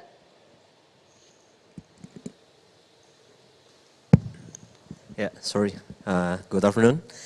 Hi, I'm Indras Tomo. Referring from this morning and this afternoon about this two giant project about the BRI and then the Indo-Pacific Economic Framework. Indonesia is naturally and strategically located between these two giants. And then refer to the governor of Lemhannas this morning about the global connectivity and then the rising tension of the East China Sea. The question is, what can Indonesia do to minimize this damage if something happen with this tension?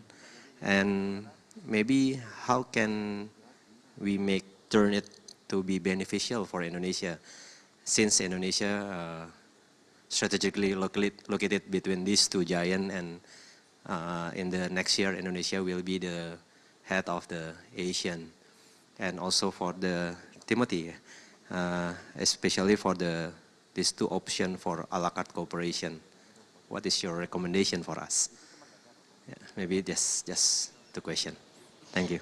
Thank you for the questions. Dr. Valmonte, I believe that the first question is directed to you. Yeah, thank you. I think if we consider ourselves, well, there's this quote that I keep quoting from Thucydides. The strong do what they want, the weak suffer what they must. Well, looking at it from the perspective of Indonesia, we are not weak, right? But we are not strong. So we are middle power, if you will. And there are things that middle power can do, but there are things that middle power cannot do. What middle power can do is to be participants, strong proponents of norm-shaping behavior through regional organization, to multilateral platform. So that's, I think, for middle power, we always need to opt for multilateralism. And ASEAN is one, of course. And second, we've been, in the past, before China rises, what happened with Huawei right now is familiar to developing countries with Western countries with regard to companies operating in natural resources extraction in many developing countries, including Indonesia. It's private sector, but work closely with their respective government, putting pressure to national government of developing countries. Now, China is doing the same thing, right? Through Huawei or through these digital companies. My point is, either China or United States or European Union, they will have their own interest, for sure.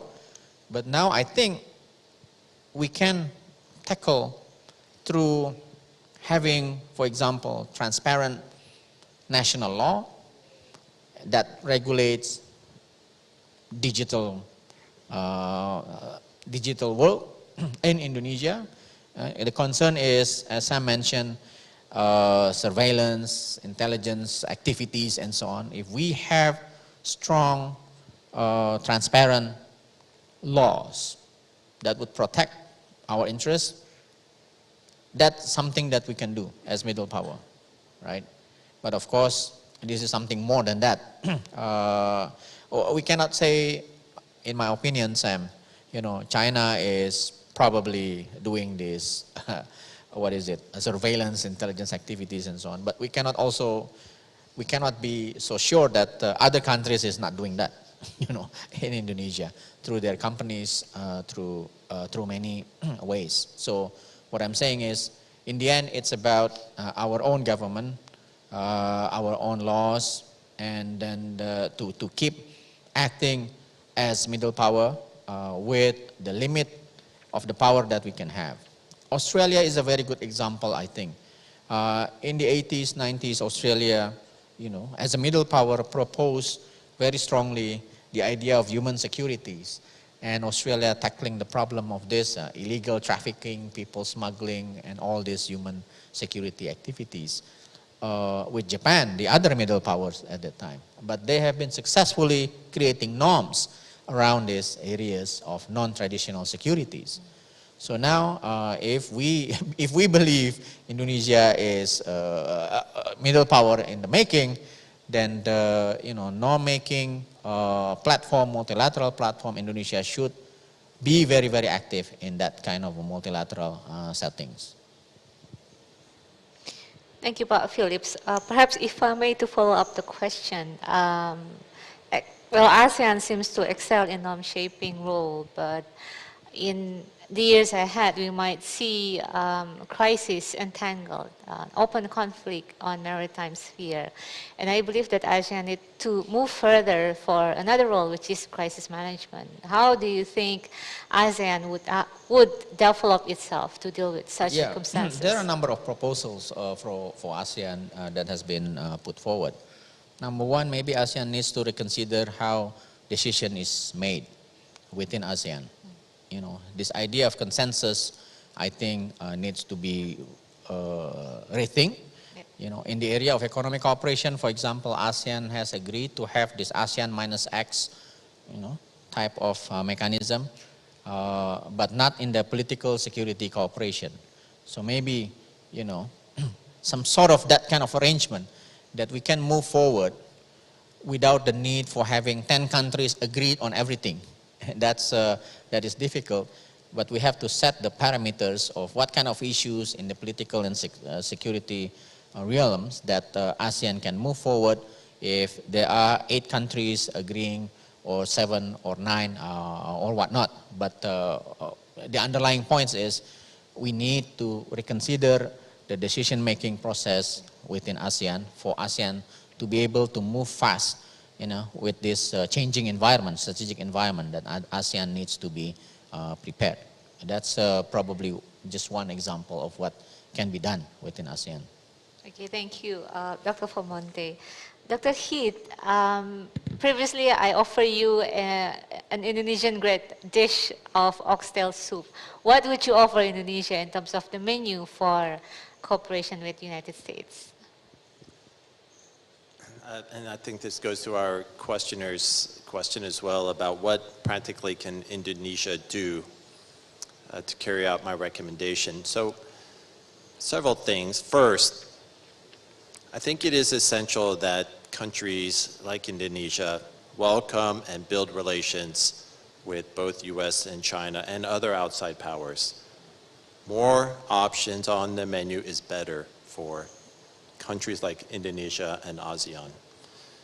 And the more countries like China and the US see that ASEAN countries have these other options and partners, the more countries like China and the US will realize they don't have a huge amount of leverage, and their expectations will have to be modified.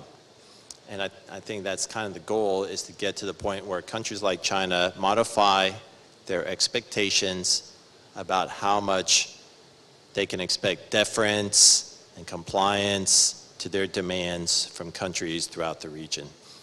So practically speaking, articulating clearly, like Geopolitical Fulcrum started to do, what are the things and principles and non-negotiables that Indonesia is looking for from any partner, and then engaging all kind of partners, US, China, Japan, other Europeans, and look for ways to secure the deal that will meet those goals. And the more diverse partners and more diverse engagements, I think that tends to make a more resilient development approach and would probably serve those countries' interests best. Thanks. Thank you, Dr. Heath. Ladies and gentlemen, we still have 1 or 2 more questions. Allow me to check with the committee. Okay, I would like to call Rear Admiral Edi Sucipto.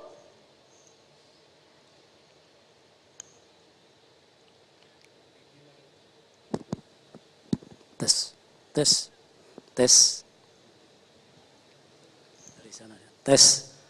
Okay, thank you, moderator. Edi Sucipto from National Resilience Institute. Regarding the second subtema, Geomaritim Political Economy. Let me please in Indonesia, my question. Saya mencoba menangkap apa yang disampaikan oleh Pak Timothy, bahwa ekonomi tidak bisa dipisahkan dari politik. Terus kemudian yang juga disampaikan tadi bahwa ke depan ini, atau mungkin bahkan mulai sudah sekarang, center of gravity daripada perekonomian dunia sekarang ada di Asia. Pertanyaan saya baik untuk Pak Timothy maupun juga untuk Pak Formonte, kalau Pak Formonte Indonesia set kira-kira pandangannya seperti apa? Sebagaimana kita ketahui bahwa beberapa kali Perdana Menteri Thailand walaupun ada pergantian, punya keinginan untuk membuka terusan kera atau kera kanal. Dan kalau kita lihat, kalau kera kanal itu bisa diwujudkan, maka ada negara yang diuntungkan dan ada juga negara yang dirugikan. Sebagaimana tadi disampaikan bahwa ekonomi tidak bisa lepas dari politik, saya ingin pandangan Pak Timothy apabila kera kanal tersebut direalisasikan. Begitu juga Pak Vermonte, apa pendapat atau pandangan Indonesia Set, atau mungkin Bapak pernah punya kajian tentang hal tersebut. Kemudian yang untuk Pak Korelov, ada hal yang menarik yang Bapak tawarkan tentang kerjasama atau konfrontasi, pilihan yang menarik. Tapi yang ingin saya tanyakan bukan pilihannya. Itu pilihan itu kan muncul seperti yang Bapak sampaikan juga bahwa MOU itu ditandatangani 2018. Padahal Filipina sebagai claimant state, begitu juga Cina, Filipina sebagai claimant state mengajukan kepada Mahkamah Arbitrase, dan nyatanya keputusan Mahkamah Arbitrase relatif tidak digubris oleh Cina. Sehingga muncul perjanjian seperti ini. Yang ingin saya tanyakan kepada Pak Korelov, kira-kira apa pandangan Pak Korelov melihat sikap Filipina mengambil sikap yang akhirnya mau kerjasama? Terima kasih. Thank you, Pak Edi. Do you get the question, Timothy? I understand the question to be about the canal. Is that right? The canal in Thailand. May I offer you a context yes. of that? Can you just say a minute? So, yes. A couple of years ago, there was an idea to open Kra Canal in Thailand with the objective to shorten the sea routes for China. So China would lessen its dependence towards Malacca Straits. At the moment, most of the China's trade pass through Malacca Strait, and that is identified as one of their main vulnerabilities, especially when China needs to project its maritime power in case of open conflict around South China Sea. Yes, I remember now. I'll say a couple things about China-Thailand relationship that I think is important. First, my earlier point that with China, economic cooperation is inseparable from political and security cooperation. And if you look at what is happening in Thailand, what you're seeing is the implementation of that ideal. So for example, as Thailand has become more involved in Belt and Road, the Chinese demands have increased in political and security affairs. Thailand now buys more and more weapons and equipment from China to satisfy China than it used to do in the past when Thailand had a close relationship with the US. And in security issues or development issues, when China asks to do things like build the Kra Canal, we've seen in the past, as Thailand becomes more dependent, it becomes harder and harder to say no. So I'd have to research the latest development on that. I think the Chinese are interested in finding a way on reducing their dependence on the Malacca Strait. They've been worried about that for a while. They are developing workarounds such as building infrastructure in Pakistan is one route. One way to get around the Malacca Strait is through a port in Gwadar, and then access in Cambodia, and some of the facilities they're building there is another way to try to get around that. Building the canal, if they proceed with doing that, which my understanding is engineering-wise and technically it is hugely difficult and costly. And I think there's still some debate about whether it's doable. But if they do that, I think I would see that as another sign of just how dependent Thailand had become and how it has become extremely difficult for the Thai government to refuse Chinese demands. And that's kind of a paradigm of a partnership that the Chinese hail as, this is what kind of partnerships they're looking to build, where countries are more and more compliant and willing to do what Beijing demands, and in return, the economic relationship grows.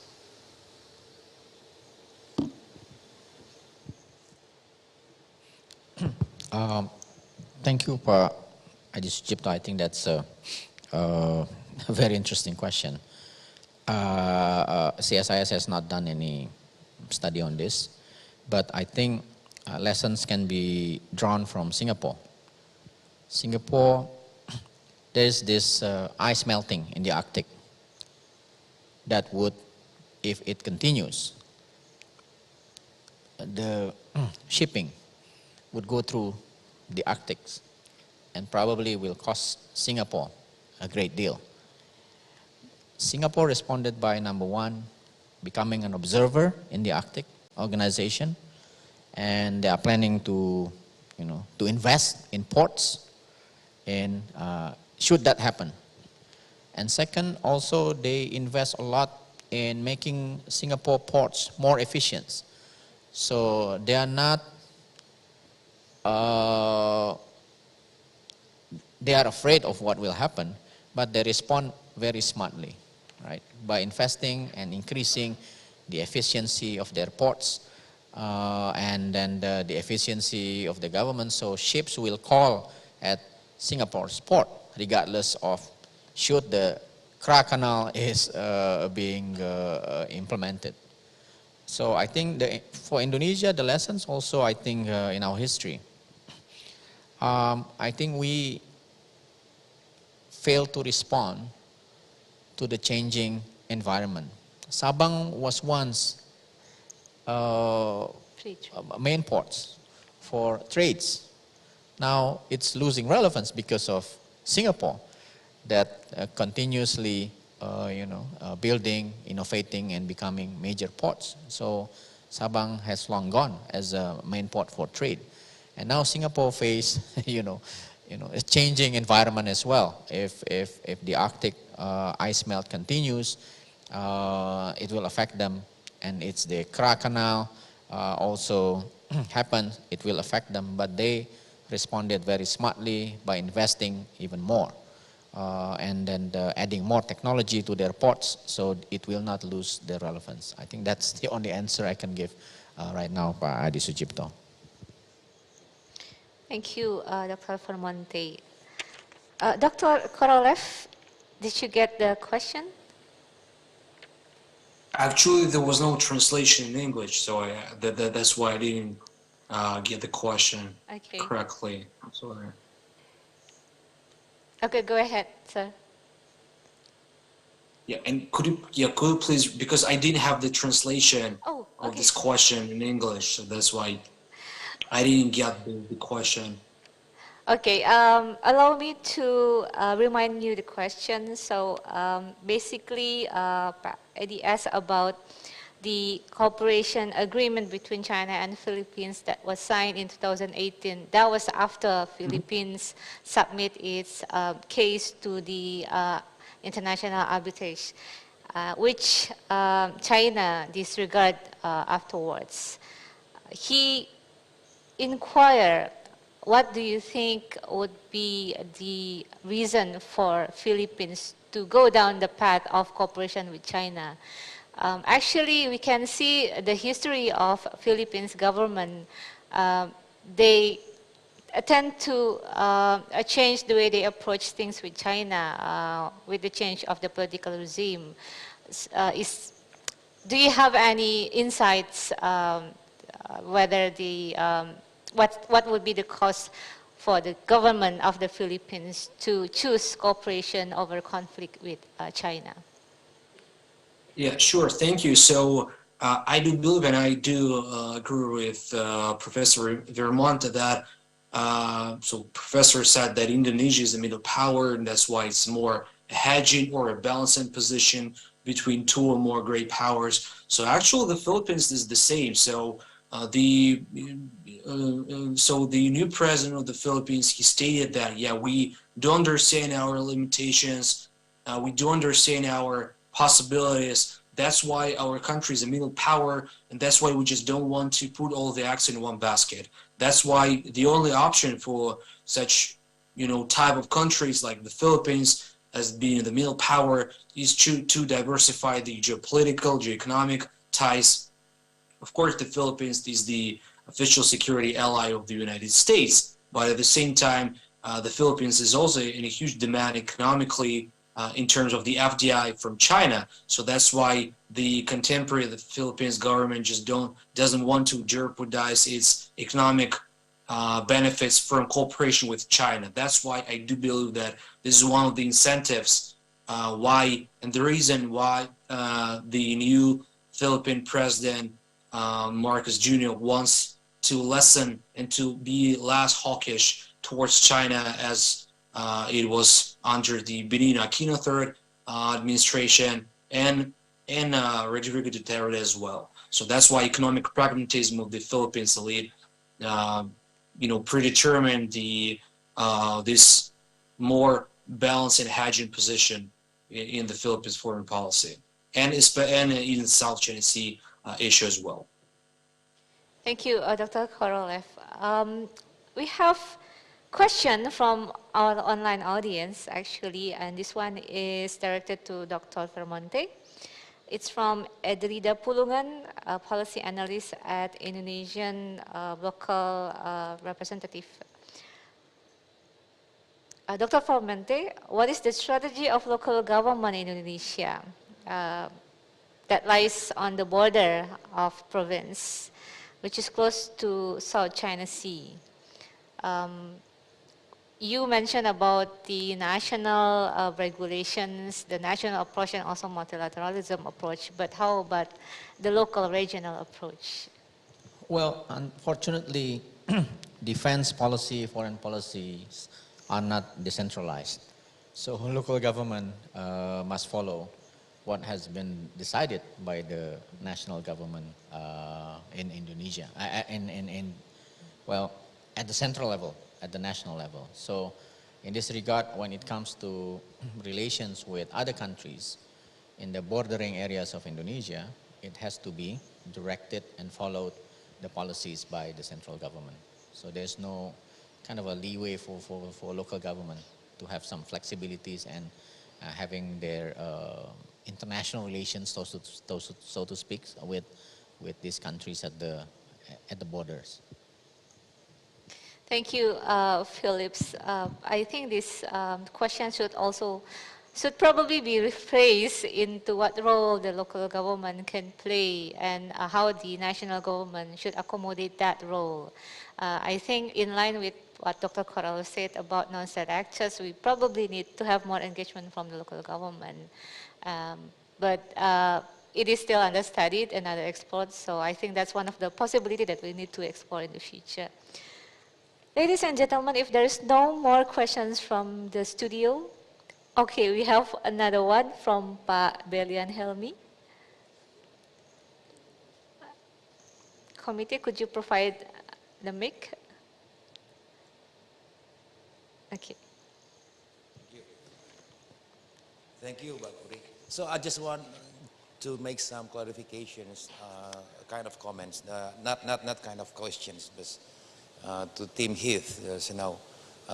You know that we are part of inter-region connectivity in the uncertain, complex interdependence. So I think we are now a part in the three contradictory regions. One in Europe, Eastern Europe, Western Europe with European Union, the other one in East Asia, and the other one in Indo-Pacific.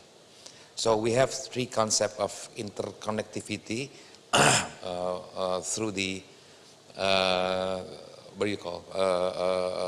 global spectrum with diverse philosophy of geopolitical interest. If you talk about East Asia, so then we talk about security perspective. There is one of the hotspot in Southeast Asia dispute. That is why Chinese aggressiveness in that region cannot be avoidable. So, one note Taiwan Strait against China will be more, escalate the tension of geopolitical in that region. So will be more that connectivity on the basis of security. That's the one. And in the Pacific, if you talk on the Pacific, it will be a very provocative. It is very provocative concept of Japan's VoIP and the ASEAN's WIP and the other one from India. So if you talk about Indo-Pacific, we talk about submarine defense where AUKUS and the Quads is playing there. So the connectivity in that region is more security oriented behind this. If you talk about Europe now, if you talk about the European Union connectivity strategy connected to Chinese Belt and Road Initiative, it's purely economic and trade. But if you talk about EU's connectivity with Western alliance, for example, it will be talk about NATO's alliance in terms of security. So will be some mixture concept and diverse, geopolitical philosophy in this situation. Well, I think, in my opinion, so it's hard, it's a challenge actually for Indonesia, especially as a regional power. Maybe I'm touching upon Pak Governor Andi Wijayanto. More preferably use the terms regional power instead of middle power. So I think that's the spectrum now we have to clarify. Our position in Indonesia, just wait and see how is the dynamic of geopolitics in terms of economic balance and the geopolitical balance in the context of the regional architecture, and secondly, more on the what we have been underlined as the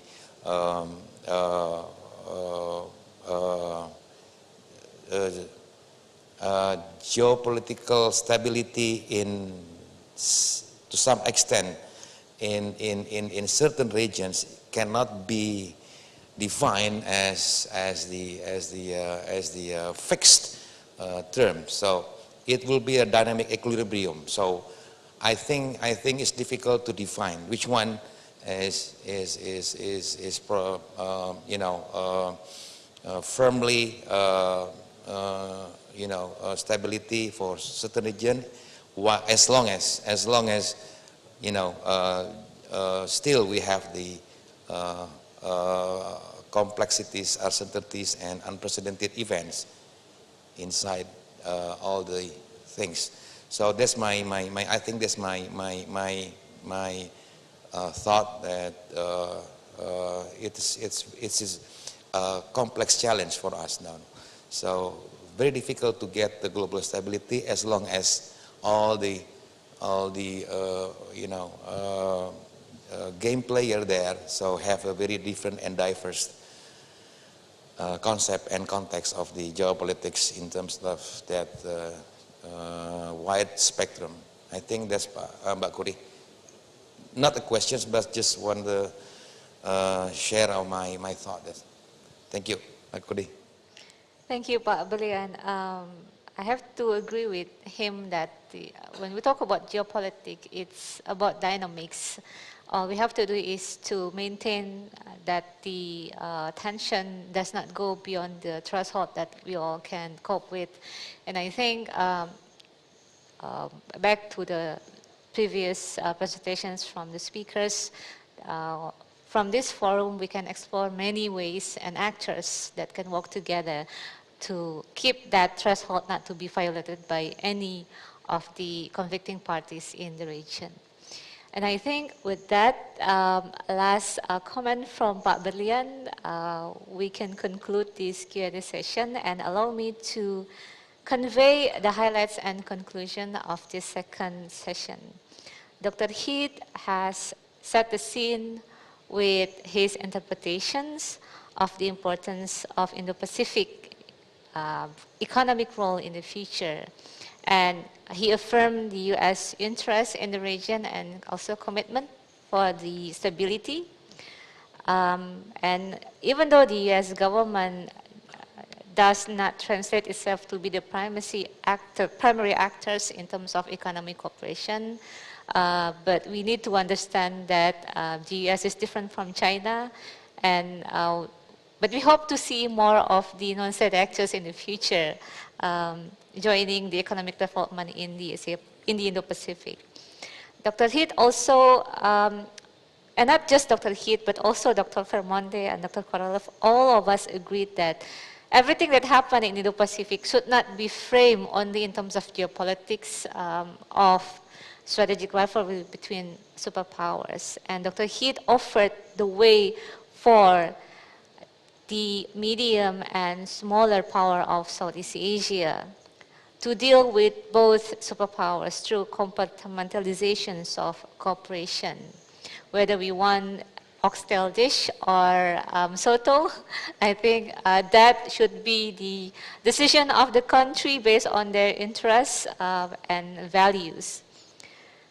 Dr. Vermonte offered his takes on Indonesian perspective. He believed that Indonesia has the potential to grow in blue economy. We have strategic roles in both through feeding the world with our food, marine-based food resources, as well as to safeguard the sea lines of communication through which trades will enable the prosperity of the region.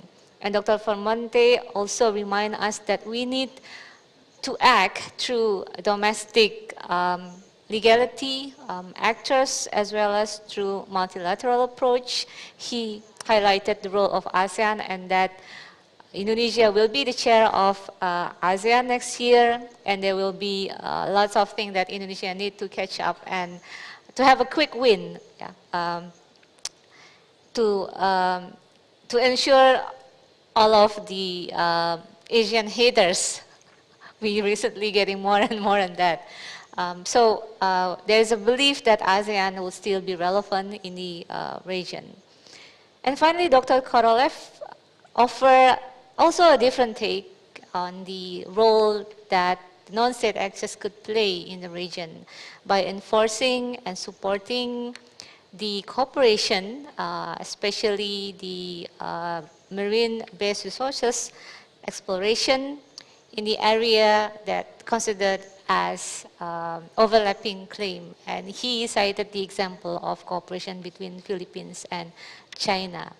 And did I remind you that the extent to which Philippines and China are conflicting in the maritime sphere has reached the level that Indonesia or other countries has not. I read in newspaper there's been several occasions in which either side tried to block the other party's access to South China Sea, or even sinking the other party's vessels. But hopefully through the engagement of the non-state actors, there will be more and more trust built. That would be the modality for attaining future and more permanent resolve for the conflict. Ladies and gentlemen, we hope that the second session has lived up to your expectation, and we would like to thank the speakers. Join me to give them a round of big applause for the speakers. Dr. Heath, Dr. Vermonte, and also Dr. Korolev, who join us online. And thank you, audience, for being participative and also encouraging to all of us. Again, we have to remain seated for the next group photos, and the committee will serve us with the token of appreciation. But before that, I would like to return the show to our lovely host, Sarah Wayne. Sarah, back to you. Thank you very much once again, ladies and gentlemen. May I have a round of applause for our moderator, Dr. Kuri Maharani. Can I have a big warm applause? And also to our speakers, thank you very much, gentlemen, for a wonderful discussion. And to all the speakers and moderator, may I please invite you to please come up onto the middle of the stage and please take a stand. For next, ladies and gentlemen, we will witness together the handover of the token of appreciation. Therefore, I would like to kindly invite onto the stage once again to Dr. Andi Wijayanto, the Governor of the National Resilience Institute of the Republic of Indonesia, who will be accompanied by the Deputy of Strategic Studies and also the Chairman of the 6th Jakarta Geopolitical Forum 2022. Please take your place, gentlemen, speakers, and also the moderator in the center of the stage, and to our committee, where we will hand over the token of appreciation. Can I have a warm round of applause, ladies and gentlemen? And to all the media and also the documentation team, to please take a picture of the handover of the token of appreciation.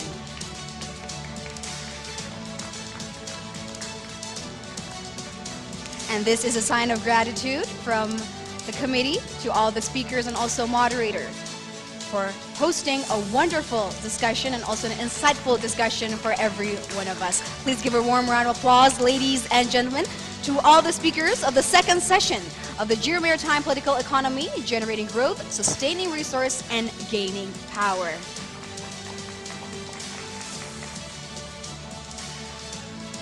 And next is a token appreciation for our moderator for two sessions, or both of our sessions today, Dr. Kuri Maharani. Thank you very much, Dr. Maharani, for leading a wonderful discussion. And I would like to also invite everyone to please to also prepare yourself to take a group photo in the center of the stage. Please take your places, ladies and gentlemen, onto the stage. And for our speaker who is joining us virtually, may also prepare yourself to take a group photo.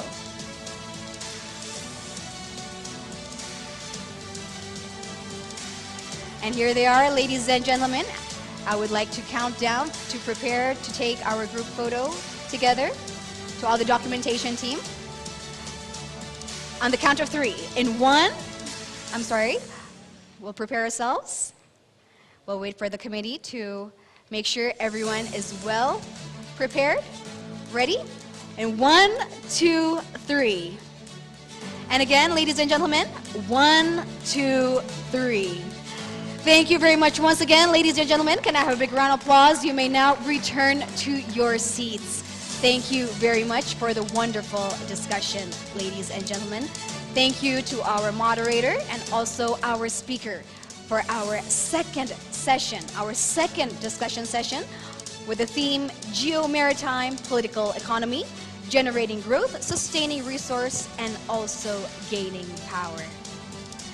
And now, ladies and gentlemen, we would like to remind you, for those of you who are here present in Metro TV, to be exact, at the Metro TV Grand Studio, we'd like to remind you for the interpretation headset. If you have finished using it, please do return them by placing it back on the table. Thank you for your cooperation and understanding. And ladies and gentlemen, we'd like to also remind you that this is the end of the second session, and also we're coming to the end of the first day. But tomorrow we will also be having another discussion session, which is of course intriguing and which will also give us more knowledge and also insights, which will be hosting the theme of the Geopolitical Forum, which is the Advancing Maritime Technology in Geostrategic Concept. That's why, ladies and gentlemen, we'd like to invite you once again to please join in our discussion tomorrow at our third session. And for today, we'd like to send our utmost gratitude for your active participation and also your wonderful questions and also your participation in all of our discussions for the first day, ladies and gentlemen. And now, as we approach the end of our first day and the end of both of our one session and also the second session, we would like to present to you another entertainment agenda, which will be a musical performance, which will be delivered by our very own Metro TV All-Stars. So without further ado, ladies and gentlemen, please join me in welcoming Metro TV All-Star.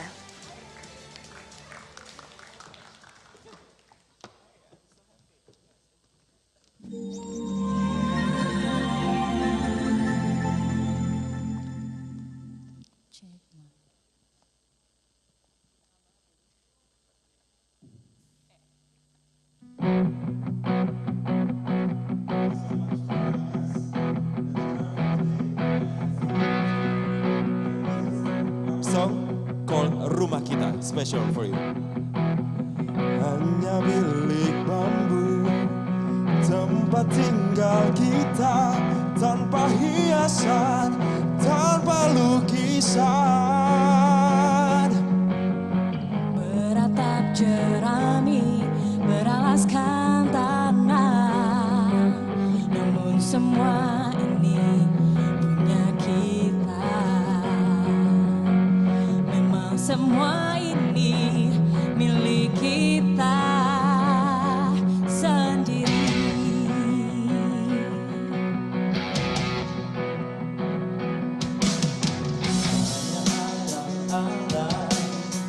Ada rumah kita tanpa anyeli, tanpa melati. Hanya punya paku tumbuh di halaman, namun semua itu punya kita. Memang semua itu milik kita.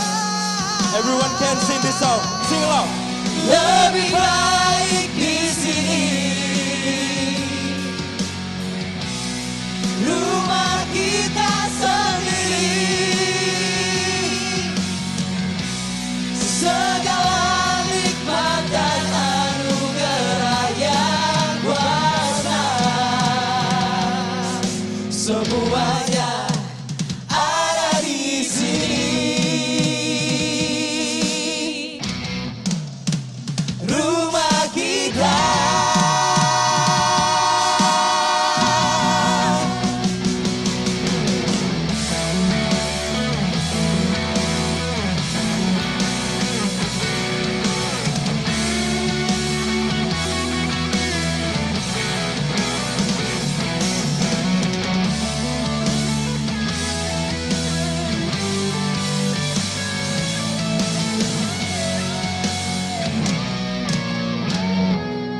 Haruskah kita beranjak ke kota yang penuh dengan tanya?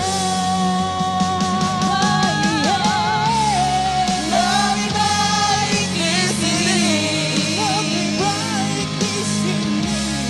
Rumah kita sendiri, rumah kita sendiri. Segala nikmat dan anugerah yang kuasa, semuanya ada di sini. Rumah kita.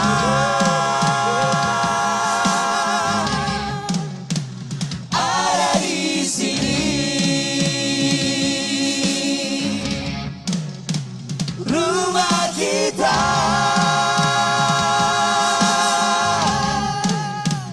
Ada di sini. Rumah kita.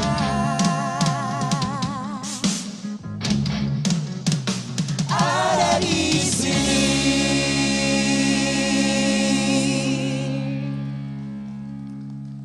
So one more song for you all who had attended this great conference. The next song called "Heal the World" by Michael Jackson, and I hope you guys will sing along with us. Let's sing together.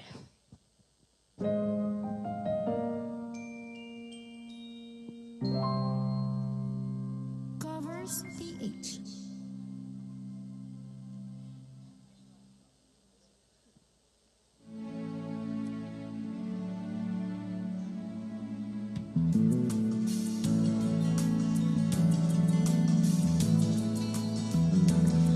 There's a place in your heart, and I know that it is love. And this place was brighter than tomorrow. And if you really try, you'll find there's no need to cry. In this place, you feel there's no harm or sorrow. There are ways to get there, If you care enough for the living, make a little space, make a better place. Everybody sing it. Heal the world, make it better place for you and for me and the entire human race. There are people dying. If you care enough for the living, make a better place for you and for me. If you want to know why, there's a love that cannot lie. Love is strong, it only cares for joyful giving. Anyway, we shall see. It is bliss we cannot feel. Fear of breath, we stop existing and start living. That it feels that always lost enough for us growing. Make a better world, so make a better world. Heal the world, make it better place. Raise your hand, please. For you and for me and the entire human race. There are people dying. If you care enough for the living, make a better place for you and for me. And the dream we were conceiving, love in a joyful face. And the one we once believing will shine again in grace. Then why do we keep strangling life with this world to defy its soul? Lord, it's plain to see this world heavenly.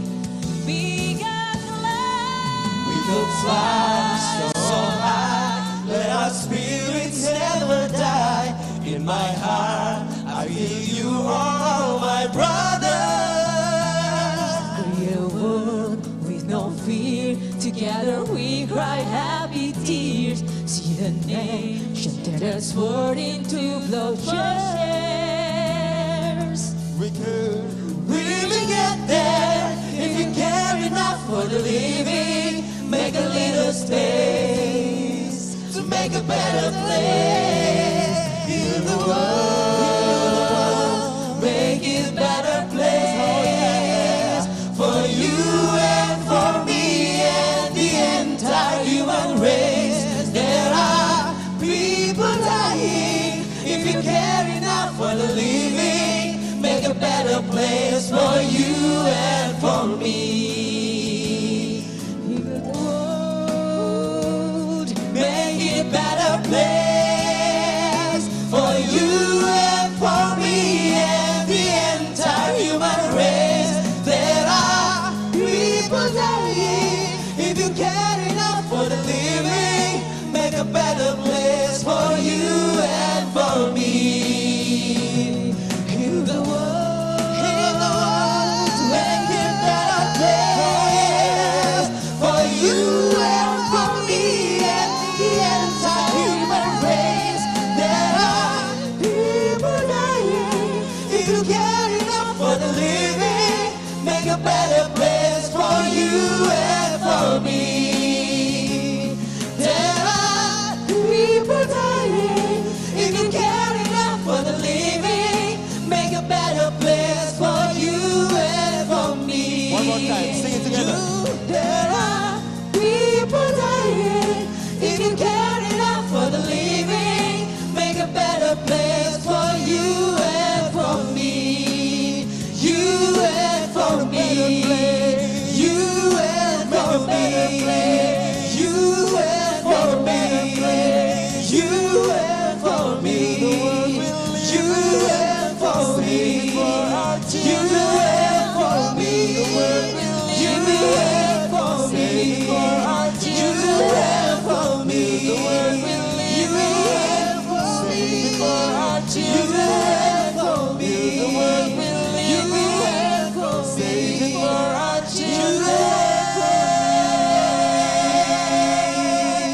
Thank you so much. Have a great day. See you again.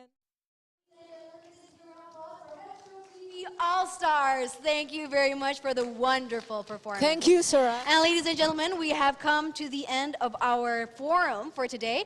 And I would like to kindly invite you once again to please join again for our third session tomorrow, Advancing Maritime Technology in Geostrategic Context. And thank you, ladies and gentlemen, for joining the 6th Jakarta Geopolitical Forum, Geomaritim, Tracing the Future Global Stability. I'm Sarah Wayne, and I'm wishing to see you again tomorrow at the 6th Jakarta Geopolitical Forum, Geomaritim, Tracing the Future Global Stability. Wassalamualaikum warahmatullahi wabarakatuh. Om Santi Shanti Om, salam kebajikan, goodbye, dan sampai jumpa esok hari.